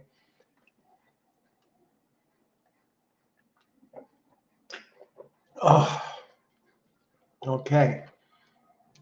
But then sometimes you see things as the card unfolds before your eyes. Maybe it's the way the track is playing. Maybe it's the way the horse looks on the track. Maybe the horse breaks through the gate, so you want to cancel, because usually those that break through the gate, there's problems. Let's look at the pace. We looked at the pace early here in advance. It all goes through 1 here.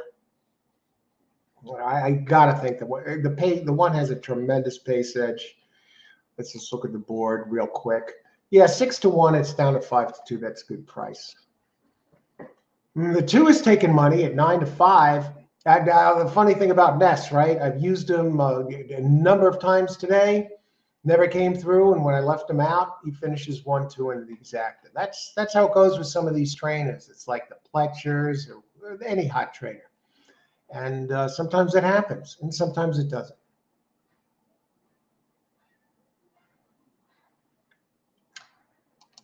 Okay, let's look at it. 1 looks like the pace. I mean, 8's going to be part of it. Was 8 scratched?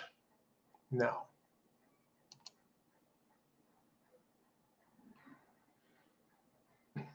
One's going to be gunning from the rail. Let's talk about it. Race 10. Mentioned the 1. All right. Talk about the race. 6 furlongs. Let me bring it up. 6 furlongs. Scott Lake, trainer of the 1. For fillies and mares 4 and up, which have never won a race other than maiden, claiming, starter, or state bred, or which have never won 2 races, or a claiming price of $16,000. 1, Scott Lake, 13%. Abner Adorno, 9%. I just have to step away for just a quick second, unexpected. Let me just check the bell here, because I'm expecting a package. I'll be right back. Give me 2 seconds. Actually, I'm on 156. Be right back.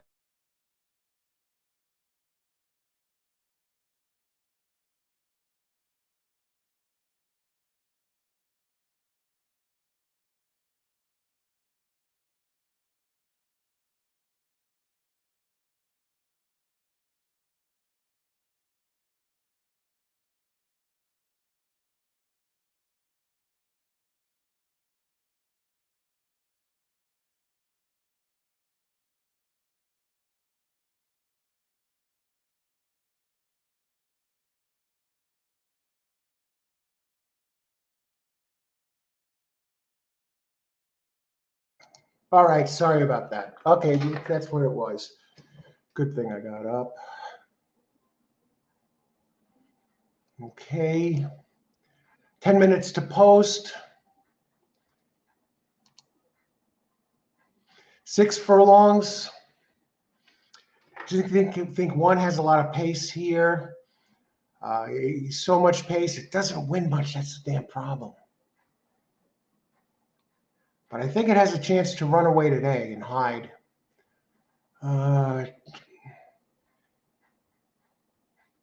I think the pace just sets up for the one, but the pace hasn't been holding. But I got to consider it this time. And now I'll move on to the 5. Cartwheel. Kevin Patterson. Okay, the 1, let me give you the trainer. Scott Lake, 14% at Parx. That's over 4,300 races. Adorno, the jockey, 14%. Seconditis, folks. Sprints, Scott Lake's 18% in sprints. Number 5 gets back to a dry track, and the trainer is just too strong to ignore. Dirt trainer, Kevin Patterson, 38% on dirt, covering 15%. Are you kidding me? Now, I think this one, a lot of races, has been winning every other race. Was 5 scratch? Okay, on the board at 5-1. And 6, okay, yeah, you got the strong trainer on the 5. Give you the numbers. Over the last 3 months, has won 42%. Kevin Patterson of his races. I think he's from Mountaineer.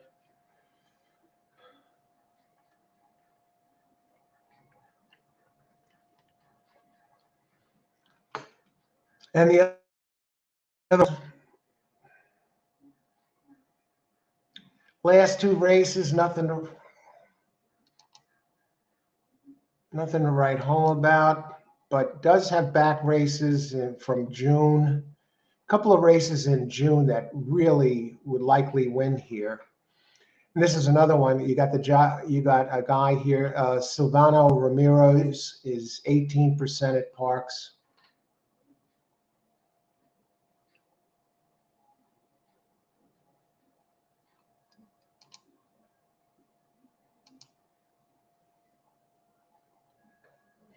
Eight has a race back, two back here that can win with a very low percentage trainer.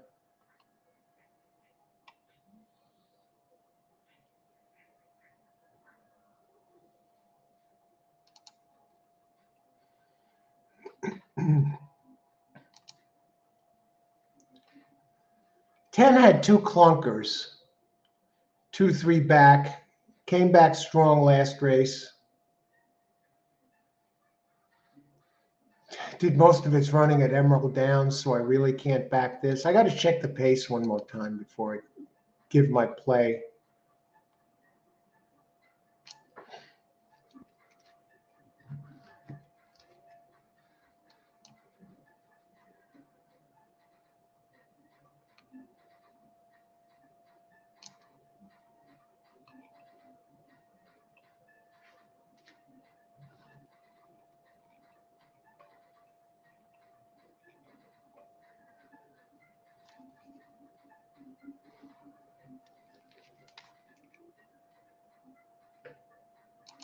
Checking the doubles, how much time we have. I'm not going to rush because I want to give you something good here.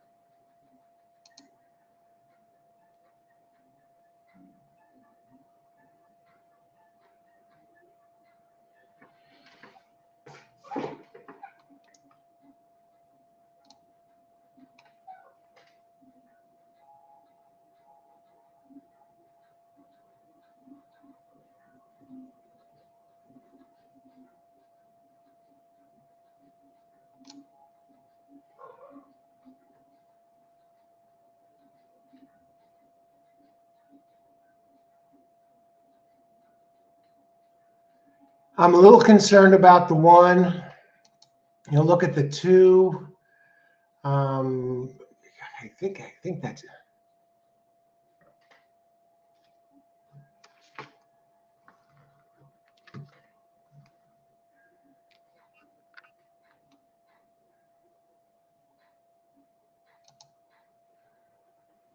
Look at the odds.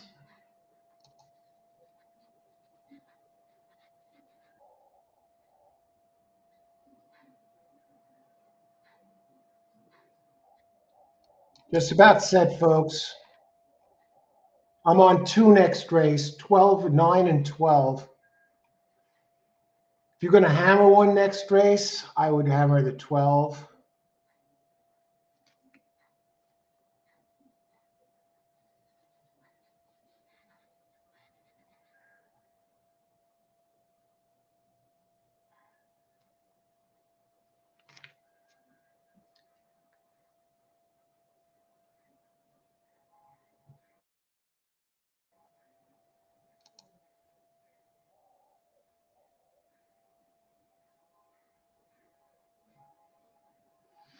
All right, here we go.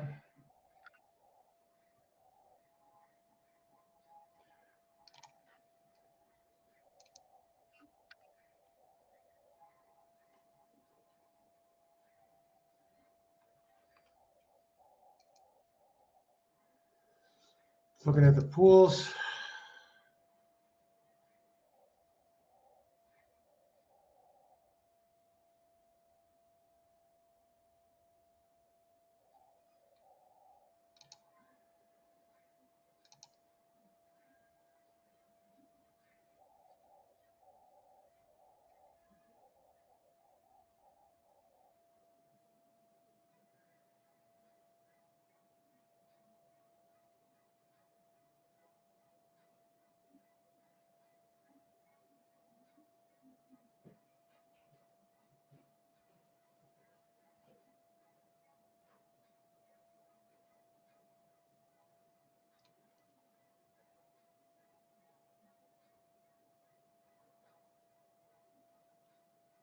All right.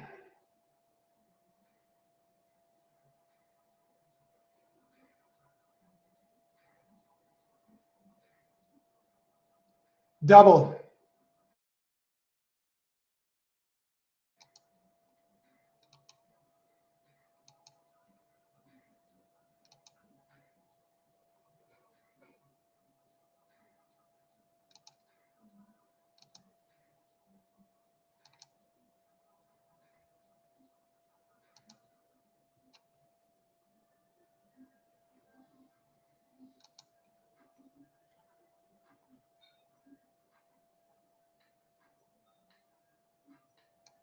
Let's do this.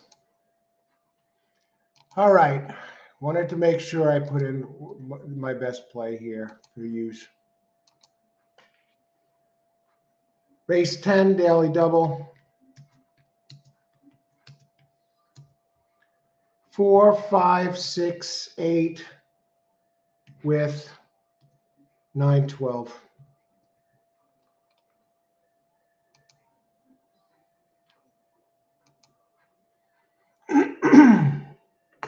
All right, 4, 5, 6, 8 with 9, 12. Parx J. 4 is me, 5. All right, we'll take a look at that 5 next race. 10, the Emerald Downs. Amadeo, good luck, Amadeo. Okay, Parx, best bet, race 10, 10 to win place. Okay, 10, yeah, good luck. He has the numbers. If he could take those Emerald numbers and move them over, definitely. 1, 2, 10, 4, good luck, Richard. 9 to show for sure. Good luck. Kevin, okay, good luck all. Bye for now. We're going to be at Gulfstream tomorrow. Good luck. Thanks for joining us, Kevin. Gives us the 2 trifecta key, 4, 5, 6. Okay.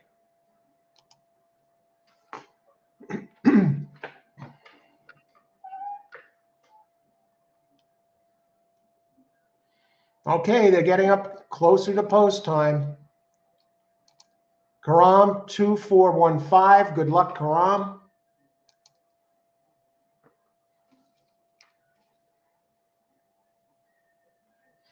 Take a look at the board here.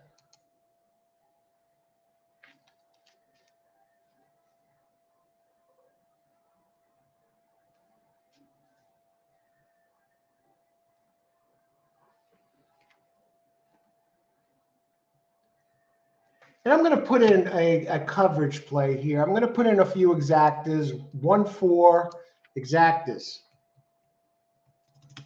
1, 4, 1, 518.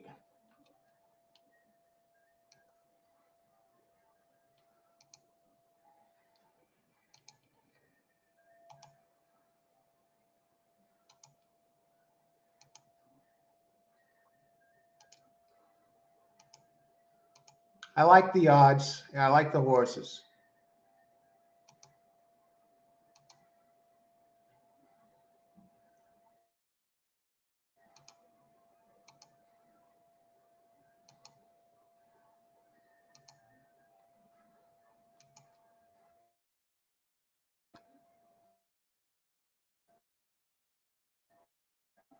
All right, let's do this.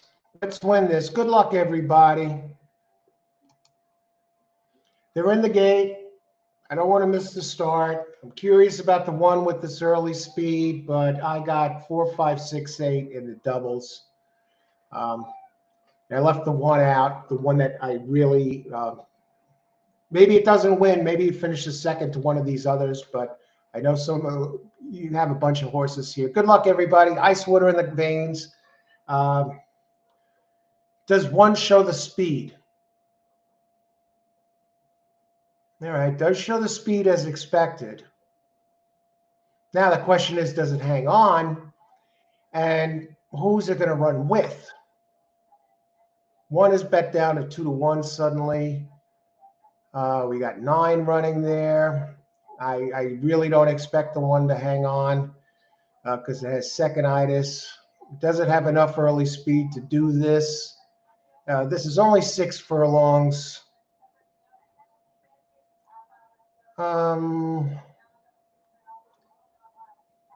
9 is running there. 8 is running there. I don't know. 1 looks like it's gone,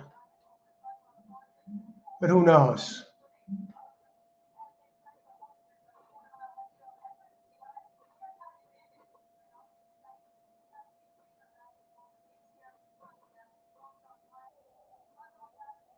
Come on, 6. Slip into second.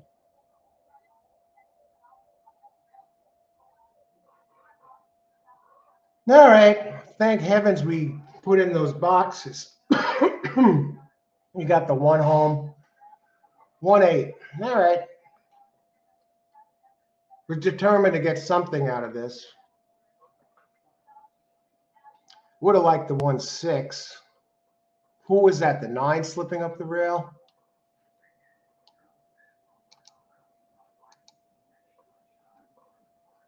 All righty.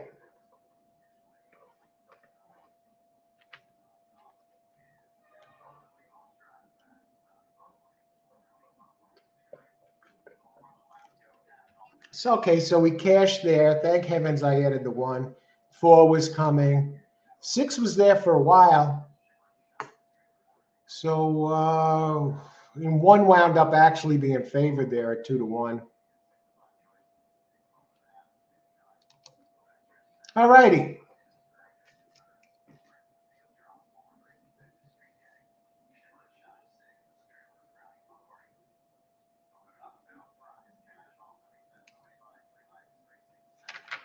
On to the final race.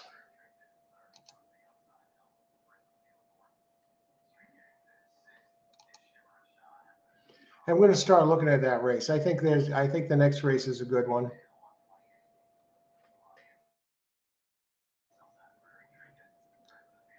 It's cool. Thanks, Austin. Yeah, well, it's all right. Thanks, Austin.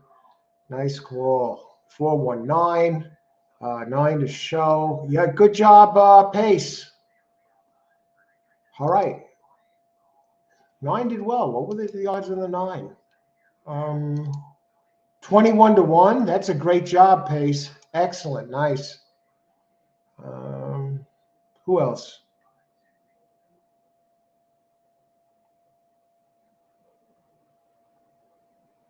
At that time, it was just too much pace. Parx double. Jay, good job. You're alive in the double going into 5-9. I think the 12 has such a huge pace edge next race.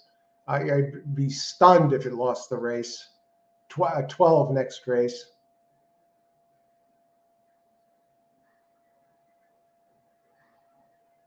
Anybody else here? All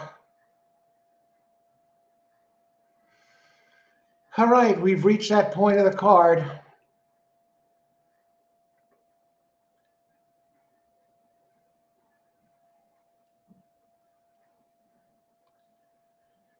What are we looking at here? Okay, it's official. Race 11. I have to think that 12 is going to be bet down to even money or less, maybe even less than even money.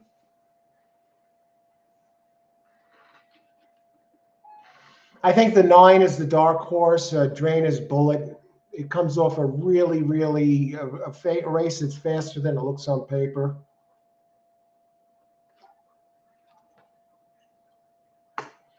$12 is going to be the projected odds on this horse. I think it could be even money or less.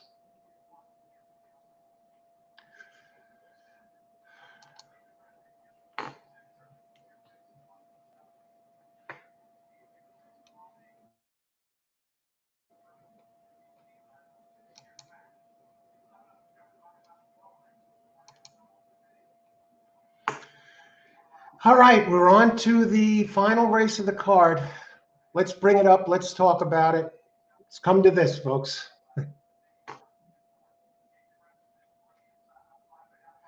Number 12 is 2-5. 12 is 2-5. Positively awesome.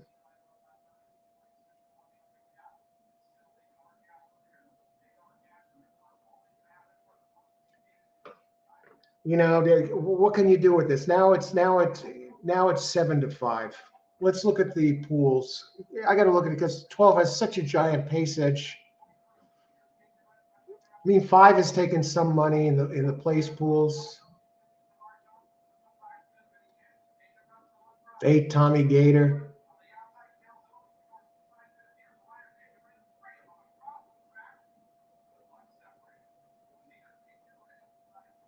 I have to think Draina's Bullet, the number 10.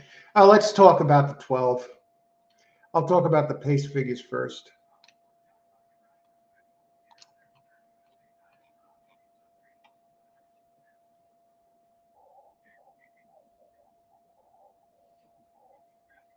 Positively awesome, always goes to the front. 7 furlongs. And it'll probably go to the front. It's run even at longer distances. Let me bring it up. Let's talk about the race. Can't believe it. Thanks for being here, everybody. Joy being on the show. Race 11, it's cheap claimers, 7 furlongs. Purse 18,000, claiming 5,000 for 4-year-olds and up.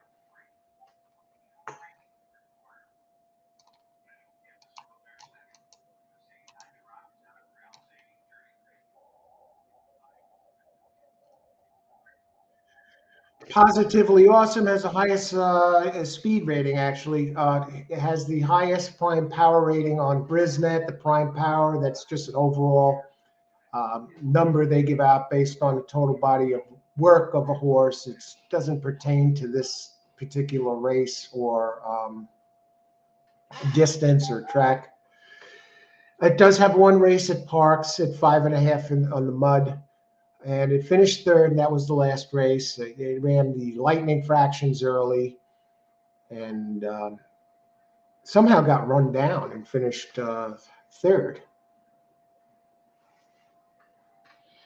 Do I try and beat this one? The last time it won was at a mile at Gulfstream Park. At the distance, you see this one usually runs longer. 3 wins and 16 career starts. The trainer, Halim Lee, 20% out of 137 races, gets Silvestri Gonzalez up 15%. Gonzalez rode it last time when it ran to the lead in the mud and got nailed after leading at the second call. Got run down.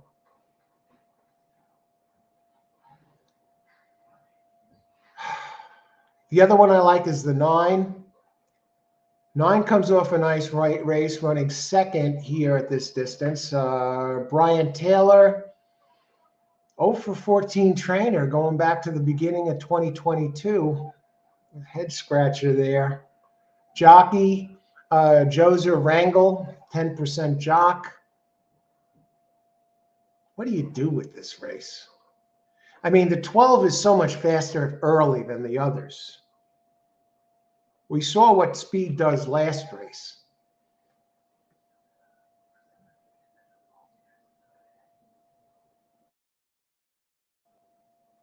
I have to think Drainer's Bullet is going to be a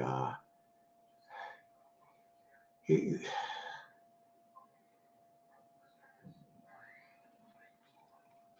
me go to that 9. Drainer's Bullet. 14 races at Parx, a win, 3 seconds and 2/3.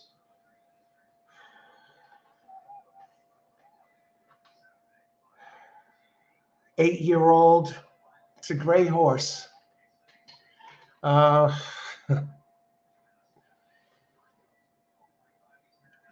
mean, it seems to be running better lately. Drainer's Bullet be coming off the pace. Are there any others that run early that can challenge this 12? I don't want to bet the 12 at 2 to 5 or whatever the hell it is. I don't want to try and squeak out an exacta and hope this freaking horse hangs on. 3 to 2. Let's look at the pools. How much time? We got 16 minutes, so let's hang. What do you like? Who do you like in this race? Do you think it's all positively awesome? Oop, excuse me.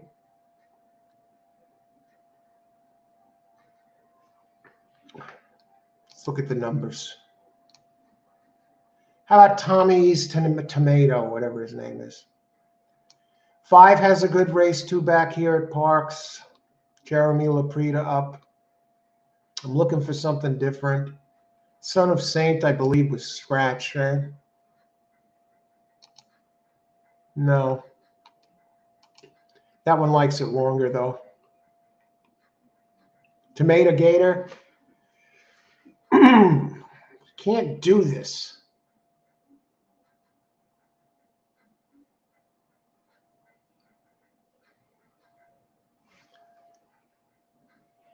I think 9's been running some very misleading races. I know the trainers has horrible percentages. I know the jockey has horrible percentage. I love that it's a gray horse. If I'm going to play the damn gray angle, it's going to have to be this race.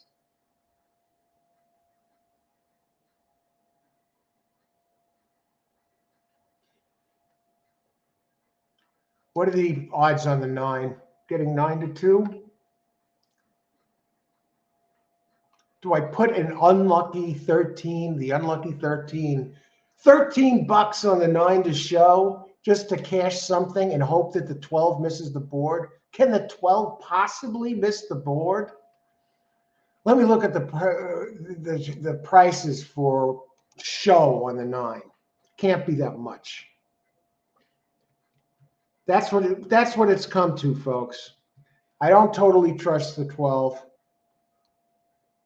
I know it has the big pace edge. If they were ever going to play games at Parx, I hate that it's come to this, but it doesn't have to come to this. If they were ever going to play games at Parx, they would play the game with the stamp 12. How many entries are there with all these scratches? There's 1, 2, 3 scratches. So we got 9 entries. Bet 13 to place. What are the place prices on the 9 anyway? I could use that 13. So many.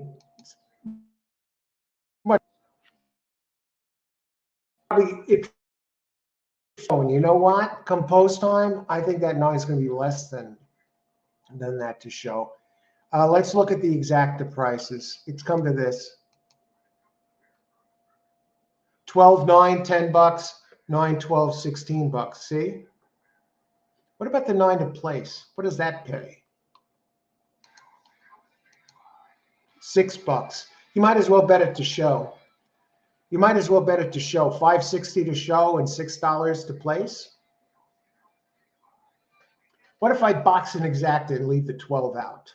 How about that? How about them apples?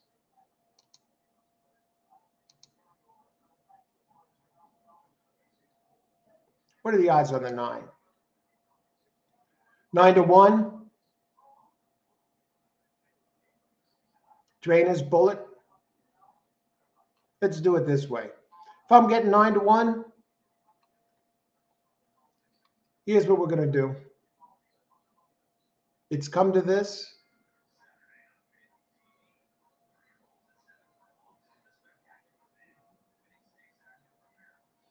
I'm just looking at the others real quick.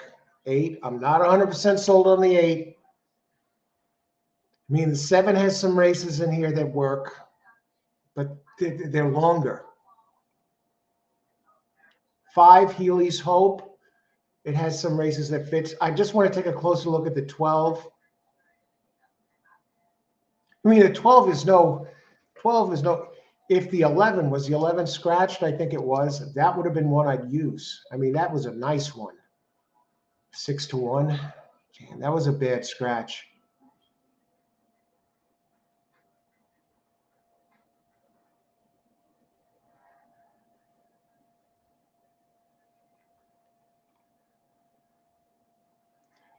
Now, the 9 finished second last race here 9 days ago, and this trainer comes back after under 11 days, only wins 8% out of 25, but still has managed a 3.42 RRI.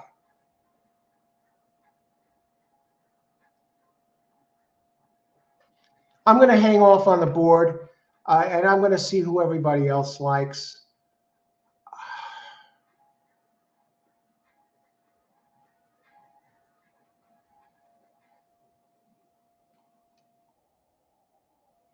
I want to see what the board is before I move forward, but I'm leaning right now on a win bet on 9. Hey, what do you got? 9, yeah, Austin 9-1. That's a gift. I can't see if we get 9. I'm leaning a win bet on 9, straight win bet. I want to see what the odds are moving forward. Good luck, Austin. Thanks for sharing it with us. Austin, the king of the pick 4. Austin 9, first, second. I think the 9's going to win this race, and I don't think it's going to finish worse than second. Okay. Gene running from way outside has to cross over. Yeah, it'll have no problem crossing over with that speed. A lot of people on the 9. Exacta plus 9. Okay. Ventura. Thanks for sharing. Thanks, everyone, for being here. Ventura, great job. Good luck. AC. Thanks, AC. And let's see. 6 scratches. 9. First, second. I think I'm going to do some exactas with the 9. I mean, 9, I wouldn't be surprised if the 9 winds up 3-1 by the time we get in. 9 is down to 4-1 now. See that?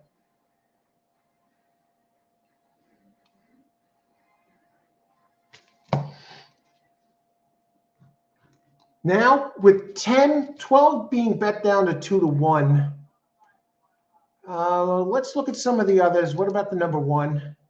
Drone Swarm. It's just, it drops in class, which is nice. Gushing Oil is scratched. That one would have had, I don't see 1. Does have a couple of nice races, before October 25th and before. It seems to be moving forward. Forest Fire. Weak trainer, but Kenich de Jesus, 12% shock. Yeah, the 4 is getting 7 pounds. Look, it's taken no money on the board, 15-1. Healy's Hope.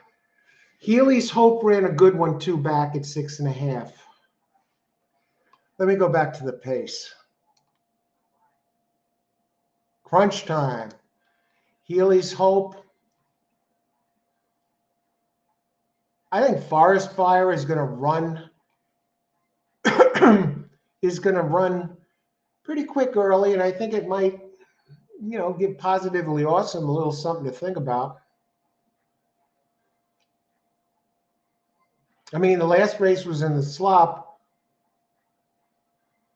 and it's really fast fractions. We're at Gulfstream, where everyone runs fast fractions. So maybe it's not quite as fast as it looks here. You got to respect it. Let me see what the 9-10 pays. Probables. 9-10 pays for 12. I mean, 9-12, 45, and 12-9 pays 25. Now the 8 is actually taking more money than the 9, which I can't believe. Leave the 12 out. Do we dare leave the 12 out and do a 5-8-9 box?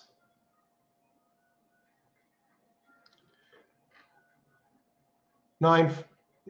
This can't be right. 9-5, $106. 9-8, 78.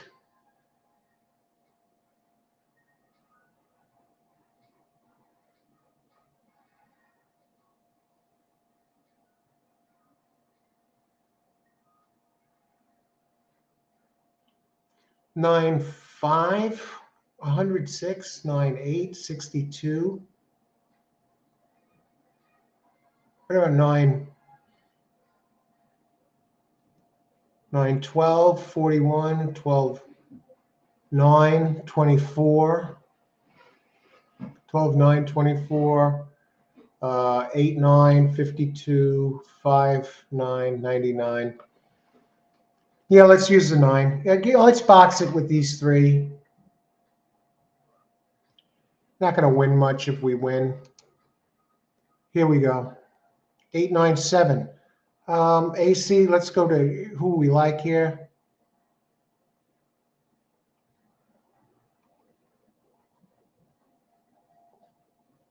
Eight, 9, 7 box. Good luck, AC. 9-5, only 2 horses that can beat the 12. Okay, Gene. Thanks, Gene. Good luck, Gene. 1-2 with 14-9 exacta box. Christopher. Good luck, Christopher. And 12, I like that. You're covering up here. 12, 9, 8, 9, 8. 8, 12, 9, 10. Good luck, Richard. Let's take a look at that 10 while we're at it. Wager pad. 10 is 26-1.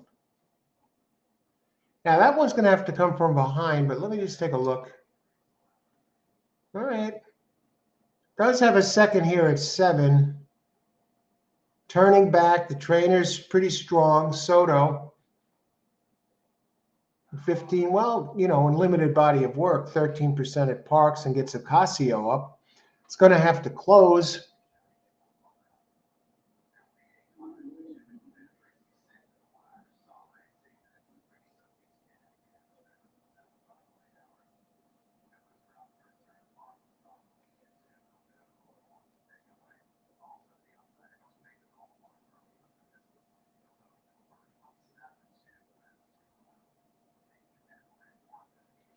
Looking it over.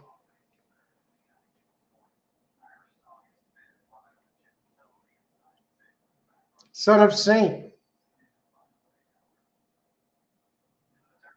Son of Saint is run good here, 7.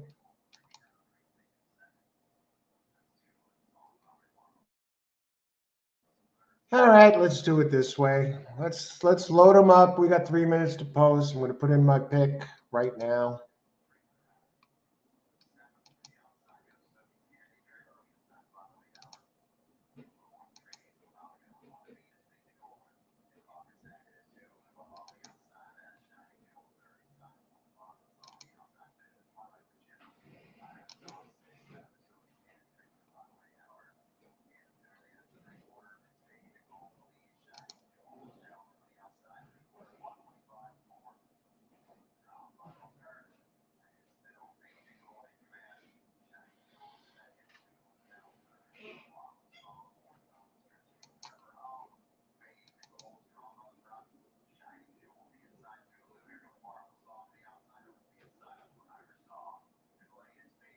Okay, here's my play, and it's in.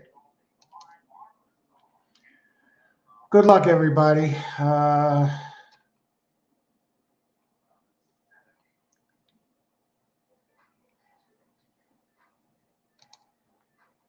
2 minutes to post. Exacta. Race 11 exacta.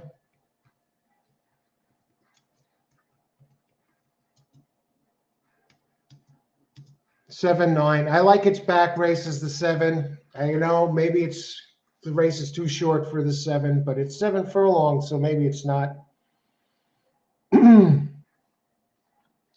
But it has some back numbers at a route that, you know, if translated to a sprint, if it can translate, it should get it done. 5, 7, 9, 12. I really think the 9 has the best shot here. Okay, 7, 9 or 5, 7, 9, 12.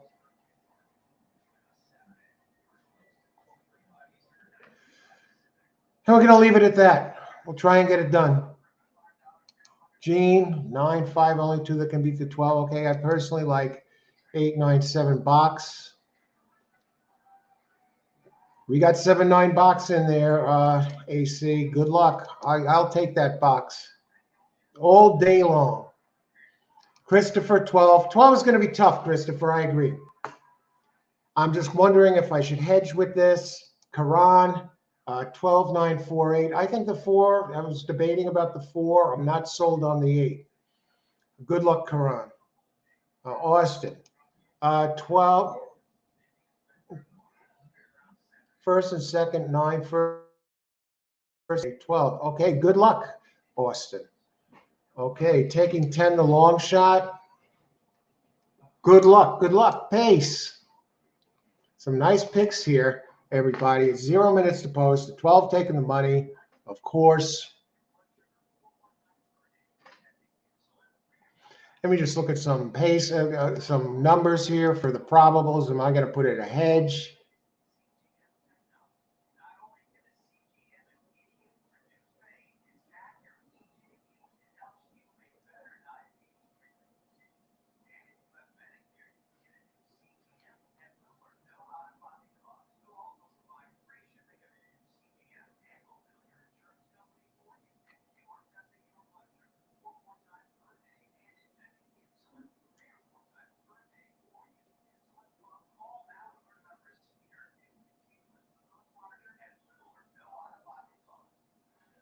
Yeah.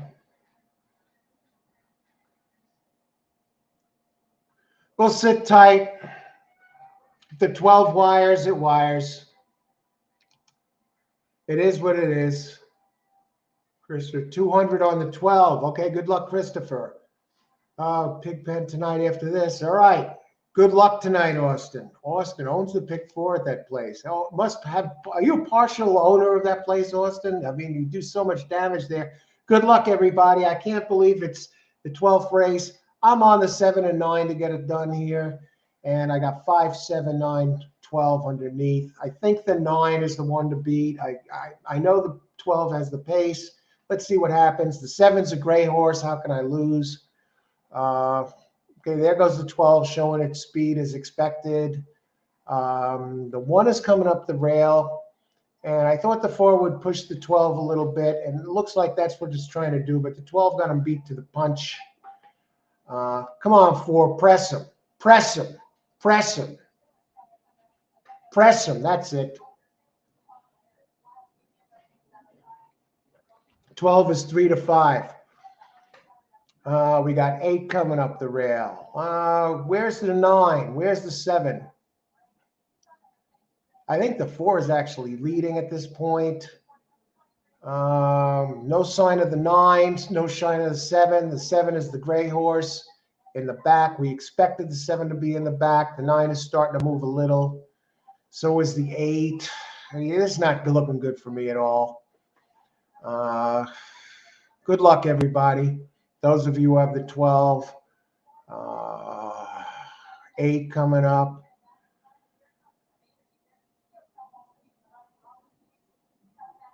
8 coming up. 9 fighting back. Here comes the 5. Look at this. 5. Should have just boxed 8, 5, and 9.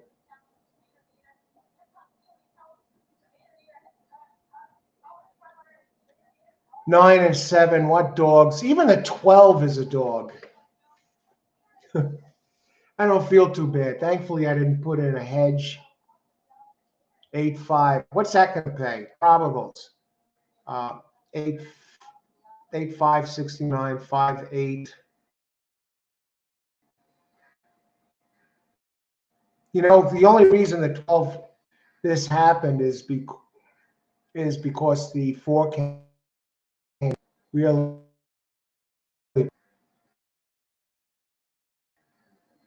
Seven.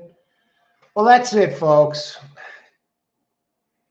It was a great time as always. I got to do some stuff on the computer tonight. Actually, set some stuff up, so I'm not going to be out there tonight. Ventura, you're welcome. Being 32-1 double with the 5. Great job, Jay. Let's get to see who the happy campers. 12 got third. Take care, Pace. Tomorrow, Parx. No, not tomorrow, Parx. Tomorrow, Gulfstream Park. Friday, Laurel. Saturday, Fairgrounds for the big Derby prep races, 6 stakes. And we'll go from there. And Sunday, I'm not sure yet. Thanks. You got it, Austin. Thanks for being here, Austin. Good luck tonight. Glad you could make it, my friend. And I got to look up that coffee, Kona. I got it written down, Austin. All right, boom. Jay comes in here and delivers a big 32-1 daily double. Great job, Jay. Great job. Thanks for sharing it with us. Jay gives it to us a race in advance. He's not one of these guys that gives out picks after the race. Great job, Jay. Glad you could be here. Tremendous, tremendous. That poor 10, yeah. Okay, Gene. Any other winners here? I just want to see. You know, I like to touch base if people connected. I'm looking for 8-5 in the numbers. That's part of it here. Give everybody credit there when they connect. All right, everybody. Good job, everyone. Toast. All right. Gulfstream Park tomorrow. Enjoy your evening. Thanks again for being here. If you're playing tonight, best of luck and bring it home. All the best and talk with you soon. Tomorrow, Gulfstream Park.